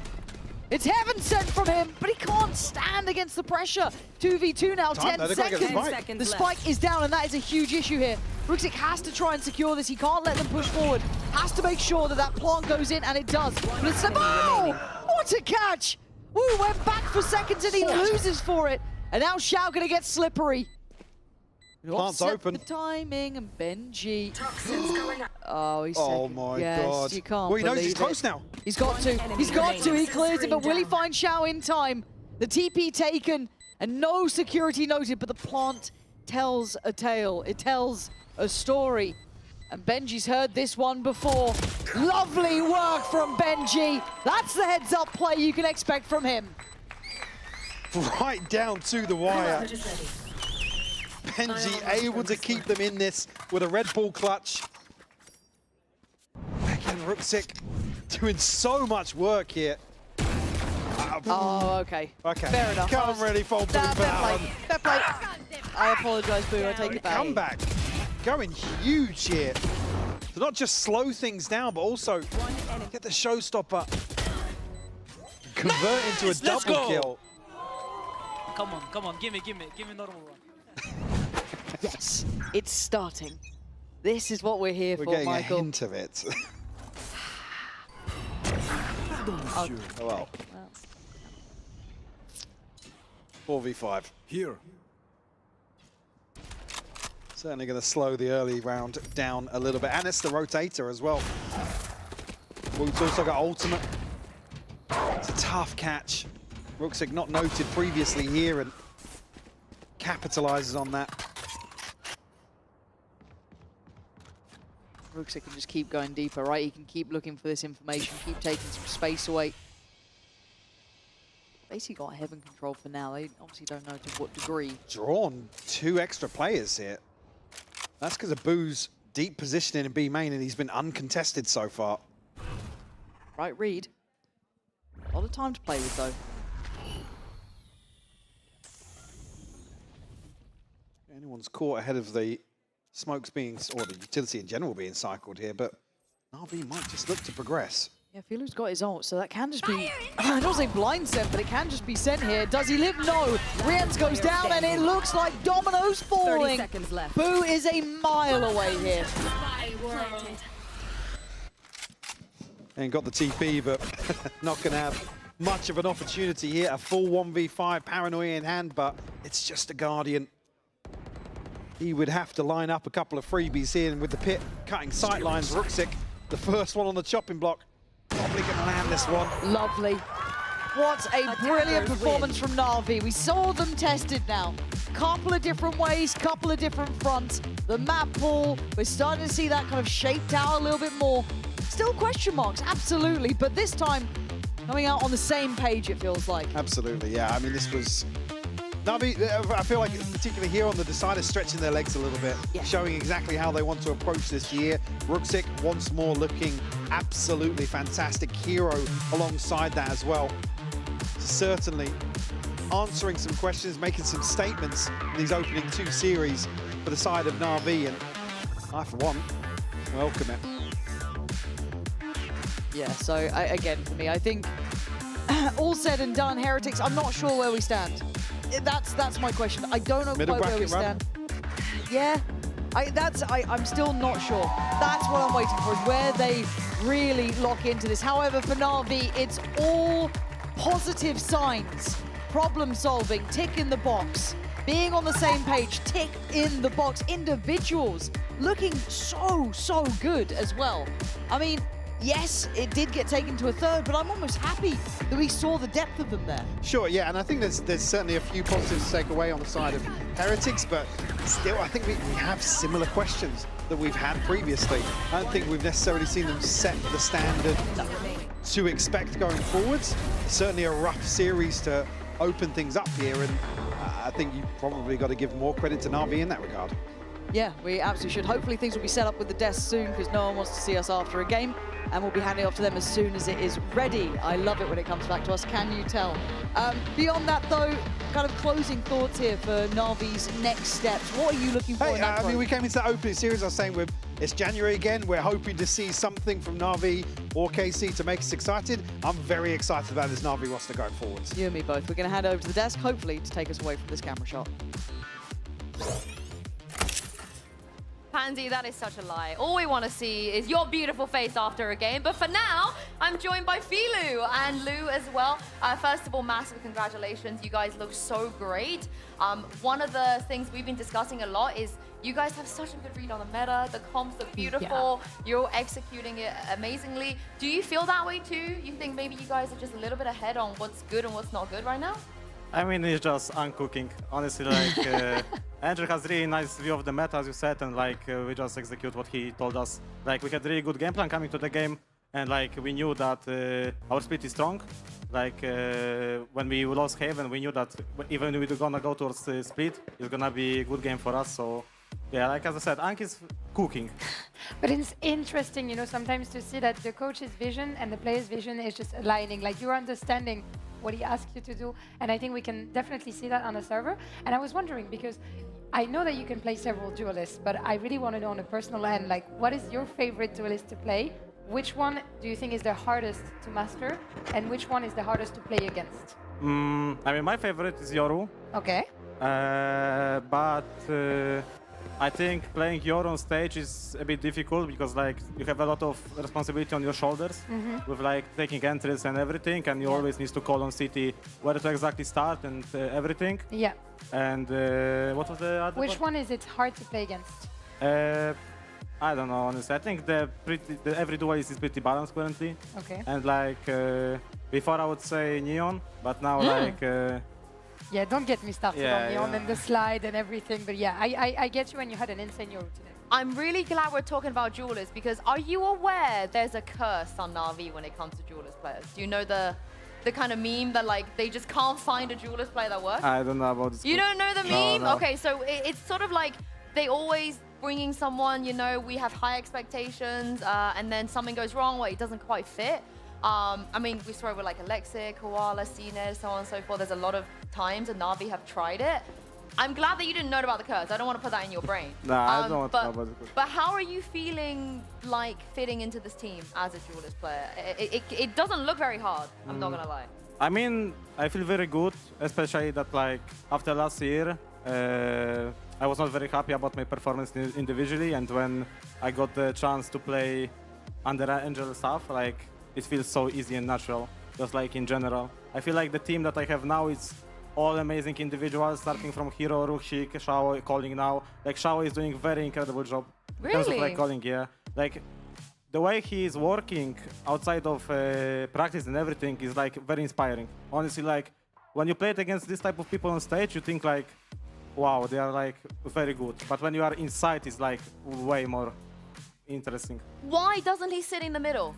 Yes. Why is it Please Soshi in the tell us, middle? Why is it Soshi? Is he yelling more than Xiao? What's happening? I mean, I don't know. It's just, I don't know, it's just Angel decided to put Xiao on the... Angel like, decided? Yes, Angel was deciding the slots and like, it's actually, I don't know. But Soshi is like a very hectic guy and like he likes to scream and talk some trash talk. So like, I think he's good. He's bringing the vibes up, Yeah, right? yeah. It does make sense to put him in the middle. And I disagree. It makes Why? no sense to me for Angel to be the one like, you're going at the end. You know what I mean? I can understand if Xiao was like, I want to sit at the end, but that to me makes no sense. But maybe he put Soshi in the middle because of this, you know, and it wasn't the opposite way. I don't know. Maybe we're overcooking there. We're not overcooking. We're going to get to the bottom of this. We're going to get to the We're bottom going to of ask this. Angel for this for sure. Yeah. Another question I wanted to ask you, Tilo, is you've been a T2 Slayer for as long as I remember Valorant. Like in the beginning with Movie Stars Riders in 2021 and stuff. So you know Tier 2 very well, and now you've been in Tier 1 for now a year and a half. So what are the biggest difference that you notice, especially when playing against rookies from Tier 2? Like what do you see different, you know, in their gameplays, and what do you need to be like careful of when you play against rookies? I mean, I think it's just all about experience. I think when like, even though my last year, as I said, like as experience, like rookie year, like the first games are always like a bit shaky, nervous-wise, and like you can actually see that some people are making more mistakes because of it. And like even on my example, like last year, I was also like a bit pressuring myself a lot in those situations, and like also playing on stage is a big factor. So yeah, I think just playing on stage and like in general, getting used to it, right? Yeah. It's fun now. Yeah, it's fun. It's fun. It's nice to be actually winning finally. And speaking of, last question before I let you go, we had your teammate Xiao on our show a couple of days ago, and he said that this was all sort of like an accident, you know, how you trialed and it wasn't really a trial, so on and so forth. So can you give us your perspective of how you even joined Na'Vi in the first place? I mean, it basically was like, I didn't had any offers from Tier 1 after my last year, so like I was expecting it. But what happened is one day someone couldn't attend to the prac, and my agent, shout out to my agent Leo, he basically called me that day that if I can play. And it was just no-minded. I said yes. I just want to prove that I am supposed to be there. And like I played good. They were like surprised. We played actually against, I remember it's against Heretics and Fnatic. I dropped 30 kills back to back, and like they were just surprised. I mean, I have this like everyone calls me like a prac hero, demon like slayer on pracs, and like I don't know why, but I mean, you do it in officials too. Yeah, I'm happy that I have actually like opportunity now to show at least that I am having insane team and can play. So it wasn't even a trial. It was like we just need someone to fill in. It was just by accident, I think. But I remember what Angel said on the TeamSpeak. It was maybe it's destiny. Destiny. So I go maybe this way. I am very happy. I had a long trials in Na'Vi, and I'm very happy that I'm here. Believe in yourselves, guys. Believe in yourselves. It could happen to you as well. But thank you very much, Fiulu, for joining us. Congratulations. Thank you. 2 wins in a row. Let's make it 3. Yeah? Thank you. Let's make it 3. But for now, we're going to go to a break, but do not go anywhere, because after this, we have another banger coming up. Giant X, they're back in the studio. We'll see you in a bit.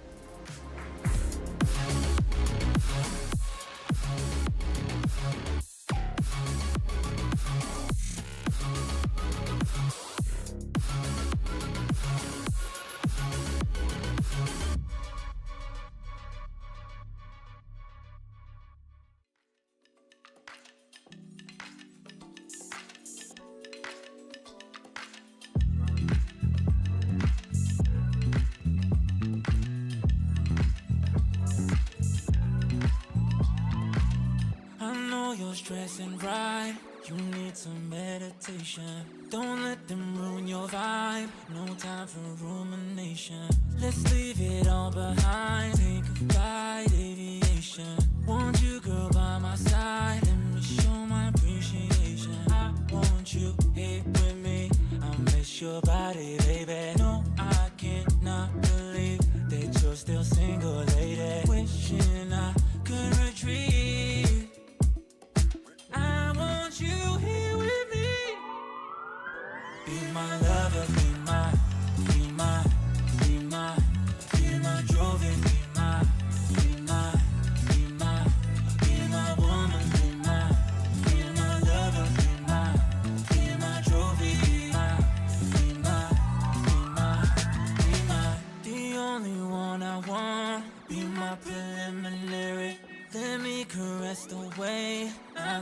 what's necessary. Monday, Tuesday, Wednesday, babe. 7 days, are you ready? I don't need to say you know it, girl. You're extraordinary. I want you here with me.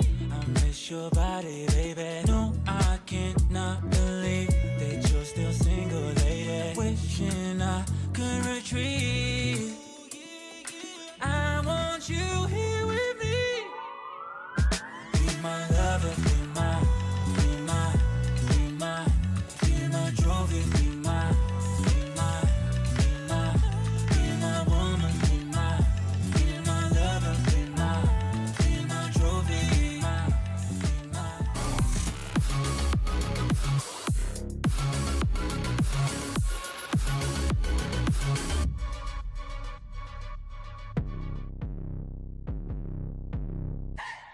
Champions, for me, this is the moment when you come here and you know that you will face best of the best.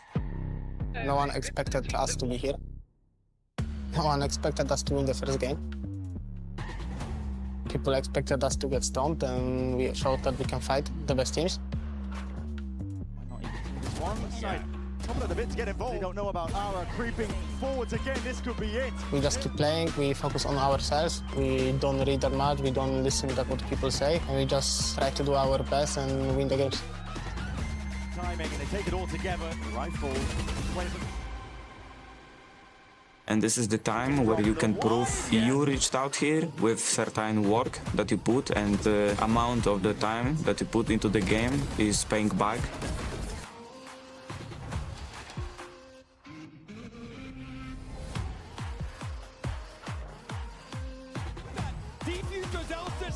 I mean, I think it's so nice because you have like chance to try yourself against other teams from other regions, different playstyles, stuff like this, you know. And you always, when you go in this tier 2, for example, and you want to reach like the top VCT, let's say, you always look up to these players from tier 1, right? Like, let's say, Tens before, or people like this, Aspas, right? And they are all here. That's why I think it's super exciting to be on the stage as well and play, you know. Realizes looking in. Bang maybe looking for a timing for a swing. Again, put it together. What's up?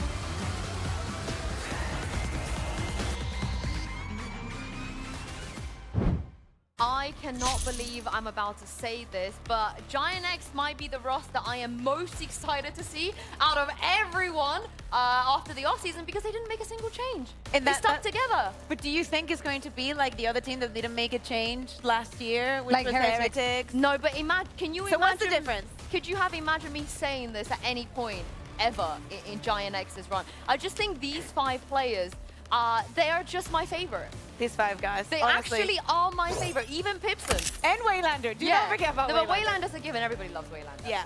But there's a reason why they didn't make a change, right? Did they even need to? I mean, I think that for the history of Giant X, it's been already a couple of years just since partnership that they made champs. And for them, the off-season kind of happened in the middle of the year. They saw themselves in the situation of making a couple of changes, and actually those probably were for even better than they thought they would be. Yeah. So what would be the point? What would they be looking for in a project that was already escalating and already reaching new heights? Yes, the thing is, they had such low expectations when picking 2 players from the academy, you know, like with the UCAM, who they were partnered with, and I think their expectations were quite low. And, you know, qualifying to champs with 2 players that had only played VCT for like 2 months, 3 months and a half is just completely crazy. So I like, you know, that gamble from GX to trust their young players on the long end. You always ask me about Spanish sayings, and I can use the better the devil you know, which is mejor lo malo conocido que lo bueno por conocer. Vale. You see, I'm teaching her because we're going to Madrid. You already speak Spanish, so don't worry, guys, I got this. But for them, honestly, how many times have we seen people coming into tier 2 and be like, oh my god, we have this expectation, this and that? We're like, meh. You cannot really know. You have already had people that you didn't know were going to be a star. Sorry, I just watched Starkster nearly trip over. Make sure he's all right. But yes, you're right. You're completely right. I'm with you. I'm with you. But I'm very sad because Ara obviously had a rebrand in the offseason into GX Labubu. I'm very sad to announce that he has rebranded back to Ara. So there won't be. What do you mean? Be What do GX you mean you're Labubu. sad? We're not doing GX Labubu. We're doing GX Labubu, but not 6-7. Like, what's happening there? No, that's a how big are we difference. picking? This How is are we too picking? much. There's a things? big difference. Like, There's did you no see what difference to GX me. Labubu was doing in the off season? Yes. I did. Holy moly! And he's only gonna get even better with the meta, right? His op, he's gonna look great. I think that one of the reasons why it was kind of like a no-brainer to keep Ara going into this year is like, yeah, they are lucky enough that the all players, and we just saw it in the best of threes that we've had throughout the tournament so far, Ara is going to fit so well into that. Last year we saw so many surprises coming from him. I think that seriously, the craziest rounds that we saw in EMEA with snipers came from the hands of Ara. Against Team Liquid, he had some insane shots, especially on Ascent. Yeah, and I just wanna, I mean, Minnie's not here, but I'm sure he won't mind me putting words in his mouth, but he believes that Ara could be the best op in the region. So I wouldn't be surprised do you agree? either. I wouldn't be surprised, especially that he can play op on different agents. Also, we see, of course, you know, usually duelist mains, you know, shining on Jet when oping, and I think it's really hard to shine on other duelists like Neon, like Raze, because of like repositioning and stuff. And he manages to be consistent with this weapon, whichever agent he's playing. And I like that he's the only duelist. They didn't mess around with like, oh, other people are doing this, we're gonna do it as well. And I like that they didn't do that. I like they had their own identity. A question is that identity going to stay into this year? Are they going to reinforce and enable Ara even more to apply these things? Or are they going to fall short in a meta where a lot of people are playing the double duelist, and maybe not even the double duelist, but like adding in a chamber or whatnot? I don't know. Yeah, I mean, of course, it's going to be their first game back, right? We haven't seen the new stuff they might have for 2026. Might. But Gentlemates, though, I put them in my top 3 after the last game. My stocks, changed. My stocks went up way too much. I might be overreacting, but surely, like, there's a little bit of truth behind why I'm overreacting. Yeah, but there's, you know, that's not how pick'em works. So you can't change, you know, your picks after seeing I can. It's my pick. I mean, you can. You definitely can, and it's your desk too. But yeah, it seems like there were many upgrades and also questions, you know, from a lot of fans and a lot of people on, especially Glyph and Depot, who we barely know, and of course, who are in their rookie year. But I think in their first match, Martin and Depot's synergy was already pretty on point. Maripo? Yeah. Maripo? I like the way she says Martin. Martin. I like it better. But a surprise is here also to me, where with Paco and Kundi Kundi, the comps that we saw, the approaches to the map, this is what I want to see in a kickoff. Yeah. This is also what I think could be a surprise in Santiago, something that not a lot of other people are doing. They're so tall, by the way. Yeah, they are so tall. Right. Oh, I was like, I didn't remember you to be so tall. I had no idea they were that tall. But what I did have a good idea is that Starkso was gonna have a great time on this stage, and Lou actually checked in with him a little bit earlier. And the Prince of Gentlemates 2026 just joined me for a quick chat before his game against GX. Starkso, first of all, congratulations for being in the upper bracket after you win. You're going to be facing GX, who did surprisingly good at Champs. So what are you expecting from them today? Who do you have your eyes on? Who do you need to be careful on in this team? Hello, everyone, first of all. Who we have eyes on? I think everyone, to be honest. Okay. Like, they don't have like superstar in their team. I think they're well built around like everyone. Like Very balanced, they are a right? very structured team, you know, so there's not like Aspas go kill or whatever, you know. We need to be really careful about every detail, every scenario they do, because it's like, as I said, really structured. So Okay, yeah. so your eyes on everyone. I'll take that. And you know, I often ask teammates to guess up their IGL, but today I want to have a little self-confidence boost moment with you. So what do you think are your strengths as an IGL, and what do you want to work on in 2026? I don't know, to be honest. I'm just being myself, you know. I think my strength is that, you know, I'm really fast at like reacting, adapting to opponents. Decision making and stuff. Yeah, I think I'm really good emotional leader also to my teammates. Like, I think I bring a lot of positive energy, which can boost them, the motivation and confidence. So that's what I'm gonna for now focus. Like the rest weaknesses that I have, you know, I'm not gonna speak about them obviously, but we're still working on this. I'm still very young IGL, so there's a You're lot a of very good IGL. Yeah. There's a reason why you're in I don't VCT. know, but I'm really young, you know, so You still have time, right? A lot of steps for me to work on, for sure. Yes, I agree. And finally, you know, I was able to discover your antagonist side during the Ascension, you know, with Bencher on social media, waving, trash talking and stuff. How do you handle that? Is that something important for you? And is there any of your teammates who's helping you with that? To be honest, not really, you know. It's not something that I like to do. I think it's something that just comes naturally. I don't think about things. Some stuff sometimes need to be said, in my opinion, you know. So some people just defending your some team. Some people not gonna get, you know, too confident and too comfortable talking, especially when they're young and experienced, you know, coming into big games and disrespecting others.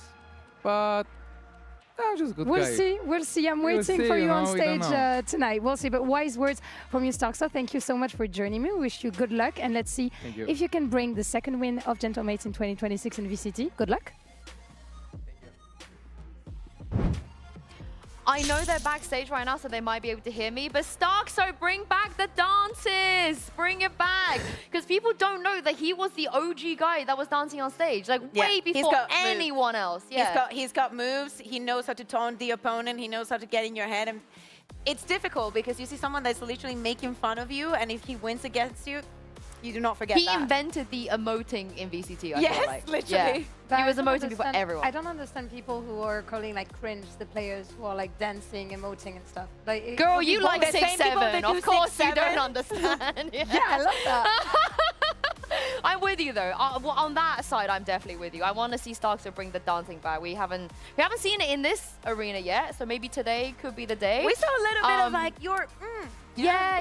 and whatnot. But Give me also, that. you know, he's got to be pretty good at what he does for them to take Mini off of that IGLing role, you know? Yeah, but I think that especially with the performance that we saw the other day with Mini, maybe it's something that he also needed. Being the only piece that stays from the last year's Gentlemates, I think that last year we asked him for too much, and I think it's also fair that if he thinks maybe being on a secondary role as a caller, he can still have that input while focusing on some other things, fitting into all this system with playing the Brimstone and playing the this and just being flexible with that. If we're still going to have this performance guaranteed, I say yes.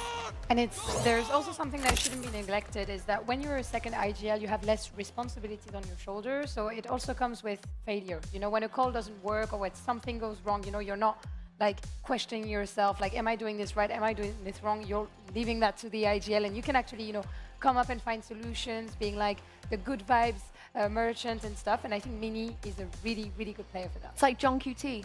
You know, he's been unleashed now. Yeah. Oh, you too. That one Sen fan in the crowd's gonna love that. He left. Oh, I mean. Okay, I'm not gonna flame anyone. I'm only gonna flame Sen. I'm only gonna flame Sen.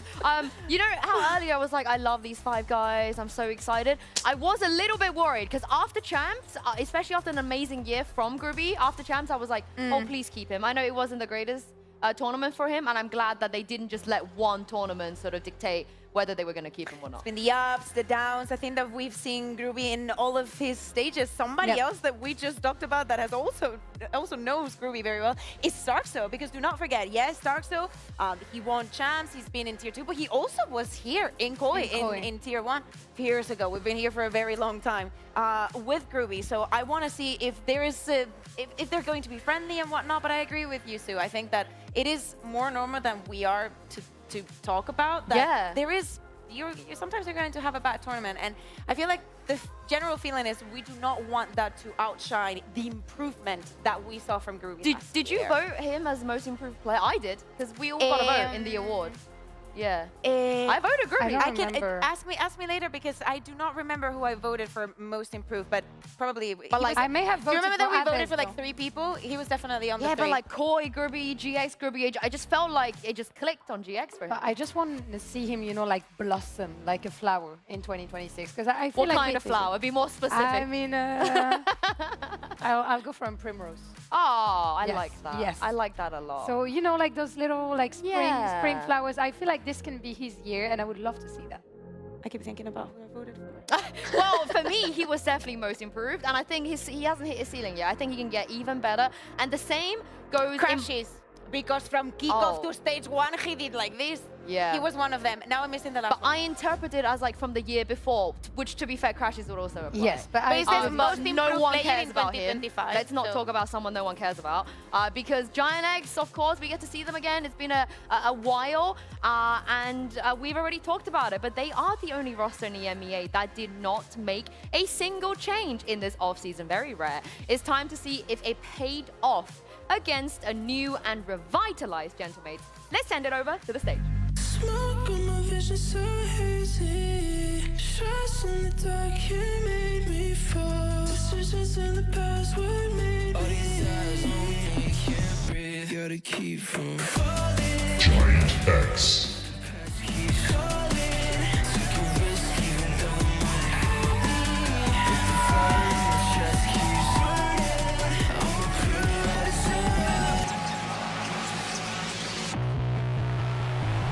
But it won't be calling. Gentleman's.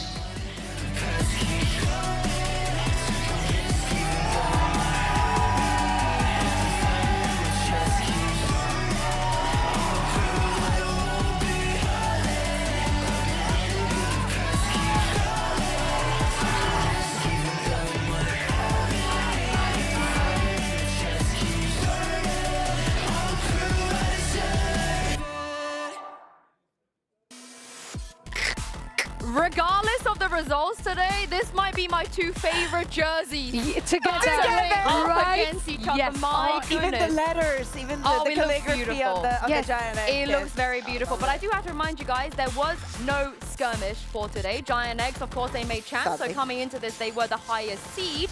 And looking at the map, Vito, they chose Team B. Chose Team B. They decided to ban on the Gross. Mates are going to continue banning that Breeze. And Giant X has decided to choose for the first map pick, for that second pick, the Bind, which I believe is the second map that Mates banned the other day. So probably, you know, something that they have been comfortable with in the past. I really, really want to see this Pearl.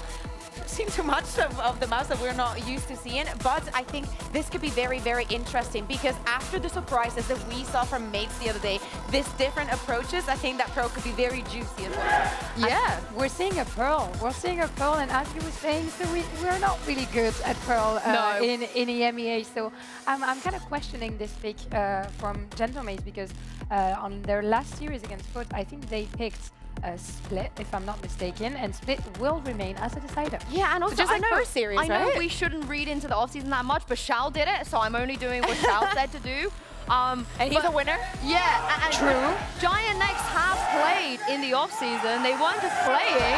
I can't hear myself talk, but that's okay. But GX weren't just playing in the offseason, they were winning. They were winning impressively, they were winning dominantly, they got the reps in. I wonder if that's going to play into some of the things they've been cooking or not cooking coming into this, but I might be eating my words, but they are the only team at this point in the world that I don't expect a double duelist.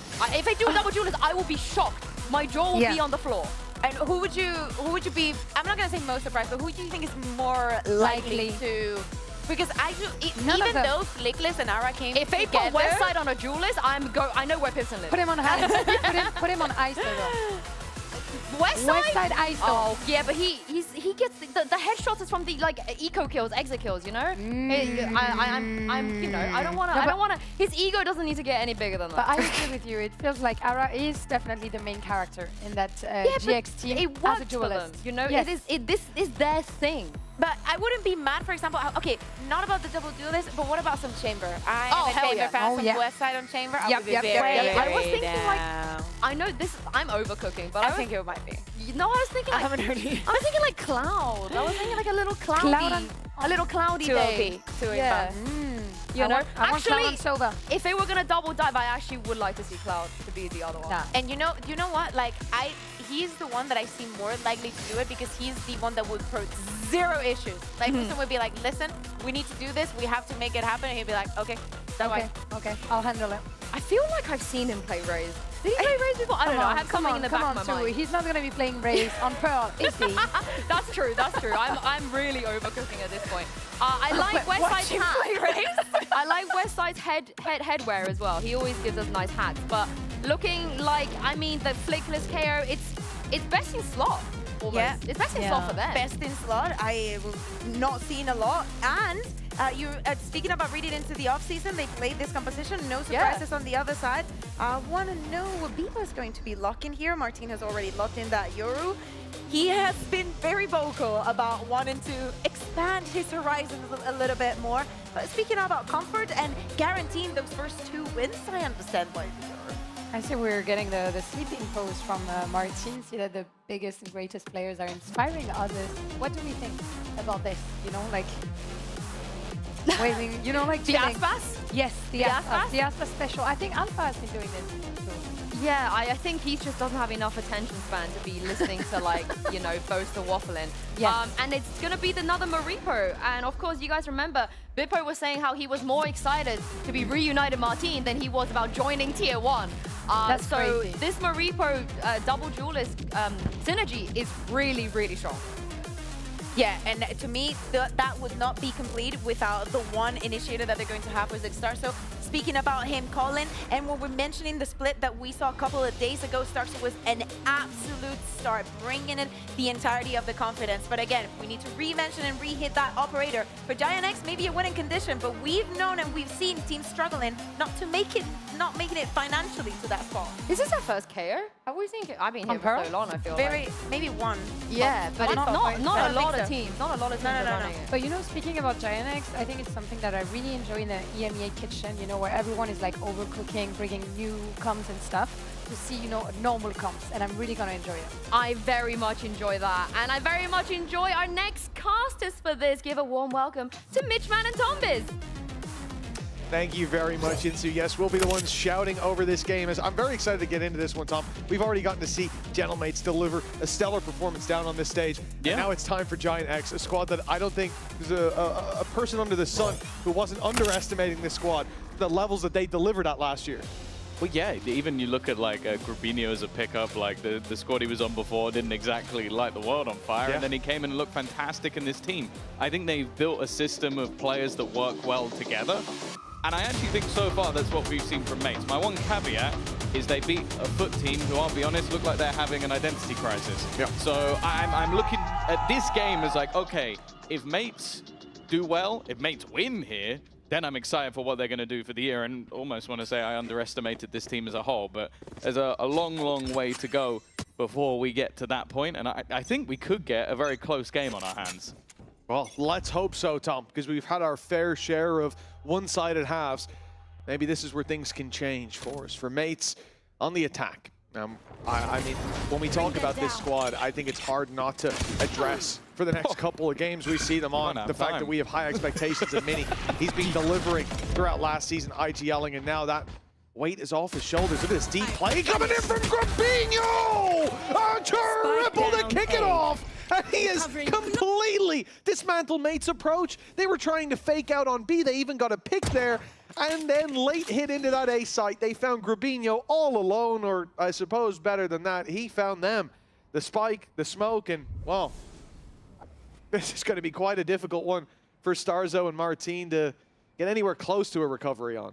Yeah, it's just brutal. Like, you're trying to sell a ruse, you get the opening pick on one side of the map, and then you walk into a single guy, and that guy takes you down. Both players going to try and make their way through the edge of this smoke. Of course, everybody other than Cloud, who's just currently watching for those rotations, is just locked in on that spike position, left. Waiting, even with anti-flash ready in case there's a pot flash to come through.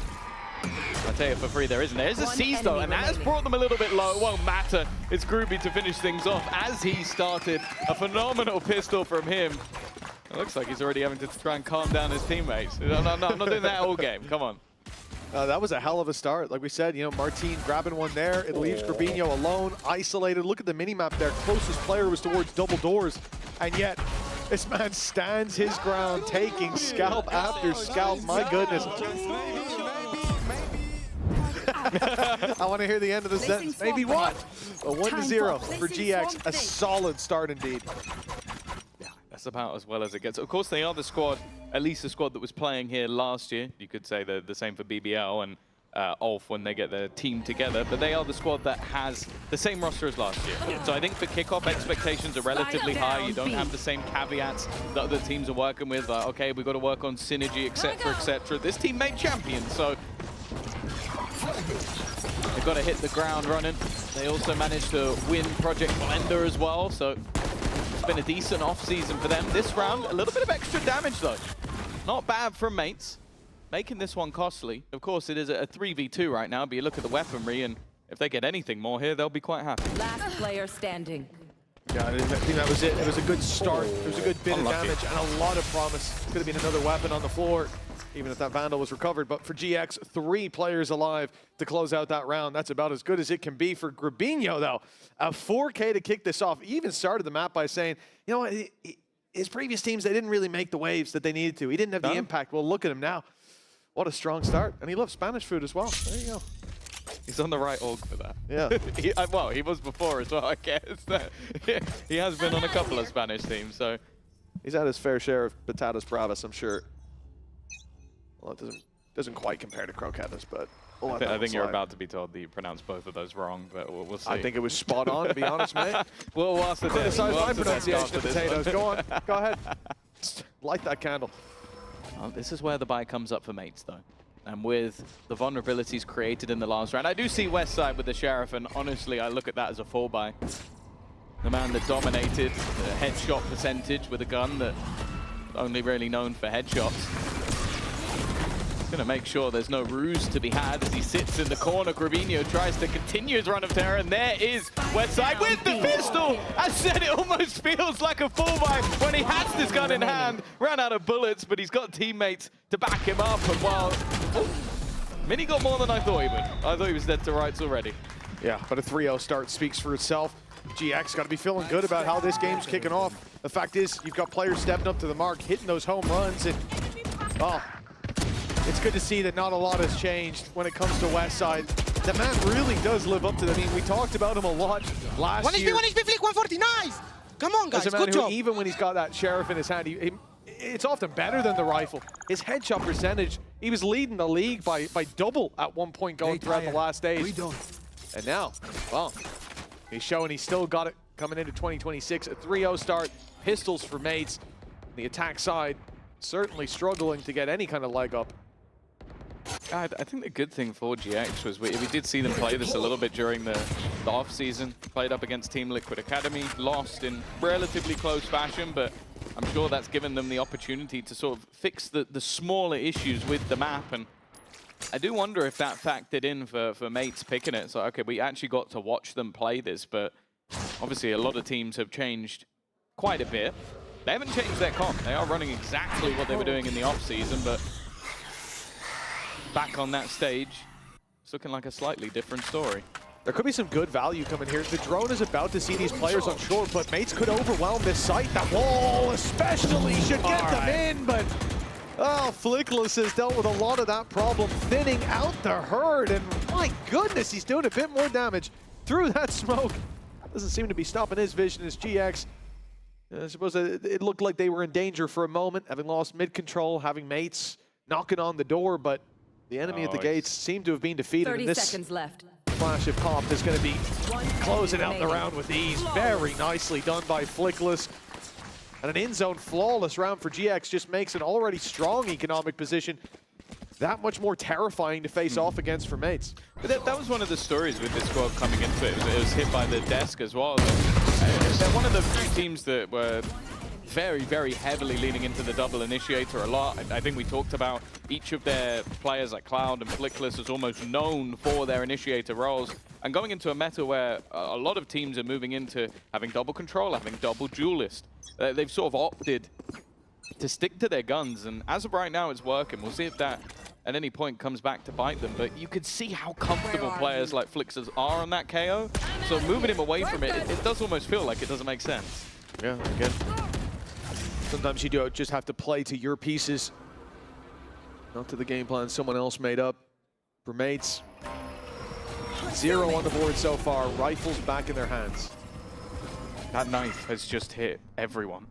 They were just about to execute it to the side. This is exactly what I'm talking about with the power of Flickless. He still, by the way, has his ult online. He just decided to throw the knife in, and I think he caught 4 of the 5 players, so they know that the other was the one lurking on the other side of the map. Mates have now had to completely reset what they're doing. KJ Util still up in art as well, something that Mates have to deal with. Risk giving GX all that control. The fact is still 3 players stacked towards this side of the map. It's a heavy presence from that defensive side. GX may pay for that as B now comes under pressure. It puts it onto Ara, it puts it onto Cloud, and they're both playing in the elbow. So much control given up, but they're holding the choke points. looking to make it costly as these guys 30 come seconds running in. left. Ara looking for information. He's heard a Cypher cam, but that could easily be the lurk. It's the players coming through the connector that he needs to spot, that he needs to drop, and he gets nothing. Cloud falling alongside him, and Mates, that's the strongest position they've had to play from so far.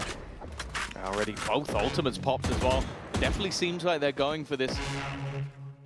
The Cosmic Divide attempting to make things a little bit more awkward, but it hasn't done anything of the sort. They're just playing more aggressive angles. Nice shot at least from Westside, but with the null command now dissipating and his teammate incredibly far away. It's looking like they're just going to try and hold them for the exits. They have the credits to play for, but for Mates, this is a much needed round.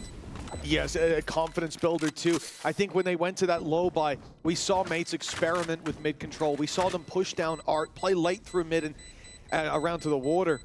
And note that no one's here. They're playing aggressive towards main. They're looking for that extremity control. They're giving it up there. Of course, against pistols is probably the way to go. But here again, exploring that territory early on, not commit themselves to extremity hits. It's paid off. They were able to completely overwhelm them, avoid the stack, and to be honest, not even pushing and pulling that much. I was kind of surprised to see Mates, or to see GX sticking around on that 3-man A-hold with KJ Util still covering so much of the map. But obviously they were expecting that Mates had a favorite site to go to. The best thing about that as well is they baited out 2 ultimates. Like Cosmic Divide and Null Command came in, it didn't really do anything. It looked like it was an attempt to get in maybe a little bit earlier than when their teammates went down, but I think Mates will definitely take that now. They come in with a dimensional drift, which we already know that Martin's going to get far more information than most will. Using the constant gate crash to reposition. Nice stun. He's got a little gap in the corner, but Grubinho reacts fast enough. He doesn't react fast enough for Bibbo, though. There was a second layer to that attack. Even still, it's going to trade back to even. Oh, the nade's doing a lot of damage. Glyph able to step out of there, but was putting down a star. That timing perfect for Flickless. Kills still need to be found for Mates to get that plant in. They're being choked out of that space. GX hold those angles from spawn. Mates are looking elsewhere. We've already seen stars no contact. And towards the connector, just about surviving his Glyph. It's going to keep some utility online for the attempted retake coming in from GX, and maybe, well-placed Gravwell up against that off could change the game. Starzo, oh, he's given away his position, but that crossfire is still intact! Oh, Ara sliding through like that to get one, but they were not going to let him get away with that. Yeah, it does feel like it, as in many cases, Starzo was almost just using himself as bait, constantly like shooting off bullets just to try and give his teammates that additional play. Nice start from Grubinho. I honestly thought they were screwed by the setup. Like the Cosmic Divide with the gap left in it is a classic, but then to have the stun in front just to leave them with nowhere left to stand. But I like the second layer, like Bippo sliding through when they're both stunned up. There really was no survival chance. A wonderful set play from Mates to get themselves in. And now they have another couple of ultimates to play with. Yeah, now they're back into the game, right? After a really shaky start. There was a lot of danger on the horizon, but they managed to stabilize. And again, we'll look towards this early play on mid. 125 on the clock as they're going to step into Art, and this space given up for free. Previously covered by Killjoy utility, but they're not hearing it. And as we can see, that's been shifted over to this B site. Question is, what do they do from here with 5 players in mid? Could be the full commit when they see there's no utility there, but they still have plenty of fallback options with the Cypher util covering their back.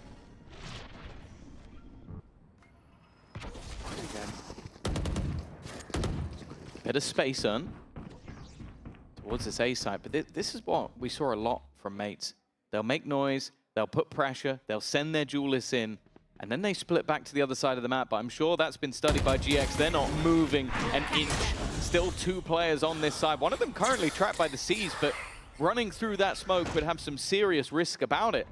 Because of that, they're now going back through that choke again, leading the way Bippo. He's done fantastically well. Doesn't go down, allows his teammates through the choke, and that's already 2 openers on what was a site that wasn't easy to break into from there. It's the second time now we've seen Mates, 4 players making it through the double door, 1 through long. This time a bit more disruption put in. playing much heavier towards Art, putting utility into the A site to really make GX think that it was going to be a play in that direction. And I think from their perspective, to drag people out of that angle in double doors or get them to be caught in mid-rotate as they push back into the space.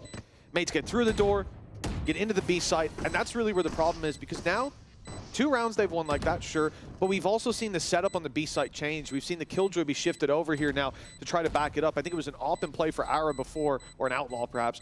It was Sniper anyways back in Hall that was immediately shut down. That's now sent to the other side of the map so that hopefully the shift over will make B that little bit easier to hold on to. And it didn't. Man, they got a little bit of damage onto Bippo, but my guy was able to slide in and decimate them. But the interesting thing is, normally, even if you only have 2 players on this side of the map, making it out of that choke with no casualties is almost impossible. It's very tough. Doing it twice is insane. Like, the fact that they've been able to get out onto that part of the map without really too much struggle, I have a feeling that GX are going to have to seriously look at that and just change up their crossfires. Yeah. Well, I think that, again, this is the problem. They kind of did. They played back elbow last time. This time they go close, and Bippo comes swinging out the smoke on the slide, which is the worst thing that can happen when you're up close like that, breaking your ankles. Instead, it's going to be GX looking to fight for the mid control they've given up before, but it's Cloud dropped early. Mini inside the smoke, and Grabinho walks in. He waved his hand through the cage first, letting them know, courteous, granted. You won't get any extra points for that, mates. 5 versus 3, and it was this exact same situation, hell, almost to the second, that caused a save in the previous round. And I think it's just done it again. That's a 15-second round, man. Twice in a row. Well, I mean, last time there was a bit of faking and so on. But one fight, a one-fight round. Let's put it that way. This is, from how it started, similar to yesterday as well. Like, the GX, they look so dominant. They look solid. A couple of blows traded back and forth. Not quite as dominant as yesterday's game, but mates have really found another gear to take it to very early on. Got to give them props for that. And I think we saw that starting in the low-buy round that they had, the eco, where they started to explore this area around mid. Since they've started to play with this control, GX have had no response. Well, yeah, that's been the funny thing. A lot of the time, you do see a lot of success, especially on B, by teams going through long, taking that long control, going for those firefights. They've not done that. It's all been about mid-control and playing with those rotations. I feel like from Grabinho's perspective here, it was very much like, I'm going to be revealed, I'm going to try something risky. The gun barrel definitely completely screwed him over. It's unfortunate, but yeah, 4-4. Massive response already from mates. And as said, like, they're a team that you sort of come into this year with a lot of pieces you don't necessarily know how effective they're going to be. Like Starzo coming in as an IGL, Bippo for the first time coming up to the tier 1 from Mouse, who didn't even make it to Ascension. Many thought they should have done, but they didn't.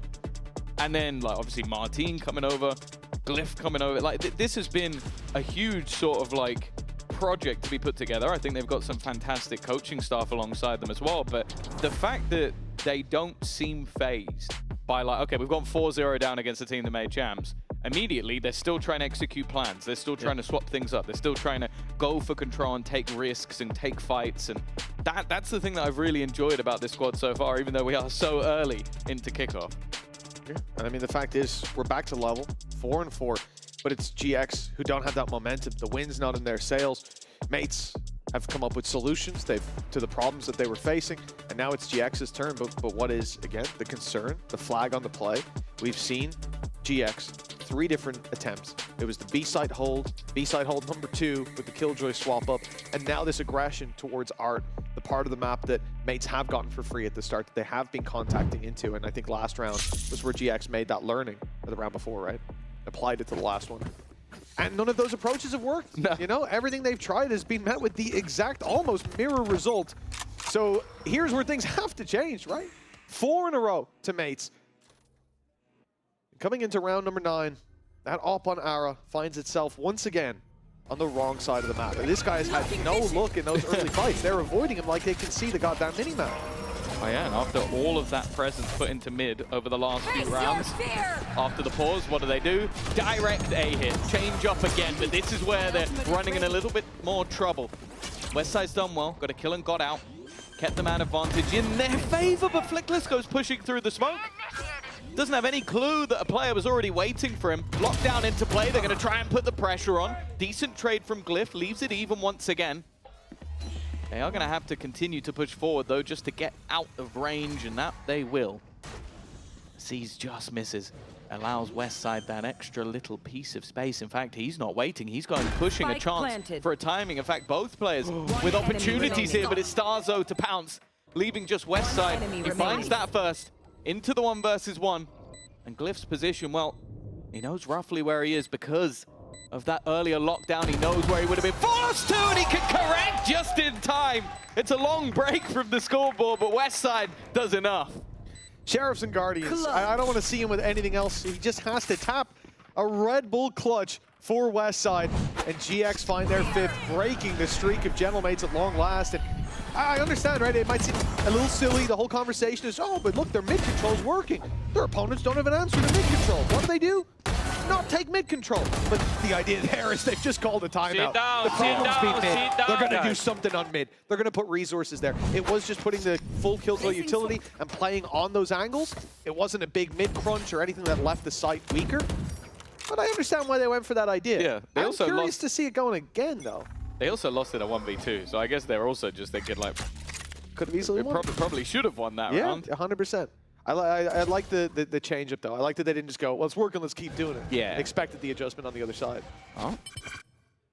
Early orb control. Now, we know with mates that this doesn't necessarily mean a hit, and well, yeah. You've caught Yoru twice.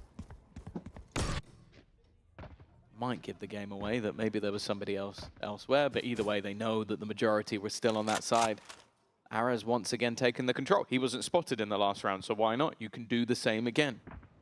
Put him in an aggressive position with an operator. You don't need, like, there's literally no utility on B. He is the utility.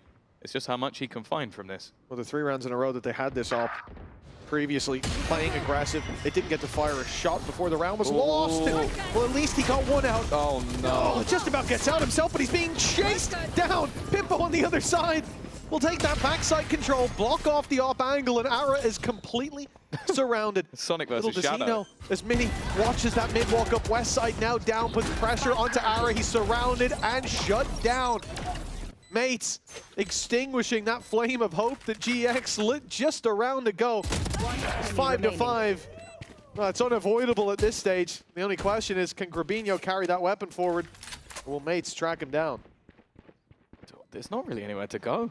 Maybe he catches Mini. That would give him at least a little bit of space. He's being chased from behind. I don't think 3 players are going to go through the tiny gap. Oh, he's just going to try and walk back into a corner. Starzo is still hunting him. Has joined him with the silent steps. Is he going to check the angle? He is, but not quite properly. That might give a chance to escape, but no, Biffo's hot on his heels as well. 5-5.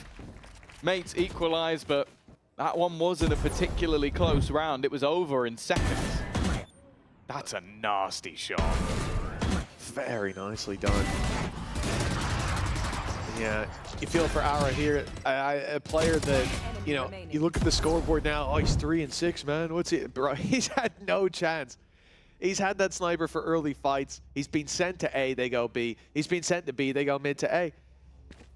He did go to B twice in a row, and they went to A twice in a row. He can't make his mind up, and finally he gets to that B site. They come his way. Utility pushes him back. He gets chased down by a Yoru, chased down by a Neon, and surrounded, pushed from all sides. It's an unfortunate story for Ara, and one that isn't going to get better here. Obviously, this round is already gone in favor of Mates, short of a miracle play. GX invest pretty much nothing. I did just now spot the West Side has got his sheriff, so maybe I'm wrong. Maybe there's hope. Yeah. This round might be very far from over. They are going the other way. Something I did really enjoy, I'll say, yesterday was one of the founders of Mates, after it was the amazing performance of Mini, posted, I think it was a gif of him in jail, saying that he's trapped. He's not going anywhere. Because, to be honest, after the performance he had, you can't really blame him. The 20-year-old who really is fantastic. A little bit of the new gun for Flipless, so we can see if he can hit some headies. Amal Your man is now on the scene. It's a nice first one for West Side. Needs more though. Martin is just a little bit too fast from 4-0 down to at least 6.5. Mates have had an incredible recovery. It's funny how biased I am towards Westside, where I see him on that last fight with Yoru, swing out, shoot a shot. I see him dodge, and I just assume it's the other guy. I'm like, oh, we got another one, yep. I saw him shoot. You almost sit there and go, you're a little bit like, come on, Westside, you should hit that. No, come on. Nice! I've seen you with those before. Not this time. Our standards for Westside are a little bit too high. Just a little bit. 6-5. This is it for GX. They gave up that last round. They gave the lead to Mates. They knew what they were doing. This is where they saved up their credits for one last stand. 100's Fury online, Cosmic Divide, but Flickless is drawing my eye just one away from his own ulti. That null command could have its value, but what I really want to see is finally on this defensive side, Ara having an opportunity. He's been pushed back by utility. He's been completely avoided like the plague, and now he's caught on the way out. The wall's his biggest enemy. He's really not having a good half, and to no fault of his own, but a good trade back by Cloud. Gives at least an opportunity. Smoke down, but I like this. What, the ult to force them back, and then an ult to make it a little bit more awkward to try and stop them getting that plant. Maybe an opportunity for some spams. There is. Even a shock dart going through, but in fact, Flickless has been more back by the guy he was spamming, by the way. Glyph was just going for the plant. Rubinho's got back in, but the trade is immediate. Fundamentals looking good once again. And this leaves just 2 to stand. One of them is Westside. The other is Cloud, and while Westside's all but left, Mates, they'll take themselves the half in the end, and well, their attack looks stellar. Yeah, building on the foundations of a strong debut here, Gentlemates looking like a big competitor in the EMEA, at least in the first few days, in the first half, because we've got more coming your way after this. Let's see if Mates can keep up this momentum in half number 2. Enemy remains. Nice! Your body knows. A sense of victory. Seized when mind, movement, and gear ignite as one. Now, step into your zone. Designed to win. People saw the potential in us, and we are not considered underdogs. Maybe before they were playing against us, they were thinking like, yeah, look, they are underdogs, they're not gonna do good, they're not gonna have confidence to play on stage. But we proved them wrong. And this year, I think my coach said, Pipson, he said we have to like play very different because we're not considered underdogs, and maybe Timos will change the whole play style. I'm not feeling any pressure because what was hard, it already went away, like my first season. That's where the pressure was. But I didn't have pressure in the first season, but just a bit because it was my first time. But right now, I'm used to play on stage, I'm used to it everything, so I don't feel any pressure. I learned like the basic stuff about being on stage, how to deal with pressure and stuff. Cloud told me some things as well, and yeah, Cloud being the veteran, so that's why. We already formed the synergy, and we didn't feel like having to do a change. Like, why would we break something that works? We did good. The off-season came, and we just got, with this off-season, more time to experience new stuff, see how we perform on different stuff, to find like our true faces, you know? And yeah, I think this is a big advantage for us. I mean, food, they look like they have 2 new rookies, as I saw from their academy team. Only one from academy, other I don't know where. But they're looking a solid team, I would say. They are a good team. I don't know what much to say about Gentlemates, because they have also like 1 rookie, if I'm not wrong, and 1 guy from NA, I think Glyph. I mean, since I know Giants always lost to Foot, including me when I played, so I think Foot will be tougher, because Giants always lost to Foot somehow.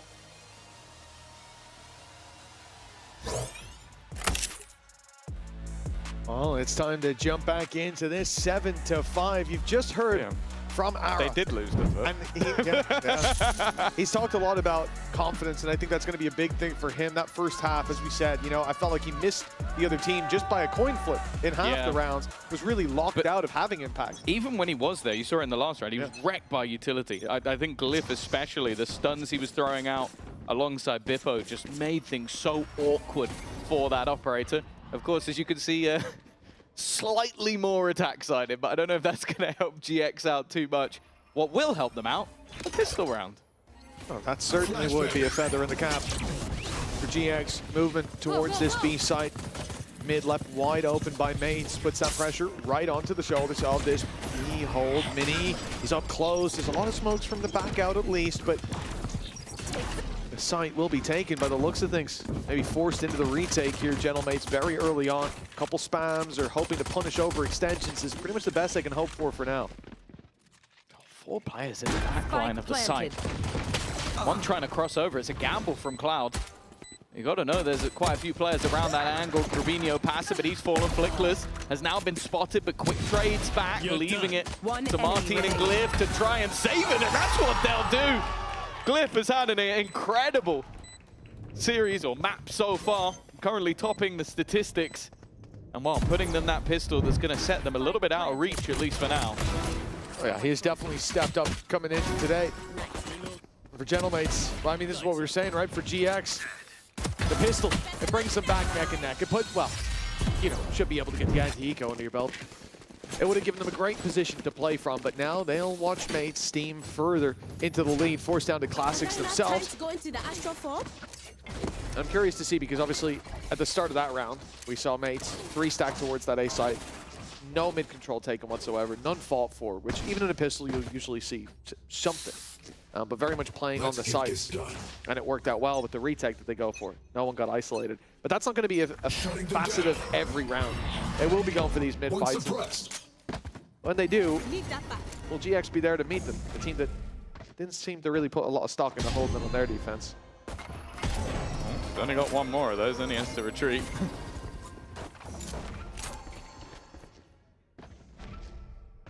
Early orb taken. Grubinho then just left behind, just in case anybody goes walkabouts, which they are going walkabouts. Oh, this is dangerous for Martin. That's also not a gun you really want to be giving over. The chance to insta-kill a couple of players on the other side, but it doesn't get greedy. Doesn't go too far. The rest of the team are really trying to sell the idea of the other side of the map. I do wonder if they will eventually try and split back towards A. It does look like they're going to try and group up. But that's so much damage done. Even though it's a couple of kills for Starzo, 2 of the players are desperately low. Yeah, I mean, Flickless and Westside sharing 80 HP, but Grubinho spawns! It's perfect! He's got them a double! Weapons to be recovered, a site taken Glyph. That man's on 25 HP, so yes, Flickless, sorry, 25 shields, I should say. The important thing is, it might as well be 1 health up against Flickless. He just needs that body shot. In fact, I might almost favor Flickless in the fight. Playing deep inside main, 1 on site, and such 1 a rat. tucked in this corner! Grubinho's done it again! A thrifty, poor GX. I don't know how they've gotten away with that. That might be some of the best positioning and timing I've ever seen. Like, he played perfectly off of his teammates. He needed them to overwhelm that one player, and then he repositions back into mid again with the Spectre he found earlier. That is as good of a play as you're ever going to get. And well, we spoke about the almost guarantee that you get from a second round. Well, a guy coming in with a classic and ended up with 4 kills, that doesn't happen very often. Tactical genius over on GX, whoever called that. Well, I'm not sure what this strategy is from Mates. I think I know. Is it the have a chat strat? It's the, I hope it's the opposite of that. I think it's the tank polish strat, where we don't have a chat. We do the exact opposite. Either that or there's a very new take on map control that I haven't quite figured out yet, but we'll work on that.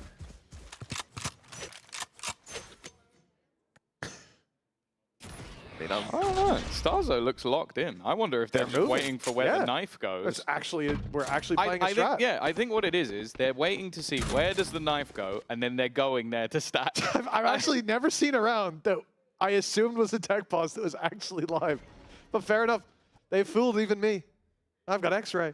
And honestly, where the drone's going, where the spike's going, they are correct. Like, they are all waiting on the right side of the map. And this dart needs to connect on a couple of people. It got one, almost something coming in, but this is where they walk into the rest of them. Not a lot of weapons to play with. And while they are now starting to fall like flies, 30 seconds left. Mini's the first, and actually he gets a couple. Now Martin chimes in as well. They've given Bippo a chance, but he'd need to get something over the top of this already. both players tagged low enough that this Mates Classic might just get them the value that they need. Timing here is going to be absolutely everything. Trying to get into position, they just about get it over the line. I like the idea in the end from Mates. It's one that, when you look at it at the beginning of the round, looks silly, but it almost worked. Looks silly. If I was QC, I'm already pausing the map, just looking at them all freezing like that. It's a crazy play, but I like it. Yeah, just wait for the utility. Oh, they put a knife, they flashed, they've done whatever. Let's all go stack there. And worst case scenario, they fake this and we all go down to spike. Who cares? But best case scenario, you completely catch them off guard. Well done, well handled. 8-7. And it's also just to say, it's not a normal gamble stack, right? Where at the start of the round you just flip a coin. It's a bit of an informed But also, stack. when your opponent has a knife and a dart, they're gonna give it you away. stacking somewhere is silly. Yes, so it's they're like gonna they find literally out. were like, okay, well, if Starzo gets hit by the knife, it really doesn't matter. And once it's gone, it takes so long to come back now that the chance of us being hit by it again is actually quite slim. And if they've done it and seen only one, yeah, good chance they go there. It's a worthwhile gamble. Really, really nice to see. Just making the best of those really bad situations, those low buys. 8-7 for Mates. Such a close game. Oh, you never know what margin's going to decide it. That spray a little shaky. The west side's gone down. Spams through the smoke. Good to start this one out. The Cosmic Divide, though, does get GX onto site. And to start a plant, it seems. The Nightfall's gone through on the other side. Spike now planted. What's the reaction? They've cleared out elbow. They know there's a player holding up close there. Instead, it'll be towards the side where Starzo Biffo. Martine! Oh! Find themselves kills! A sea of blue in the kill feed.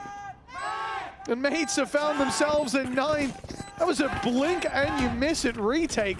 The Cosmic Divide went down, and so did every player on GX. But like that was timed to perfection from Martine. Beautiful. Like the second that looks to drop, he throws a flash that it goes off, and then the wall disappears. Like, look how blind the player in the corner is. There's nothing you can do there. You're like, well, the Cosmic Divide is there. I'm safe. Oh, I'm blind. Oh, I died. Cosmic Divide's not there anymore. And also, I'll say, I think Starzo, the one player that he didn't hit with a Nightfall, he hit with a Seas.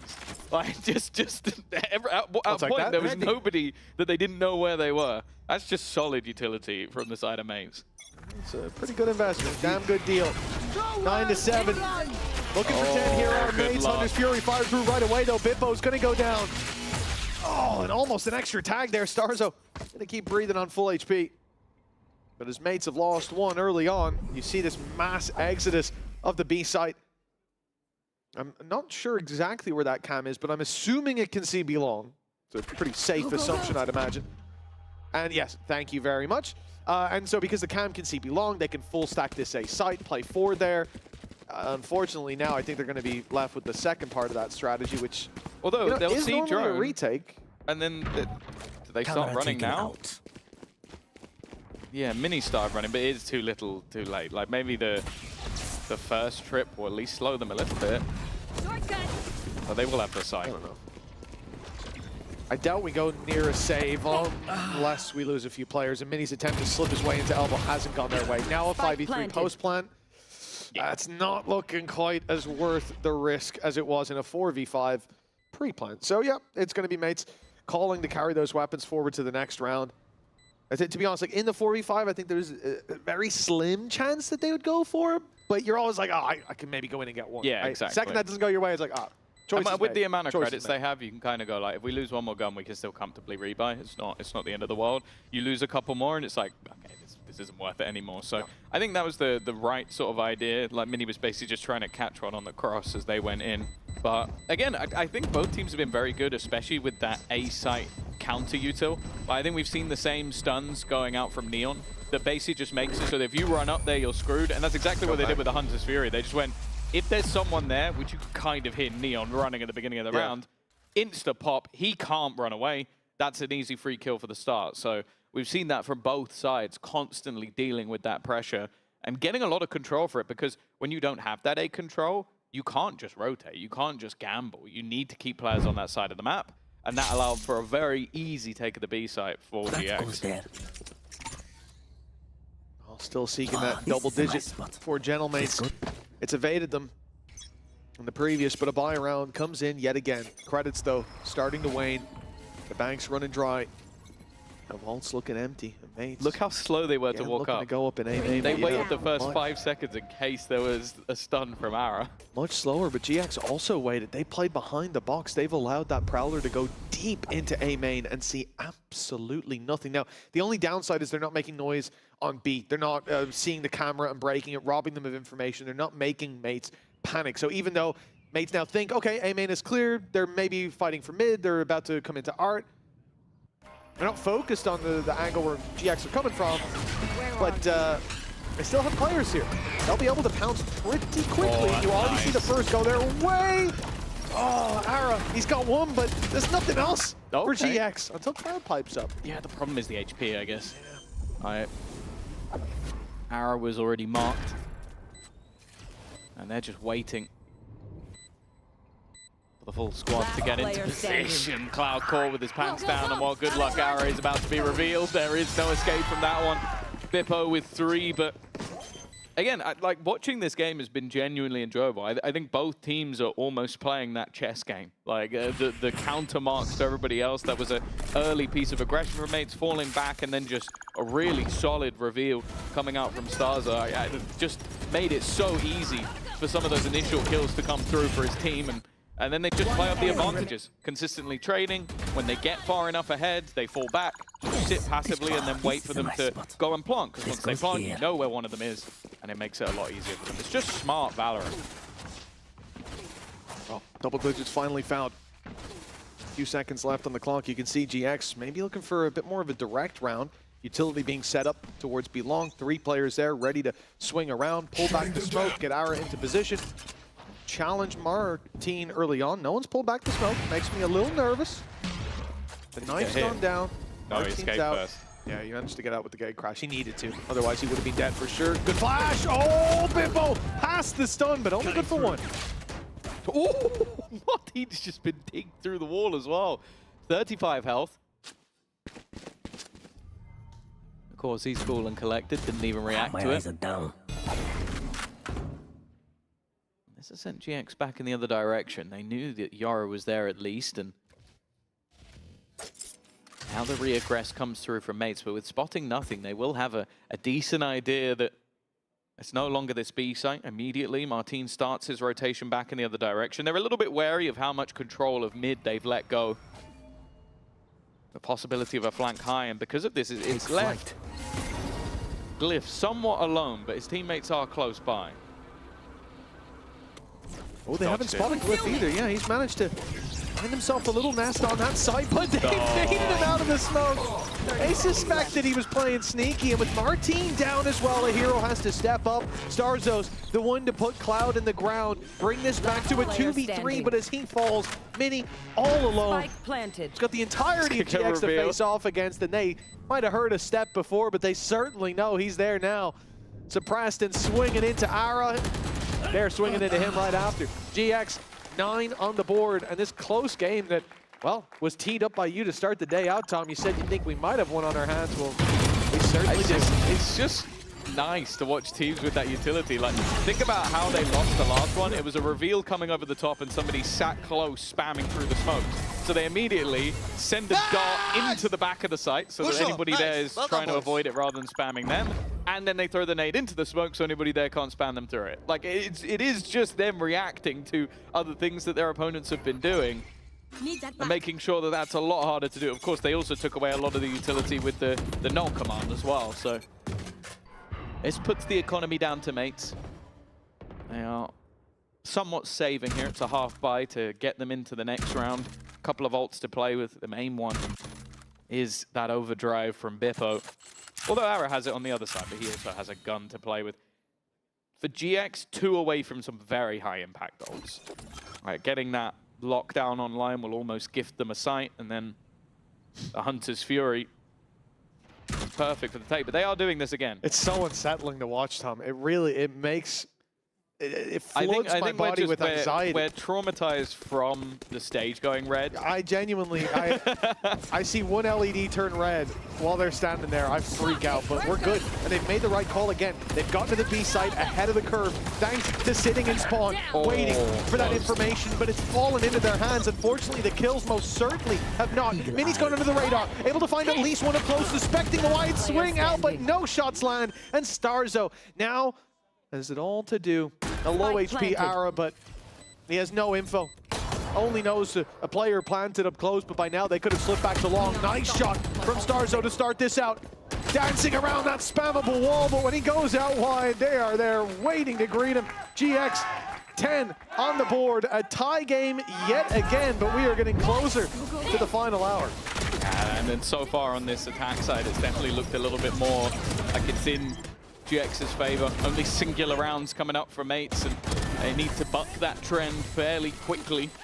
They do have a couple of ults coming into this round, which could turn that tide. I'm looking at Martin and his dimensional drift, but already a tactical break called, an opportunity for the coaching staff to check in, for Pipson to maybe say anything that he spotted, but more importantly, for Paco and Kundi to sort of give this is the fix. This is how we can change things, and they're doing it when they come in with a buy, which makes the most sense. This is, for Mates, I think, looking back at I'm so used to it being a 1 week, one game, 1 week. I'm like, looking back at last week, yesterday or the day before, you know, there was a lot of positives for them, and I think that a lot of those have carried through to today. We saw the highlight from Mini not long ago, and today feels like more of a well-rounded performance, though. I like what I'm seeing from Bippo as well. I think in a lot of these angles on the attack side and going out and taking that space, he was certainly not afraid to put his body on the line for the squad. Yes, this should do. And over on GX, that goes there. The expectations are very high, and I think with the power level Mates brought in, the assumed power level after the first day, it's going about as I expected. Yeah, it is always difficult. Like when a team has played earlier in the week, they sort of, even though it's the same stage for GX, you get kind of like warmed up into the week, get back into like, okay, we had our mistakes and blips early on, and for GX, it wouldn't be crazy surprising if they came in a little bit cold, but it doesn't look that way. Like Grabinho especially has been phenomenal. Flickless has definitely had his moments, and I guess what has made this such a back and forth and enjoyable map so far. Once again, early control garnered by Mates, taking deep pressure on B, and that allows them to gamble an extra player towards this A site, which is where the hit is coming. You should run. Nightfall goes in, 3 players spotted, but what do you do against that lockdown? Bippo has an idea. He's getting aggressive. He's going to try to catch them coming out. Might even end up getting detained. He's going to sprint. Just about get caught. Now the Hunter's Fury chases him down. He overstayed his welcome and paid the price for it. Now look who's up close. Ara, a tough game for him so far. But now on the attack, he can make his own. Look, that flash caught him clean. And now he's being spotted, sprinting, fleeing the site, moving back towards main, towards default, at least as the Cosmic Divide gives them an angle. Ara goes down. Martin and Starzo have more. So much more to offer as GX crumble. Player after player falls, and Cloud, with the Hunter's Fury already committed, a Cosmic Divide blocking them off, there's nothing that he can do but run and save that weapon. The defuse guaranteed, and the lead, it's there for Mates. See, it's funny. I remember back in the day, I think it was one of the first times I saw someone create a gap with the Cosmic Divide, and I think it was Guilt. It was on Haven. That was the one that I remember, and I think it was Draken who TP'd into the back, and I was like, that's so cool. So they tried to do it the next week, and they got absolutely owned. The thing I like about this from Martin is he checks if there's someone in the gap, and he goes, okay, I'll stand outside and jump into it. You're not going to be ready for me with a shorty, and you're in a close angle because of where I put you. It's a small adaptation to the same idea where he still gets the benefit. That's clever. It is cerebral play that puts you ahead. 11 for Mates. The home stretch, not far away, but GX still have money to buy. Even if they lose this one, the credits will be there for the attackers. So there's no easy task for the defense. Now, GX seem to be moving towards this mid control again, and we can see it's wide open. This flash doesn't even need to go through it. All it's going to do is blind the camera. That's much deeper down. They make that read. Drone's going to be committed. That little bit of utility is going to be kept for later in the round, and honestly, that little bit of patience could come back to pay its weight in gold. That timing is terrible for Starzo. He just cleared this. He thinks he's got a couple seconds at least, but okay, at least the knife will give it away, and he won't be completely blindsided. Still got to be a little bit careful of the spawn, but it seems like Starzo are aware of that as well. Ara's just waiting in case anybody tries to flank them. The danger is just how aggressive the players on Mates have been. They've taken so much control, and it will come down to Grabinho's timing, which thus far has been perfect, but they are very aware that he could come from this angle. Take this! Oh, Bib. Oh, he'll get two! Okay, that stabilizes. That gives him a chance, and with Ara down, 3v3, walking into the spawn like that, it's an audacious play! GX! Big fans of Scooby-Doo, they split up and they don't find a clue between them. It's 12 to 10. 2 chances now for Mates to close this map out. Yeah, I don't mind the initial idea of like pushing the players. Like you had Grabinho waiting and then they try and pincer in. I don't think they expected Bippo to get 2 here. And that's what kind of throws it into turmoil. I think if we're talking about Grabinho as the master of timing, I think Ara's timing is utterly cursed. I think there was about 4 or 5 times he could have gone through that gap, and he got unlucky that it was the second the guy comes the other way. Like, Mini was about to duck into him. He waited there, what, 40 seconds? This is just going to be for the orb, right? It's not full control over A main being solved for. Not an early, quick exec, so I was getting a little worried there. The pace was going to be hastened, although we do end up in a standoff. Utility Prowler's caught 1. Deep inside A main. It's going to get some rotates, you'd imagine, especially with that Cypher you'd tilt towards B. And of course, it's actually Mini coming over. I have noticed throughout the game, like Starzo at times, like you saw at A-Lig last round, he's been a bit more hesitant. That util runs out, or it feels like it runs out a lot quicker, especially when you're that only initiator on your side. So take flight. That Prowler definitely found its value, but they are still committed to this side of the map. It seems, though, that Mates are happy to sit back and almost wait, maybe try and avoid the knife that will inevitably be coming soon. But they're actually gambling back on the other direction, going back towards the B site. It's 2 of them. It does leave 2 to try and defend. Oh, Glyph, he must have been seen. I think Ara was inside the smoke. Maybe caught a shoelace poking through, but it's enough. The plant found at least for GX as Mini spams back. Starzo with another. They know the Cloud is trapped up close. He's dropped and it's not even gonna hang on for a moment of suspense. Gentlemates, they take this one across the line. Some good rounds towards the end there as well to put 13 to 10 on the board, keeping up and carrying on their momentum from their foot match. Yeah, a brand new squad facing off against a champions team of last year, but it doesn't really look like there's a difference in caliber whatsoever. And after a slow start, coming back in the manner in which they did, that's a great way to kick off this series. But I think, Mitch, this might be far from over. So we'll come back for map number 2 after the break. Sit down, guys. Will you just put the code? Yo, go back to America! Go back to America, brother! No chance, bro. Maybe, you know, guys. Chill.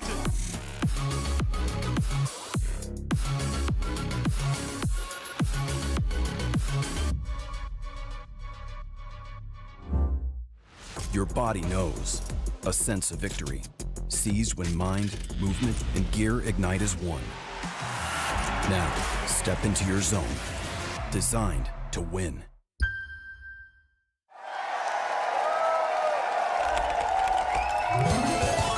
Red Bull gives you wings.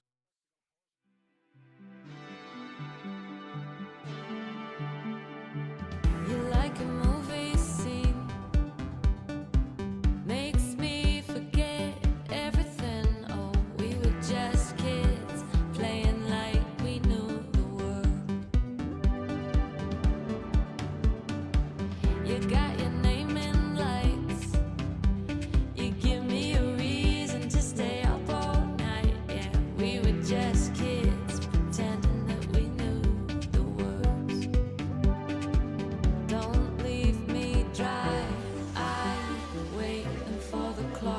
water. Don't leave me dry.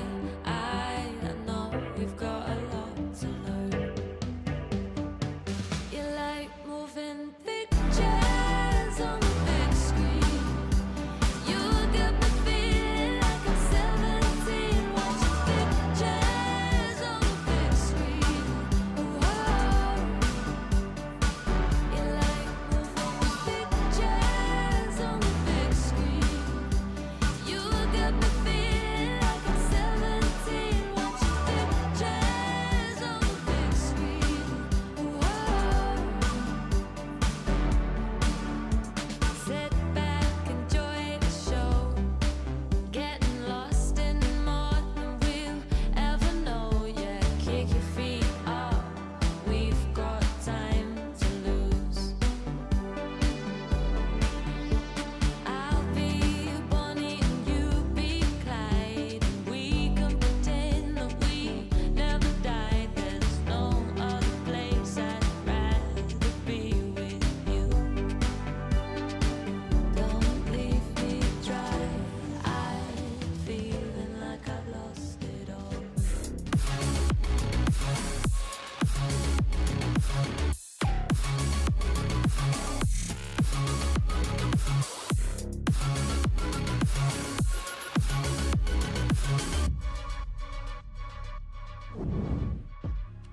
Important tactical pause when the scores were tied at 10-10. What did you say to the boys? How did you manage to help? I mean, calm them down. They know how to play the game. Just a couple of small adjustments and we were doing fine. So yeah, just some reassurance. Nothing special. How did you manage to help them to close it out? I mean, the players closed it themselves. Just a couple of adjustments. So we were a little bit better positions. What player did it? The timeout wasn't anything special. Definitely an extremely impactful timeout, no matter how he's phrasing it, because it was getting very, very close. Welcome back, Lou and Kukuka as well. But I like the way that you said he had to calm them down. What they were doing in the game was fine. Maybe it's just the vibes, and maybe it was getting a little bit hectic. I think it was tense, right? At the end of that second half. There was a lot of ideas on the table that both of the teams were given. They were being very quick to adapt, and they had limited tools to work with. Or maybe not limited, maybe they had too many and they didn't know exactly where to put their energies. Yeah, I also wanted to mention the comeback that Gentlemates managed to pull out at the beginning of the map, because they were down 0-4 and they managed to win this side. And I think also that, for the energy, for the good vibes and stuff, getting confident, heading to the second side, that's also what made the difference. And Mini and Stark, so please. Yeah, but you also, I think you said something to me that was really poignant in the green room, which is Gentlemates had the control. Yes. It was their map, regardless what the scoreline was. And I think we saw a lot of times GX getting caught. I saw some of the, when they're in the attack, right, we saw Flickless getting a lot of very good knives. And you think, oh, the double duelist, they're not going to be able to execute. And then we see Mini going in on the lurks, creating a lot of chaos in mid, and forcing Giant X to adapt. Not only because Mini is always able to find maybe one or two openers, but also because that creates questions and adds in onto the to-do list. What do we do with this? How are we going to react to this? It's also a very good cue for the rest of the team to go and to execute. I think, again, there were ideas from both of the sides. I do like, though, on the side of the control, how Gentlemates understood that they had to give a lot of space on the defense. Because if Flickless were to catch any of the duelists with the knife, it's done. There's no escape. Would you say that was sneaky beaky? It was a sneaky beaky. It was sneaky beaky. I feel like Mini was meant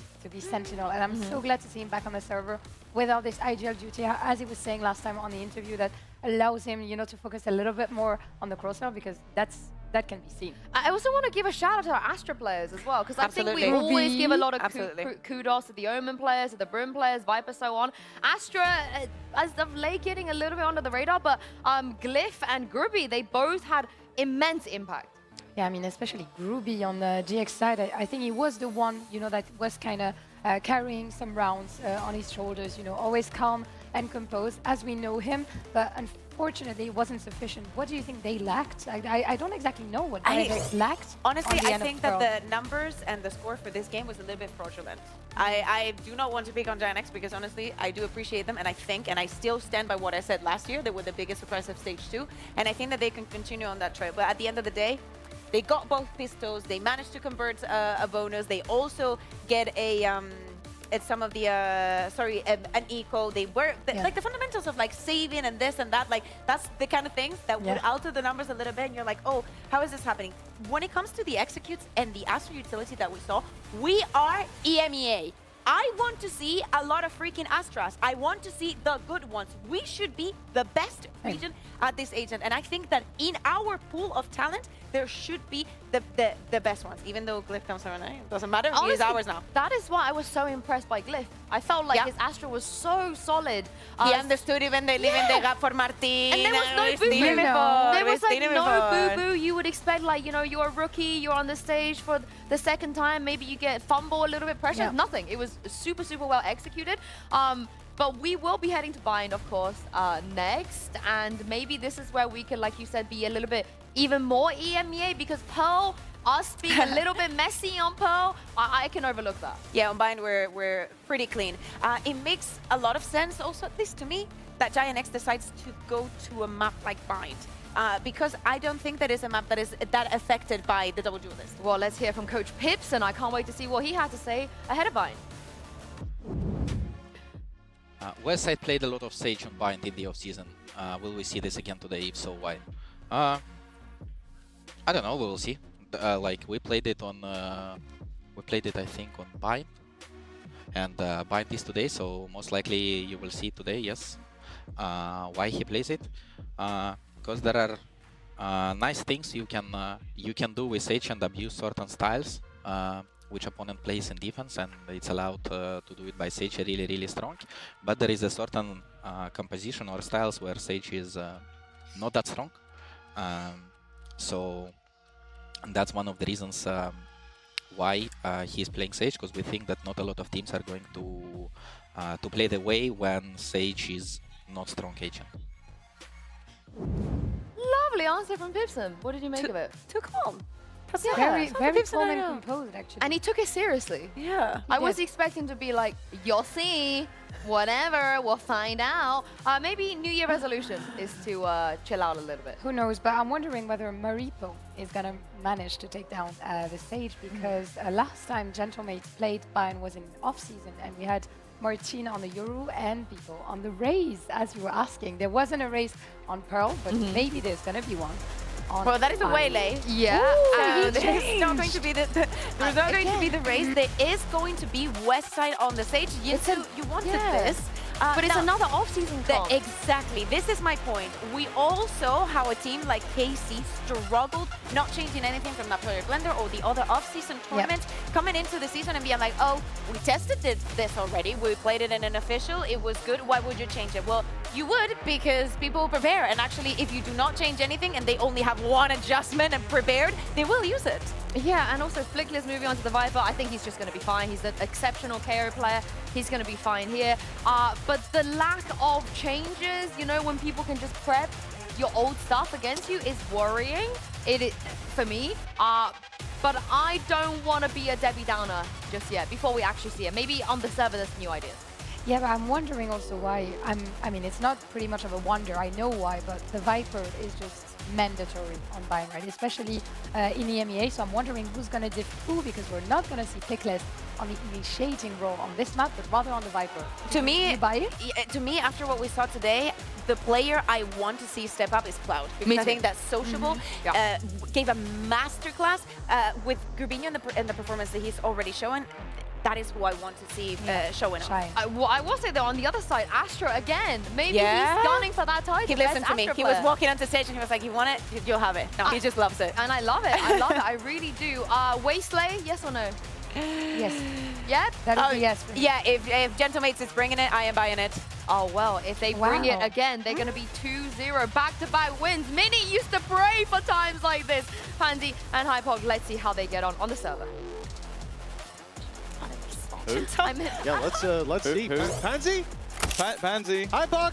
You gotta come back. I think you guys went home already. I think they did. We haven't had a single tech issue, actually. Damn, Pansy's hair's looking rough. That's tough. Well, look, I hope we'll do for you, Yinsu. I'll try my best. I'll do a British accent. Shall I? No, I won't. Okay, so Mates versus GX. And I'll do a British accent as well? Yes. You're doing great already, Tom. I won't try. I'd embarrass myself in front of you, Tom. And I'd never do that. It's time to get into this matchup. We're talking about Mates and GX. We've seen the first map, and it delivered 13-10, but it was Gentlemates to take the dub. And now it's time to get into the second map. This one chosen by GX, and this is where they need to bounce back and take us all the way to 3. Let's see how it goes. Flickless on the Viper, Tom. I mean, what's your take on that? I'm a Flickless fan all the way, but I prefer him on Initiate. Wow. Okay. Well, Martin has just been absolutely cooked within the first few seconds of the round. That's not a bad start for Cloud. Over onto the Sky. Sage. Something I've enjoyed seeing, I'll be honest. I'm on Mini in a prime position. It's something they've got to check, and they are trying to check, but maybe just a little bit too late. The trades back and forth leave us even once again. And there is that Seize. It always seems to land. The Starzo has a heat-seeking Seize, it seems. Oh, that's a sentence you can't say quickly too many times. Watch me. No. I won't try. Spike planted, the wall soon to break, and I think there is value for Mates in just waiting. The chance of one of them having pushed A and wrapped around. Now as the wall breaks, having to worry about elbow. They're just putting question marks in the minds of the GX players, but these players seem cyber-focused, and now both players, I believe, on the Mate side have been spotted. All the info there to work with. Big swing from 2, and it's West side to triple down in the first round. We saw a flying stat there about his headshot percentage. I think it was 44% last year. Yeah, pretty good already. But, there's a few more to add to the tally.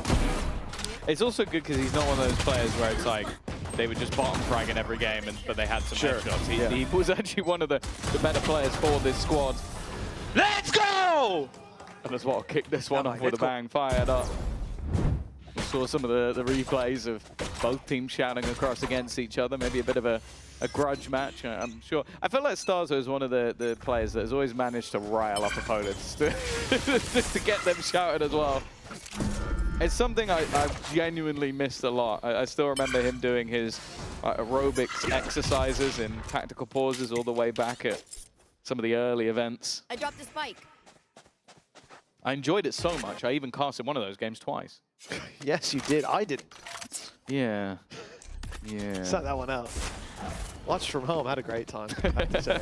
Still can't believe you said what you said, Tom, but 1-0 for GX. It should be an easy conversion here, but look at the numbers that Mates have managed to get into position. This could get a little bit dicey, a little bit They spin it by everything.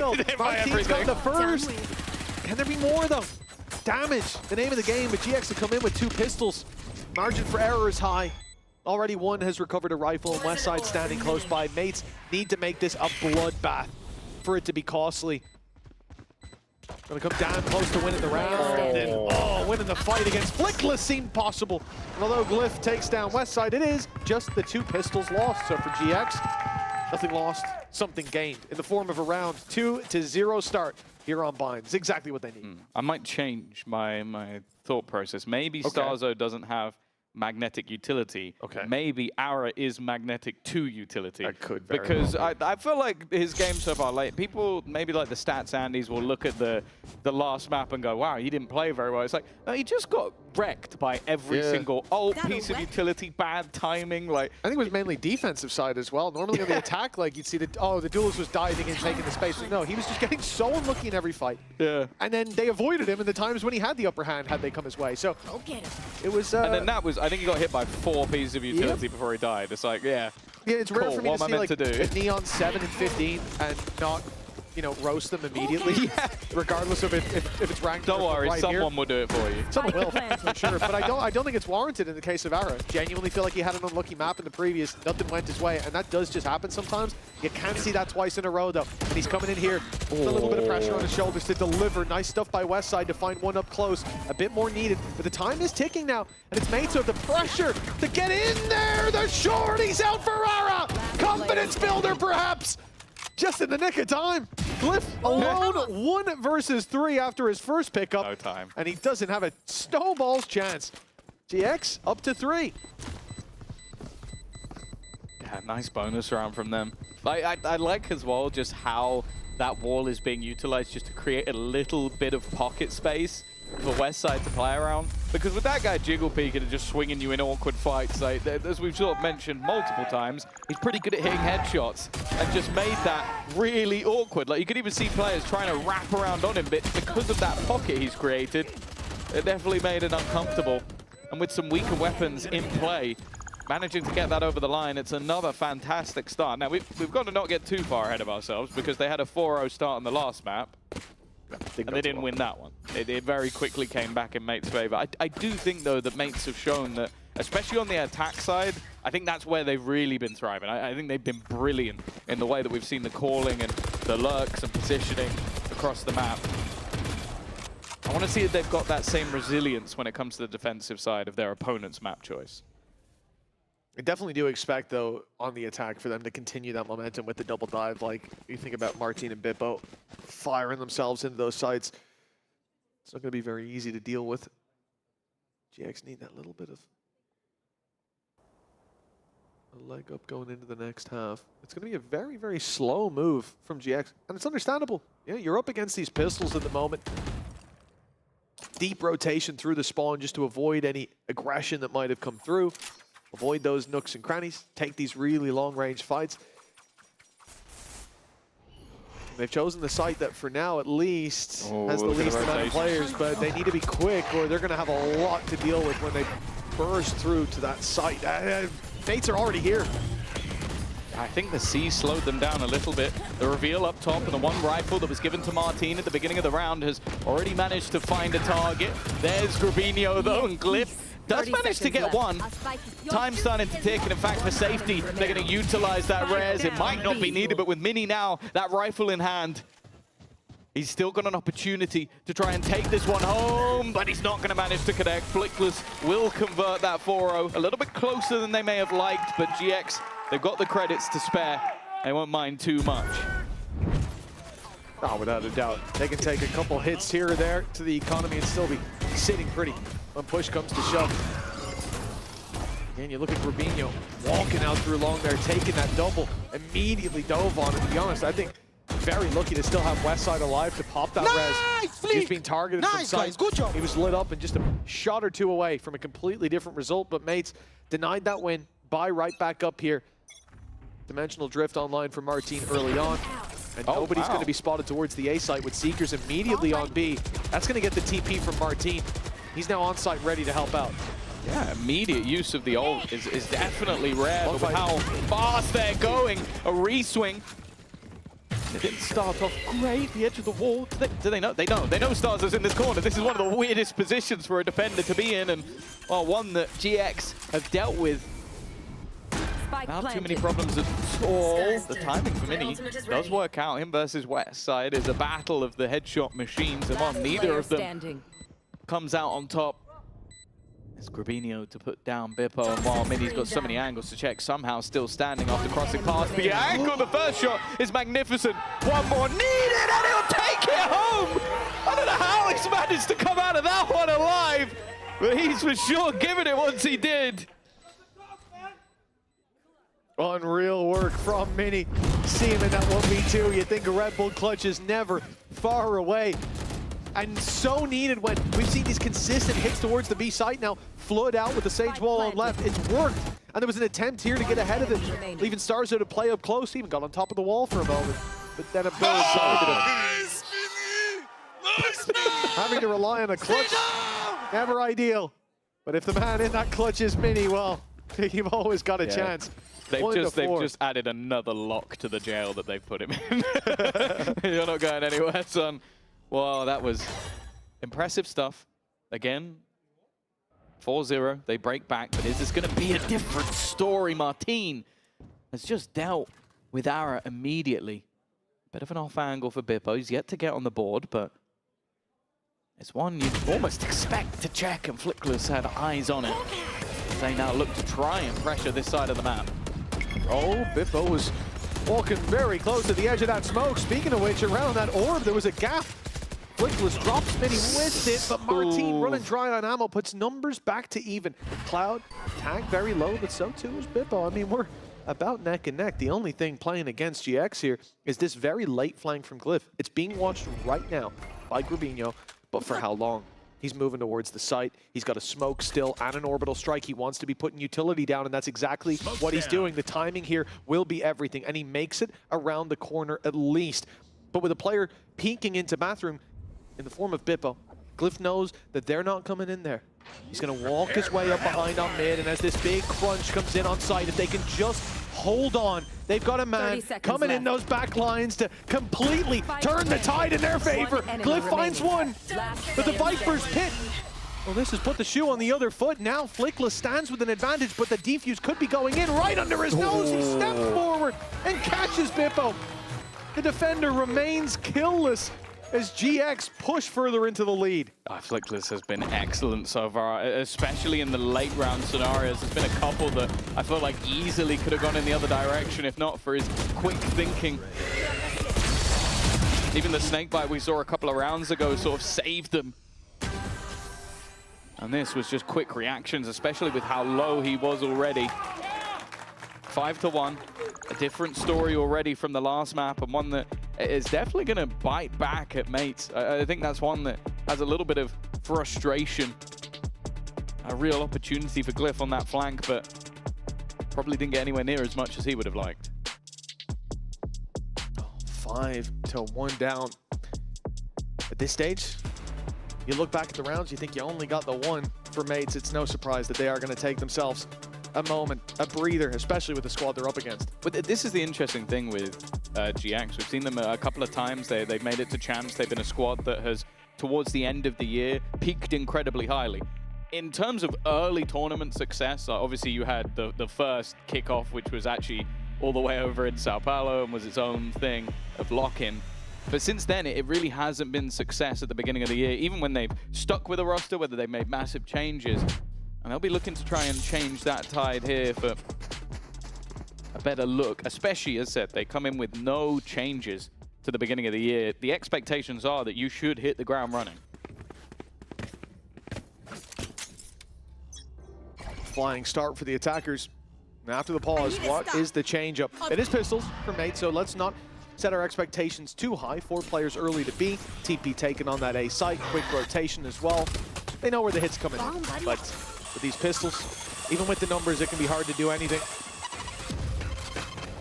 Bookie's already been forced back into a pretty long-range angle, tagged up as well by the nade, and then, well, good night and sweet dreams. We're down to the pistols yet again. Even though the rest of them are going through, just look at the position of Grubinho on the other side of the map. He's waiting in case anybody tries to lurk. They know their back is completely safe at this stage. The rest of the players can home in on the angle. That's going to make it incredibly difficult. Arrow within the... Oh, I'm telling you, he's cursed. He's been jumping buckied by Starzo. It doesn't get much worse than that, although maybe it does. 2 quick kills. There is Westside. His cheeky wall position. And even better with the aim. That's 6-1 on the board. And, well, he's getting ever closer to having that res online again. He's so good, man. It's ridiculous. I take back what I said. No, don't give him the sheriff. He needs that fire rate. Still hits the headshots every time. Yeah, Ara, we need that many replays of it. I really feel like Ara must have been rude to someone. Like guys, what's happening, guys? What is happening? A 6-1 scoreline, a dominant display from GX, a team who went 4-0 up rather in the previous map, and then it ended up as a pretty tight game.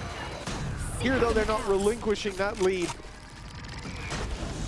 Up to 5 at this stage. They set their sights on B. Already a Nightfall's going to be put into play, yet amongst the chaos, Glyph's gone down. Was that a spam through the wall? Screen down. Oh, Mini's moved into the corner.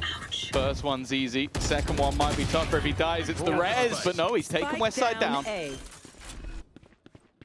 Giving them an opportunity. Okay, showstopper just used to defend, and oh, just about. Bibbo's going to survive. Martina gets the trade back. Nothing going for Ara. This is where the post block could get nasty. This time, though, Starzo does catch the timing. And leaves Cloud alone. Every position, work it out. And, well, I don't think that's going to stop them defusing. I think they've just about... It's going to come right down to the wire, the timing here. So much so that neither of them got it on it immediately. We're all panicking here. Oh, they're going to get it. Oh, no, he's come off it. He'll never have time. Somehow. Damn, only almost 10 seconds. 6-2. A 4-round gap now to play with. Big one for Mates, though. Seeing Bippo fire off like that, surviving at the site from the showstopper. And it was, yeah, straight through the wall. Of course, Seeker is giving him a little bit of a hint on where that fight should be taken. But just shoot right that way. Maybe that was it. That was it from Arrow. He's used the monkey paw. Yeah. The finger's gone down. He's gone, I want to win our map choice dominantly. But he didn't say that he wanted himself to play well. So that's the curse. That's what comes with it. Yeah, I maybe Bippo said the same thing. He's been having a tough old start. What did he wish for? I guess their map. But it wasn't that dominant. Yeah, I think that was his first kill there, 1-7. Survived the showstopper in the previous, though. How much longer are you going to be able to keep him down? We've certainly seen a high ceiling from him in some of the games so far. Cliff forced back. Grabwell will deny any further advancement. No, that's full commitment from Martine. He can gate crash out, so it's not the end of the world, but in goes the conversion path. Walled off is Bippo. He has a choice now, and he makes the right one, refracting back and bailing out. Those double duelists having the ability to TP. It makes all the difference. I think that's the third ult we've seen in the last 2 rounds that has ultimately done absolutely nothing. They just got walled off. They've been sectioned out of Flickless again. That man spent the whole offseason just hitting the aim trainer. He was good before, he's disgusting now. Martine though, whoa, they needed a hero. It would have had to be a miracle, and unfortunately this one, it wasn't performed. It will be a 7th round for GX, unless Bippo is going to go for the 1v3 with 29 HP. And guessing from his position, he's not going to do that. I don't know what's giving you that impression, Tom, but I'll go with you on this one. For Bippo, the save, and right back to winning ways for GX. Map 3, not on the horizon just yet, but it is starting to inch closer, as that lead cannot be closed in on.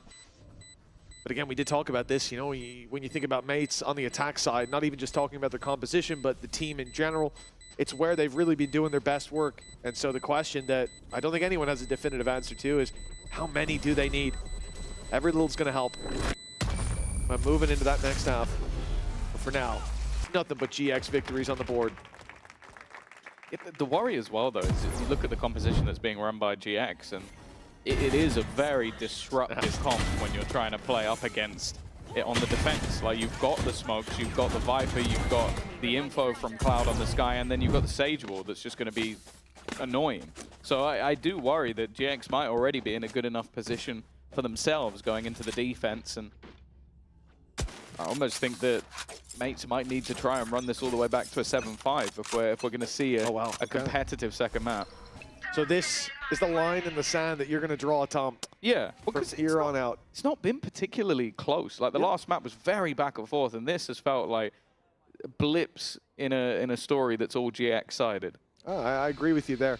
I do think, you know, for Mates, pistol rounds, if they go 8-4, it's going to have a lot of weight. You can put it down to a coin flip at that stage. So yeah, I can see why your line is drawn here, Tom. Your line is one off my line. No, I wasn't saying 8-4 is my goal. I think it is probably 7-5 as well, at roundabout there. Because again, otherwise it goes down to, like, do you win the pistol? If you don't, it's a and when huge task. You're up against Grapedio and the West Side especially, you can't really bank on that. Bippo looking for some spams. He shoots and immediately dies. Martine has got one back with the trades. Kill my ally. Trades with Rez as well. Well, yeah, and Rez. That's the problem when West Side's getting so many kills. The only problem with the deaths is it's going to make Ara's stat line even worse, as he's always the one that's being brought back. He's died more times than there were rounds. He's not quite there, but he's pretty close at this stage. This is it. Like, I will say, the fact that there's still players on the Mate side spamming after everybody has been domed the second they did that, it's a little bold. I mean, it is just one of those scenarios where you've got to go all in at some point. You got to take every chance just to see if you can fight your way back through, and every chance taken, it all went GX's way. Everyone going all in with a losing hand, it felt. Yeah, exactly. 2s and 3s. And I think at this stage, in zone, probably the most frustrated with that. Everybody's alive at the end of the round, but they don't get their flawless, because of course Res had to be used to pull them back into that.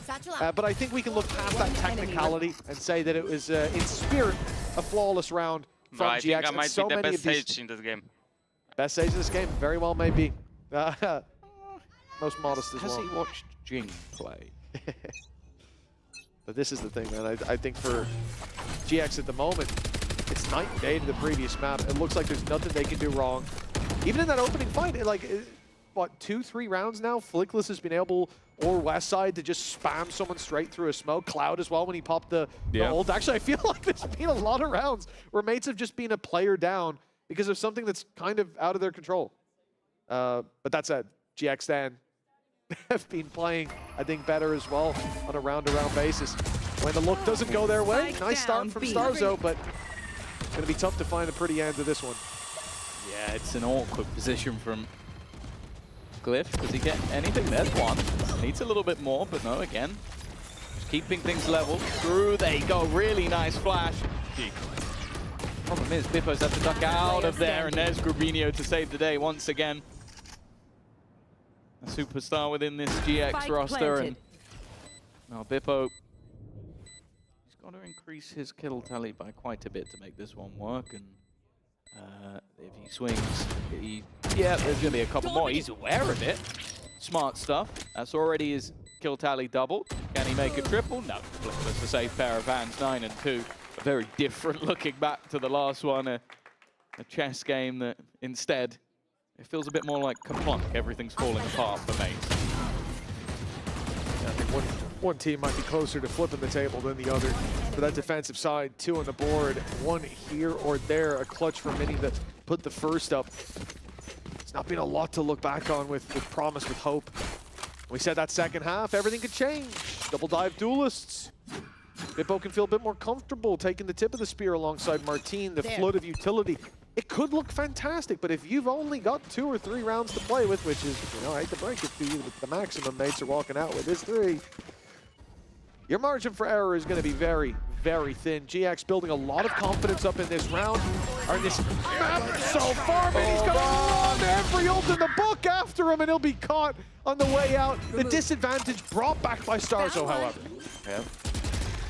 Seeker eventually will tell them he's there, but it's a little bit too late. Aggressive position.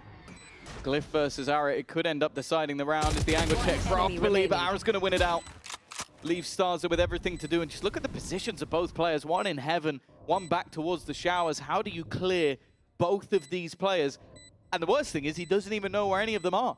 Ara could have easily gone back in towards the lamps, made it impossible to get him behind, and he's just having to check absolutely everything. Looking at the plant maybe gives the game away slightly, but neither of them are falling for the tropes, falling for the traps. It is perfectly played by both of them, and eventually, sure, he'll get a kill or 2, but it's irrelevant at this stage. Even just messing about a little bit, sure, Arrow will fall, but it is meaningless.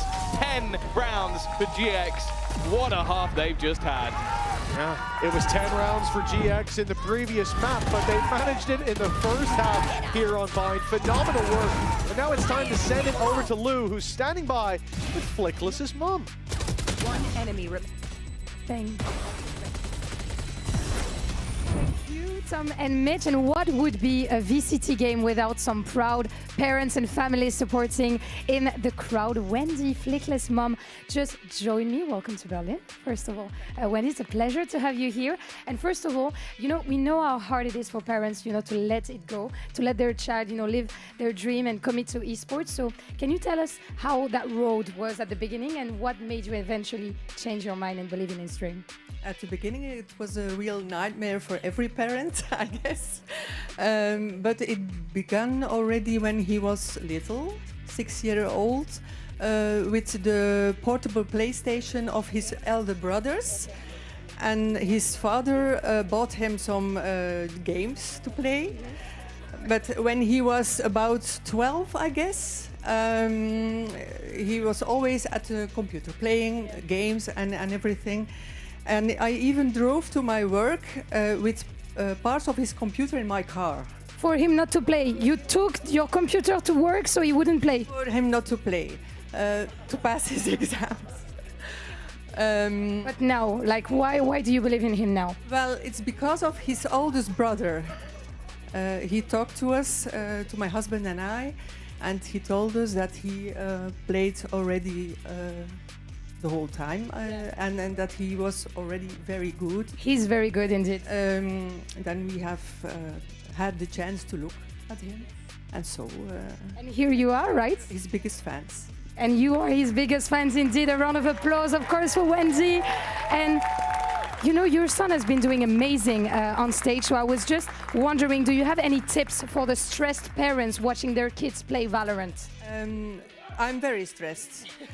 When we are at home, my friends are watching the game, my other kids watching the game, and I'm in my kitchen and I cook everything. I make chicken nuggets and everything to give to the friends to eat, and I hear them shouting, so I know it's good or not good. So you're just listening, right? You're not watching in order to not be stressed. Well, thank you so much for joining me, Wendy. Let's see if GINX can take the win on this second match. Back to you, Tom and Mitch.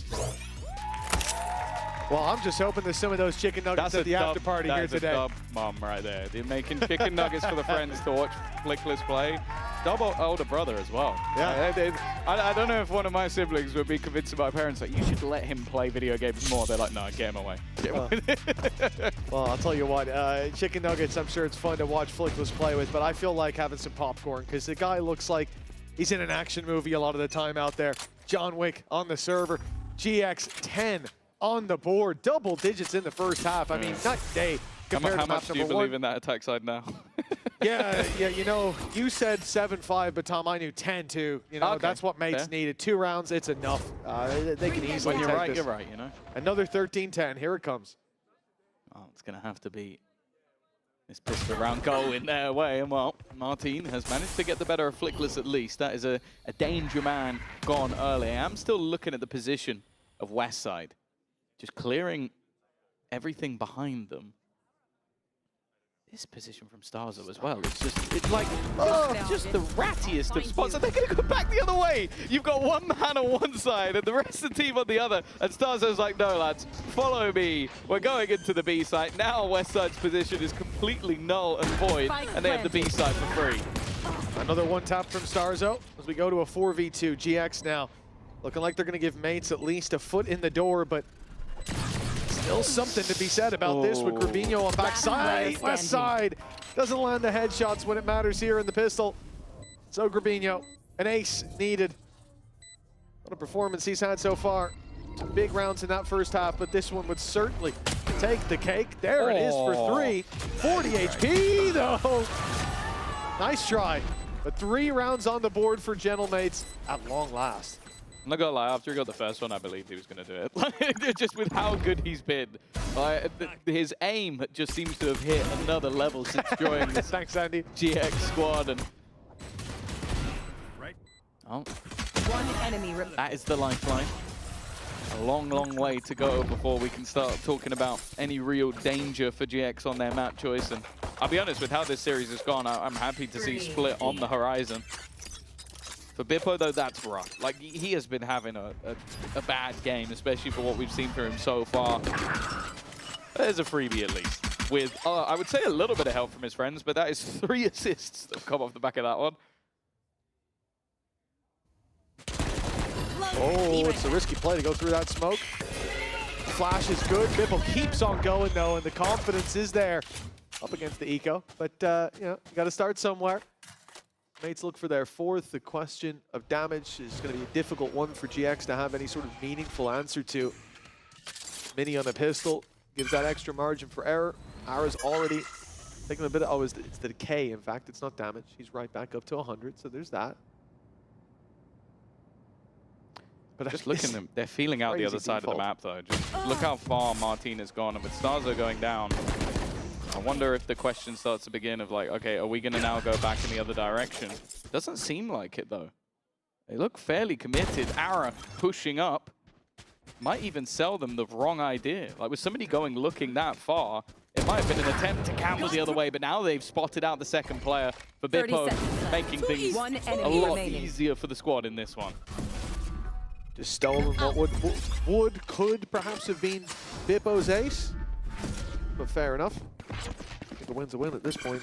Hour 65, Spectre miles away. That got really dangerous for a second there. I mean, they were in a default. 2 players towards A, 1 holding short, 1 holding bath. 3 guys creeping up long, and Starso just walks out against the Classic. I've not seen goal like that for a while, but as much as he was punished, it doesn't seem like that's going to come back to haunt Mates. Aaron, I like what he's doing, just trying to play the exit. To be honest, if he's patient enough, he might get the chance for 1. Yeah, they're looking... Yeah, the thing is... Especially Bippo.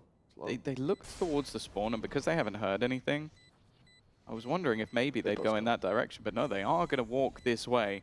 I assume they'll go left towards Glyph in a position that's already clear, rather than going back. And the stun's really nice. They were just guessing where that last player could be, and they are waiting and watching. Well read from Mates, because that easily could have been a far more costly round. And I think in these rounds especially, it's very important. Like when you're already trailing, you can't give away the advantages that you have, that you've gained in those early fights, especially against an Eco. And I think I like this. We're seeing Mates completely locked in. They know that they're miles behind. They know that this map, it's not lost. 6-round gap. We've seen way crazier things happen, especially here in EMEA. But they know that they've got to play it round by round. They've got to lock in this moment. And even just to close that scoreline in, if they do end up on split, as I said, all hope not lost yet. It'll be an A play from the Gentle Mates.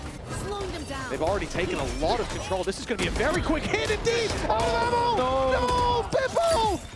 8 HP! And Flickless is still alive. That's a crime. He's lucky to still be standing. Turbino in the corner, flash again.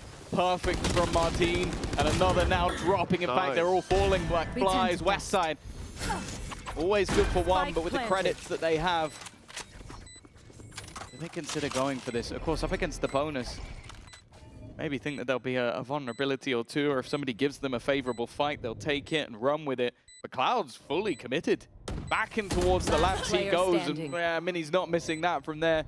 Leaves West side versus the lot, and as the wall goes down, all 3 are waiting for him.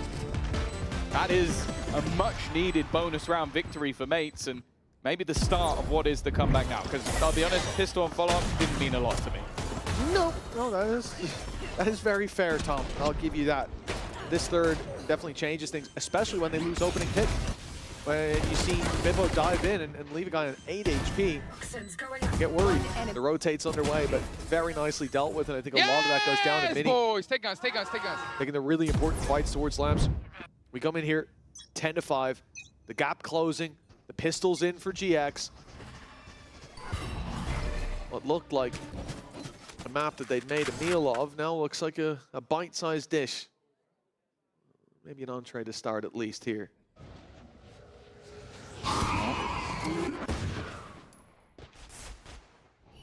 Outlaw in play for Martin, of course. One shot to anybody that dares face him. Well, we'll lock down some control. But now at least Mates are happy to feel out the map. They've been, well, from the couple of matches we've seen, very happy to just play things nice and slow. And then make their decision later into the round, almost wait for their opponents to use up that utility, make mistakes. That's exactly what they're doing for now. I will say that for a team that, as I said, that's brand new in terms of every single piece other than Mini, the synergy this squad looks to have already as a base, very, very good. Yeah, I mean, the one player you're keeping as well, changing role completely. So even in terms of his individual comfort in this year, new teammates, new role, everything is different. Like 30 seconds left. Said, this is a squad we can see doing damage in the future, but it looks like they're here for the here and now.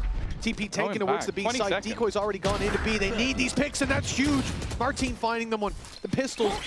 When you're up against time and they've got the numbers, it can be disastrous, but Martin has dealt with every danger and left them with an easy plan. He keeps on going. A 4K, run away, Mini.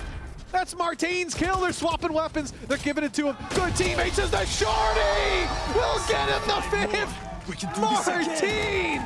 An ace down on that stage as the comeback continues. That'll certainly help the climb back. I like that he points at Mini, because he knows that Mini could have taken that kill if he really wanted to. It's a good teammate. That's a real leader right there. Even if he is an IGL. Who cares about ult when you can get confidence? Yes, yes. 10-6. They leave it late, but they never seem to crumble under that pressure as well. Martin's lurking sniper rifle into the B site. Reverse Gentlemates from last year. Yeah, exactly. We're slow to start, but then we close it. Yeah. I don't think anybody ever said, like, wow, what a great comeback from Gentlemates. But we'll see. What a great comeback from whoever's It's funny as opposite well, them. because they had a player with that name. Next. Yeah, he didn't have much of a comeback today either.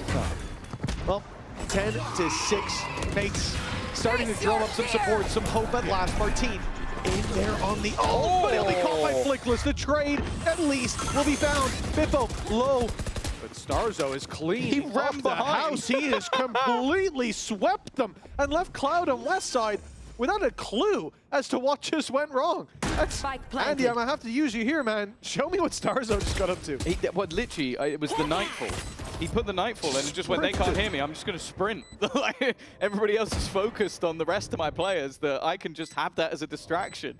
And he was right. That's fair play to him. And after the remaining two, getting back in is just impossible. Cloud alone. Starzo just looking to join up with the rest of his team. Doesn't have any interest in over-facing here. Again, almost just being that distraction so the others can find the kill, and that's exactly what happens. Mini closes the round. But again, it's another set play that just has layers to it. Like, you look at the start and you go, okay, this is utility set up for Martin to get the kills.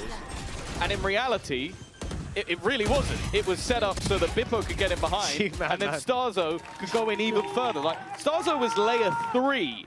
The first being Martin, the second being Bippo, and then the third just him full sprinting while players can't move.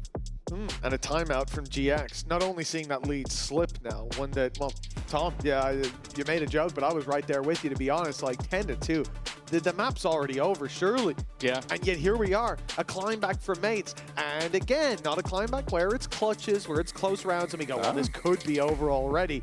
In fact, it could be a lot closer to being over in favor of Mates if they showed up in that first half. This is now getting concerning. And with that timeout from GX, you can see it's certainly getting to them.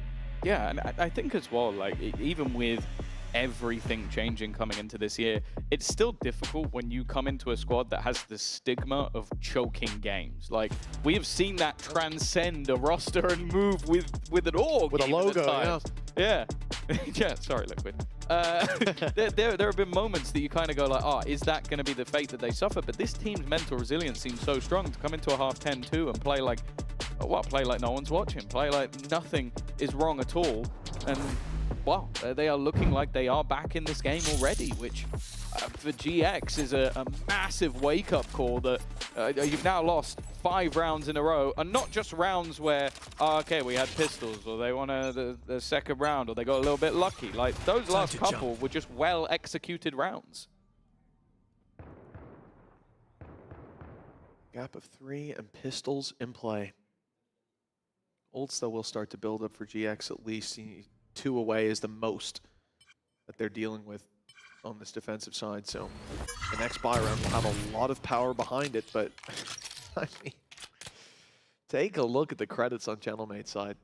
They can afford to lose around an ult dump, still fight right back, set themselves up in a really good position. And it's GX that now, despite being 3 ahead, they're the ones that have to climb back in terms of the momentum. Great flash, but the weaponry's not quite there to make it work, and Glyph is quick to punish Cloud. With arrow low as well, and pistols across the board. Looks like Mates have done the hard work already. Yeah, still plenty of time left for them to play with, so no real need to rush into things, and that gives Martin time. And I've enjoyed seeing Martin as this secondary duelist, because a lot of the time it's just them giving him space. Like, let him go walkabouts, let him find gaps, let him look for space. Starzo once again working as that distraction. Bippo even going through teammates' utility just to catch the vulnerable players. This time, his shorty does do the work.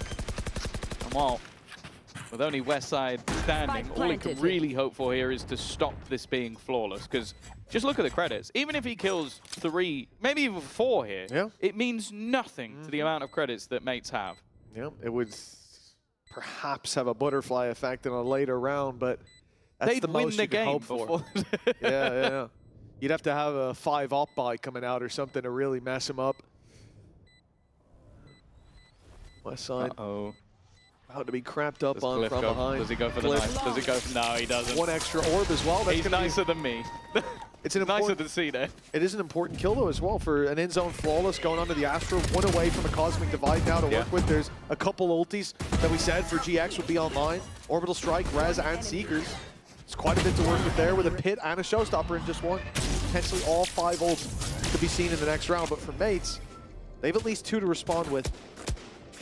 The convergence path, especially from Bippo, could disrupt whatever the A game is for GX. 10 to 8. I'm surprised that we're here.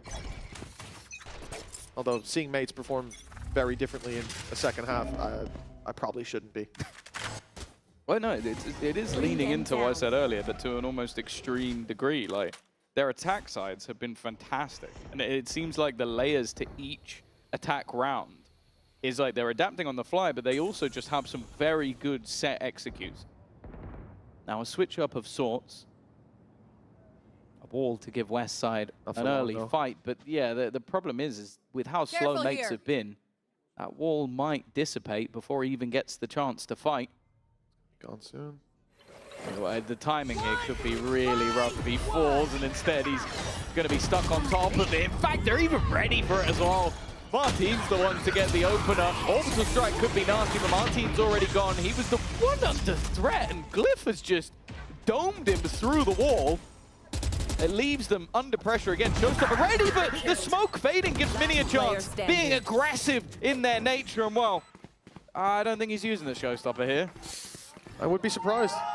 And I think a large part of why mates are playing that round so slow is because they're up against 5 ultimates. They don't know what's coming around. If they take an early fight, but they don't actually capitalize on that control, i.e. if they're just playing for a bit of control on B, they go back in the other direction for the plant, whatever, the res is going to come through, and it won't really matter. You're taking a big risk for not a lot of payoff. The slow approach here, let your opponent make the mistakes, and then go for one big burst play. Yeah. Give them as little opportunity as possible to put those ultis into effective use. That's what I like about their post plant as well. Like, a lot of what they've been doing has been relatively passive in post. Like, you've had those early hits and then you just allow them to take the space. Like, maybe Starzo's baiting people into fights and then having crossfires. This time they didn't do that because, as you said, if they get the Sage Res, if they get the Showstopper set up with utility, that's a problem. So, okay, let's push them.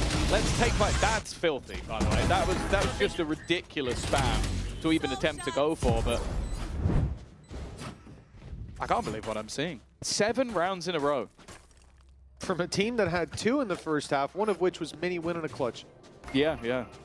So, you know, not that that's a crazy rare thing for Mini to win a clutch, but, you know, pretty rare for it to be pretty much the only thing you do in a half. And then for you to still be in the game. But here we are. It's a strange day. Last round, of course, Seekers and Orbital Strike put through from GX, so their ultimate economy is starting to wane, as is their credit economy, but, you know, the loss bonuses build up at this stage. For mates, comfort, really, it seems like the game is in their hand at this moment. Viper's Pit to play off against, and it does look like they're moving towards it, but they have the utility from Starzo that's going to be looking to clear this out. Danger for Flick. It's going to be a TP. They're going to flash deep, TP on the back of that, and look to punish Flickless. This could be crazy. It's a mad straw. It's a fake and a spam. Flickless with 4 HP. They're surrounding him and pushing him out of his own pit. Yeah, the man that was left to defend him was taken out by Bippo over the top. And now the Viper's Pit, well, it comes back up, but it's on the other side. As you said, it's decent from Flickless to keep them standing, but now they've lost another to Mini, and all these players trying to get through. It's going to be awkward. Bippo on the corner, but he goes down. Maybe that Showstopper can have effect after all. Straight through it goes, a chance to remove that pit, but looking for Mini, and he will find him. That's at least that gone. Glyph low, Starzo low. They're clearing them out one by one, and Glyph is all that remains. He's going to bait them out, but they don't know he's behind. Into the 1v1. Ara trying to wrap around, needs to get on that spike. That time is ticking, and Glyph knows he just needs to get it off. It is another Red Bull clutch, and in mate's favor. They have continued with 8 rounds in a row and a 10-10 scoreline. I don't even think the co-streamers in the booth next door saw coming. That round was so well played. No wasted thought, no spare momentum. You went the chance? You went the chance, seriously? Get on your feet, my man. 10-10, 8 rounds in a row, and winning it out like that as well. Pushing and pulling in the 1v2. The puppet master. Somehow mates are here. A chance to take the lead, hell, to take the series. And look at what GX are fighting off against. If this win streak continues, just 3 more, and it's a 2-0, and GX fight to defend their lead with pistols.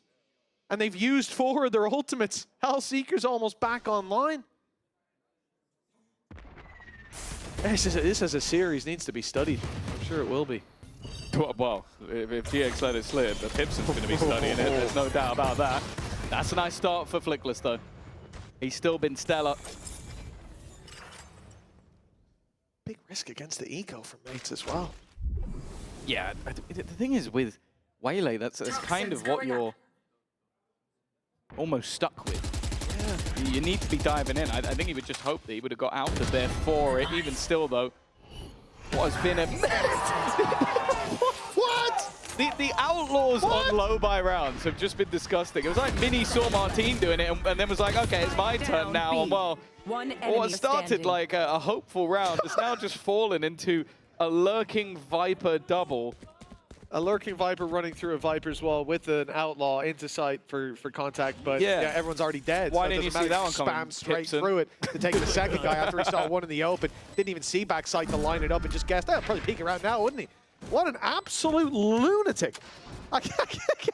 If I lost a round like that in ranked, I think I'd close my PC down.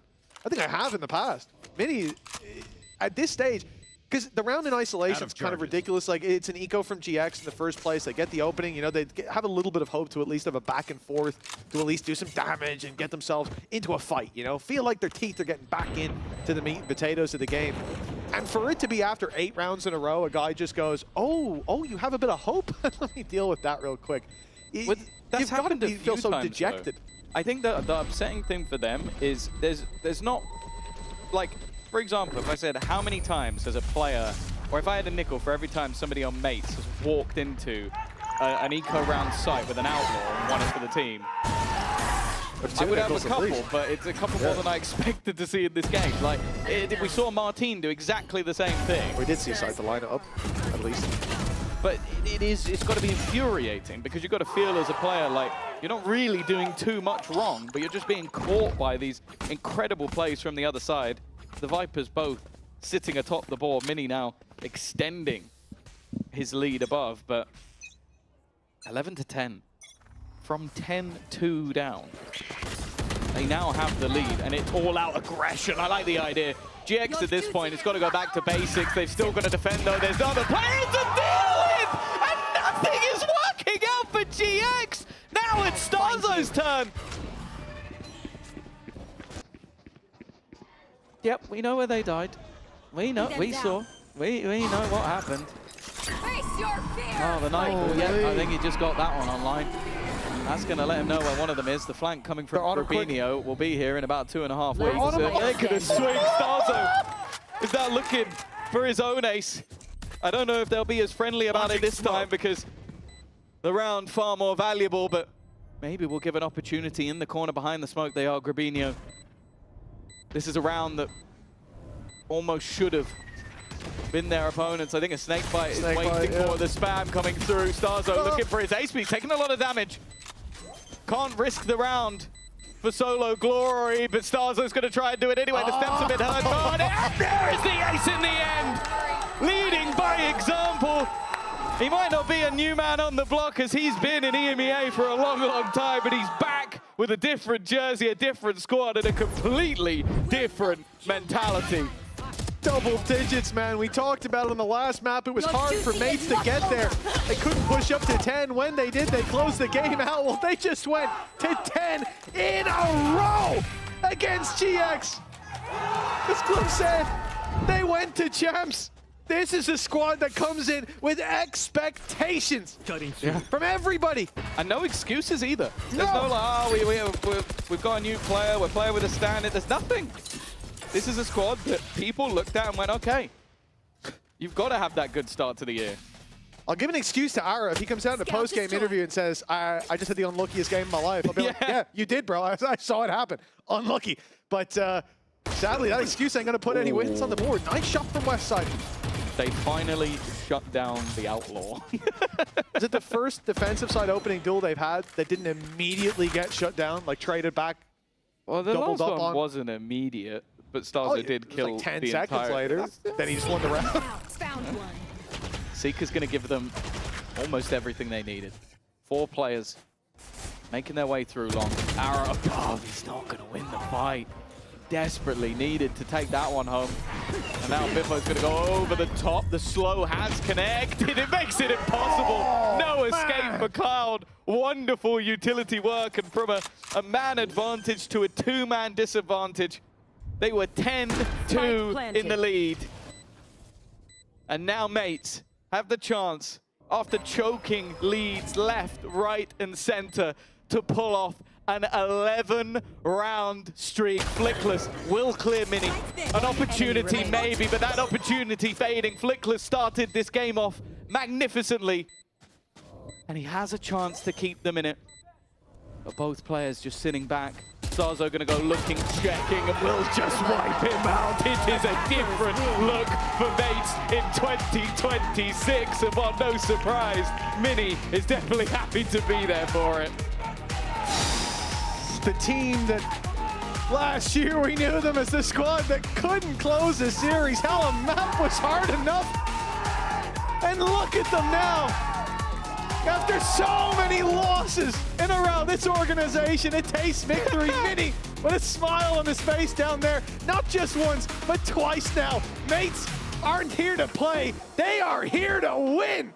And they start with a victory over GX, a team that surprised everybody last year by not only making it to champs, but making runs throughout the year as well. There's some new kids on the block down there, and mates, they deserve every ounce of credit they got coming into this season. I imagine Brook, Squeezy, and Bayaz have just got to think like, you know what, we deserve this. After everything they had to go through last year, 12 being the curse for their team, something they literally spoke about in their last game, and instead now, well, 11 might be their lucky number. 11 in a row to close out this game. A team that looks built on confidence. And I think that for GX, they're going to watch that one back and have many things that they'll go, okay, well, we should have done more there. We should have been able to do more here. But that was just such an impressive showing of pure mental resilience. Oh, yeah. You know, when I think about the future for this squad, as I said, coming into this stage, coming into kickoff, I thought, all right, stage 1, maybe they can figure it out by then, you know? But they've come in with all the pieces put together right from the get-go. I mean, you look at someone like Mini again, he's always going to be my highlight, because when you can deliver while IGLing, and while calling a good game last year, you already have my respect. That's a hard thing to do. I'll also say as well, just quickly, the man who's just leaving shot, he might be about to get credit as one of the best GMs ever. He built the BBL roster last year. He built the mates roster this year.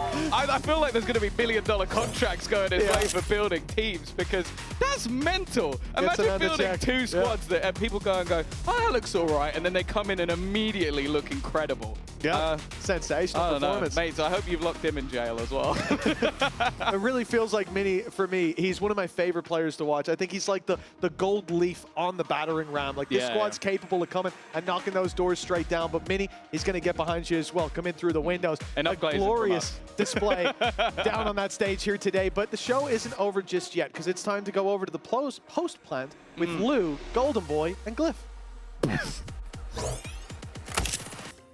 Thank you very much, Mimi. Yes, of course, we are here for Post Plant. I'm now joined by Lou once again, and Glyph, massive congratulations. I want to thank you for bringing the spice. So was it quite fun to give it a little bit on stage?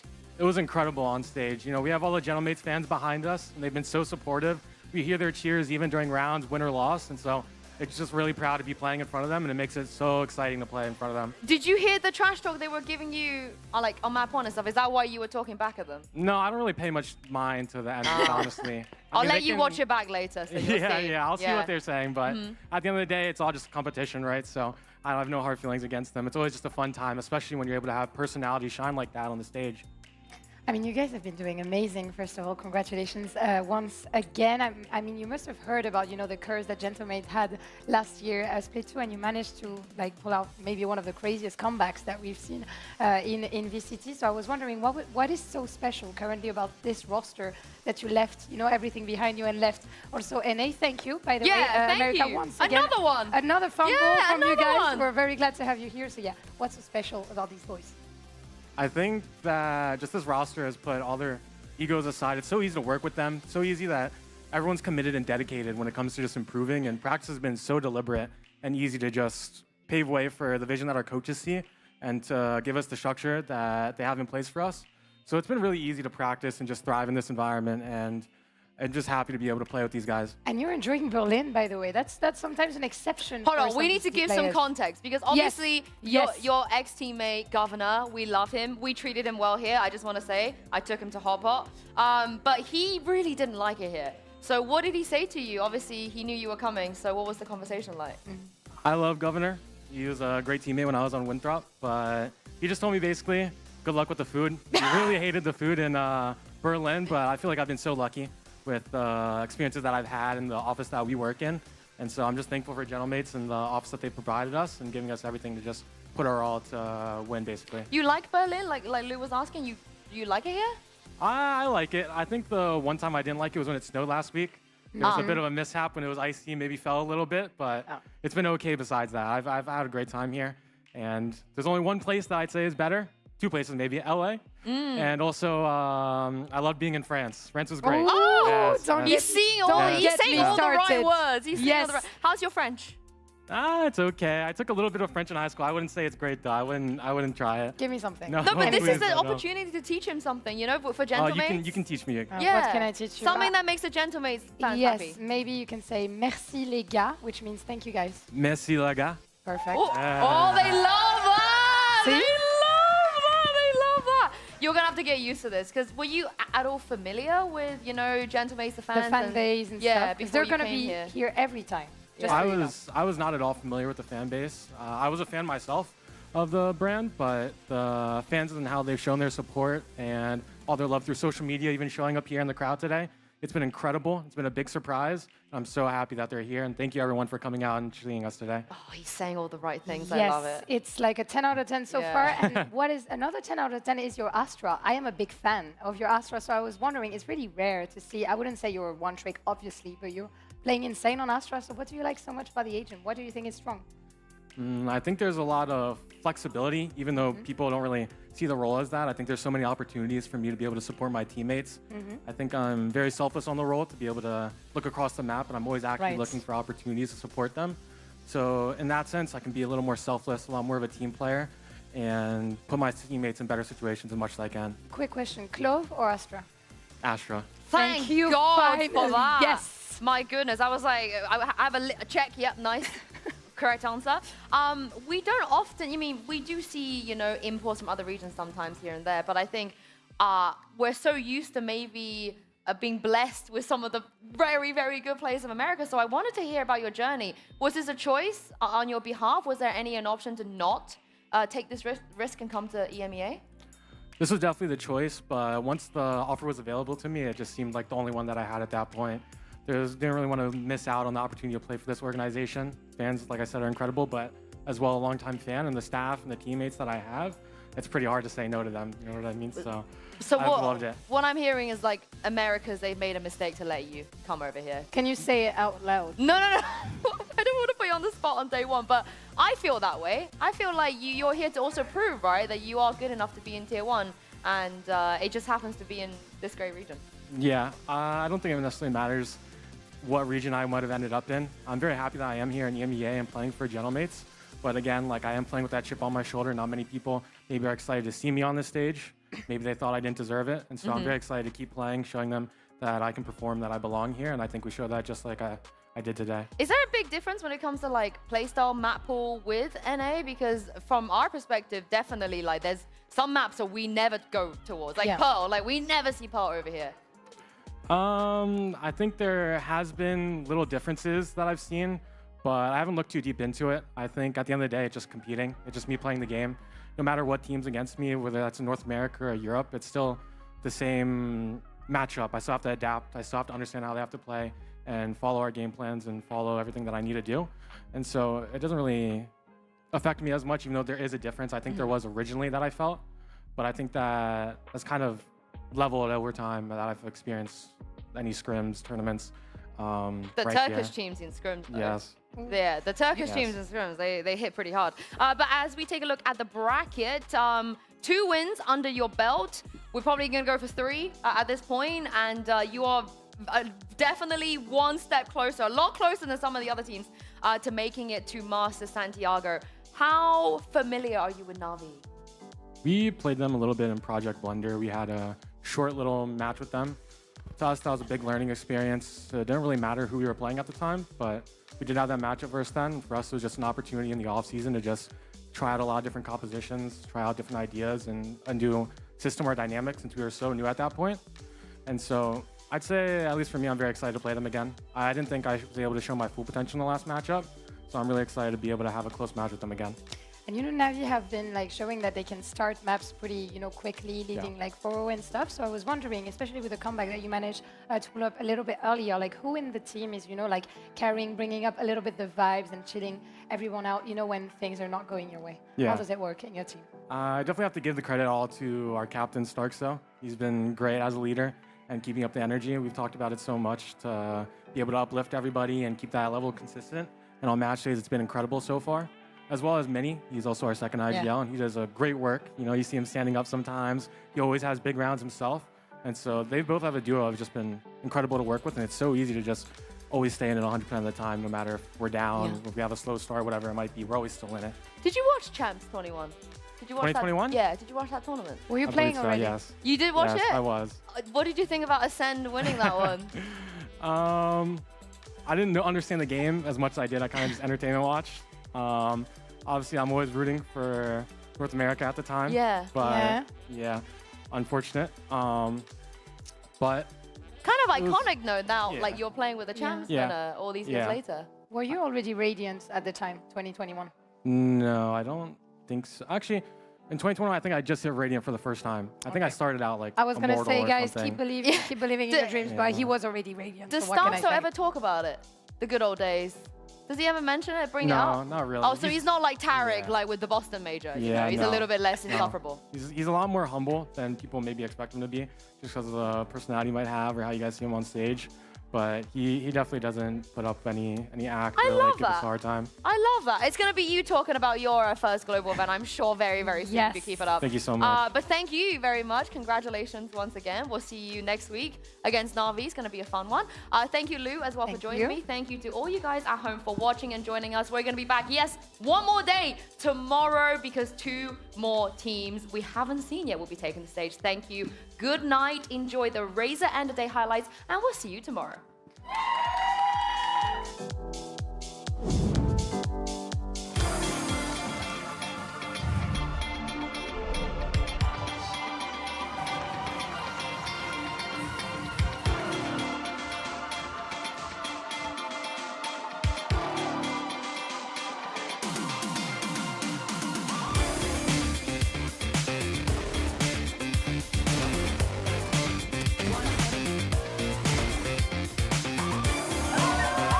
The time is going to be down to the wire here. As Boo's played this right. He still needs to check on this one here. No, how? To find everything on this first swing here, this flash to come out, and it's just not their hero to clean things up on map 1 for a 13-10 victory. But comeback's starting to look so much better. Confident in all of this chaos. 3 kills. Let's go backside! Ryan Gosling, look at him. Oh, this could be devastating, but in the other way, Benji, come back, they get across the line! weapon. Pretty damn nice, yeah. Headhunter living up to the name. Stop it! God. Please, you know he's here. No! Rupsik, the first one on the chopping block. Probably going to land this one. Lovely. What a brilliant performance from Na'Vi.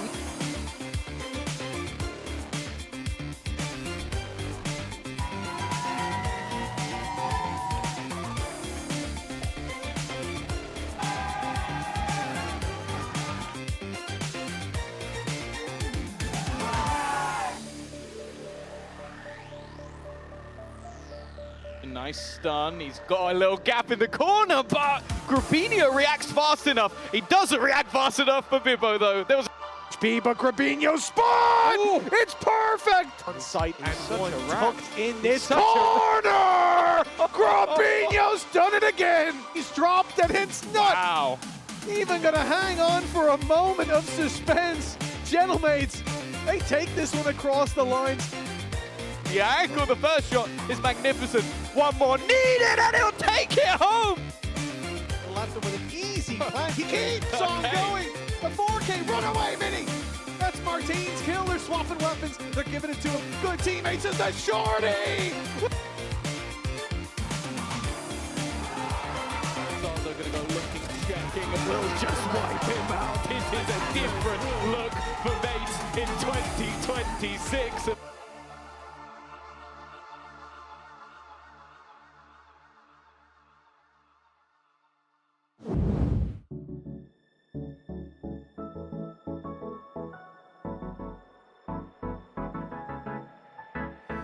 Let's do something crazy, get a bit wild today, cause we don't do this every day and we deserve it. Life is so amazing,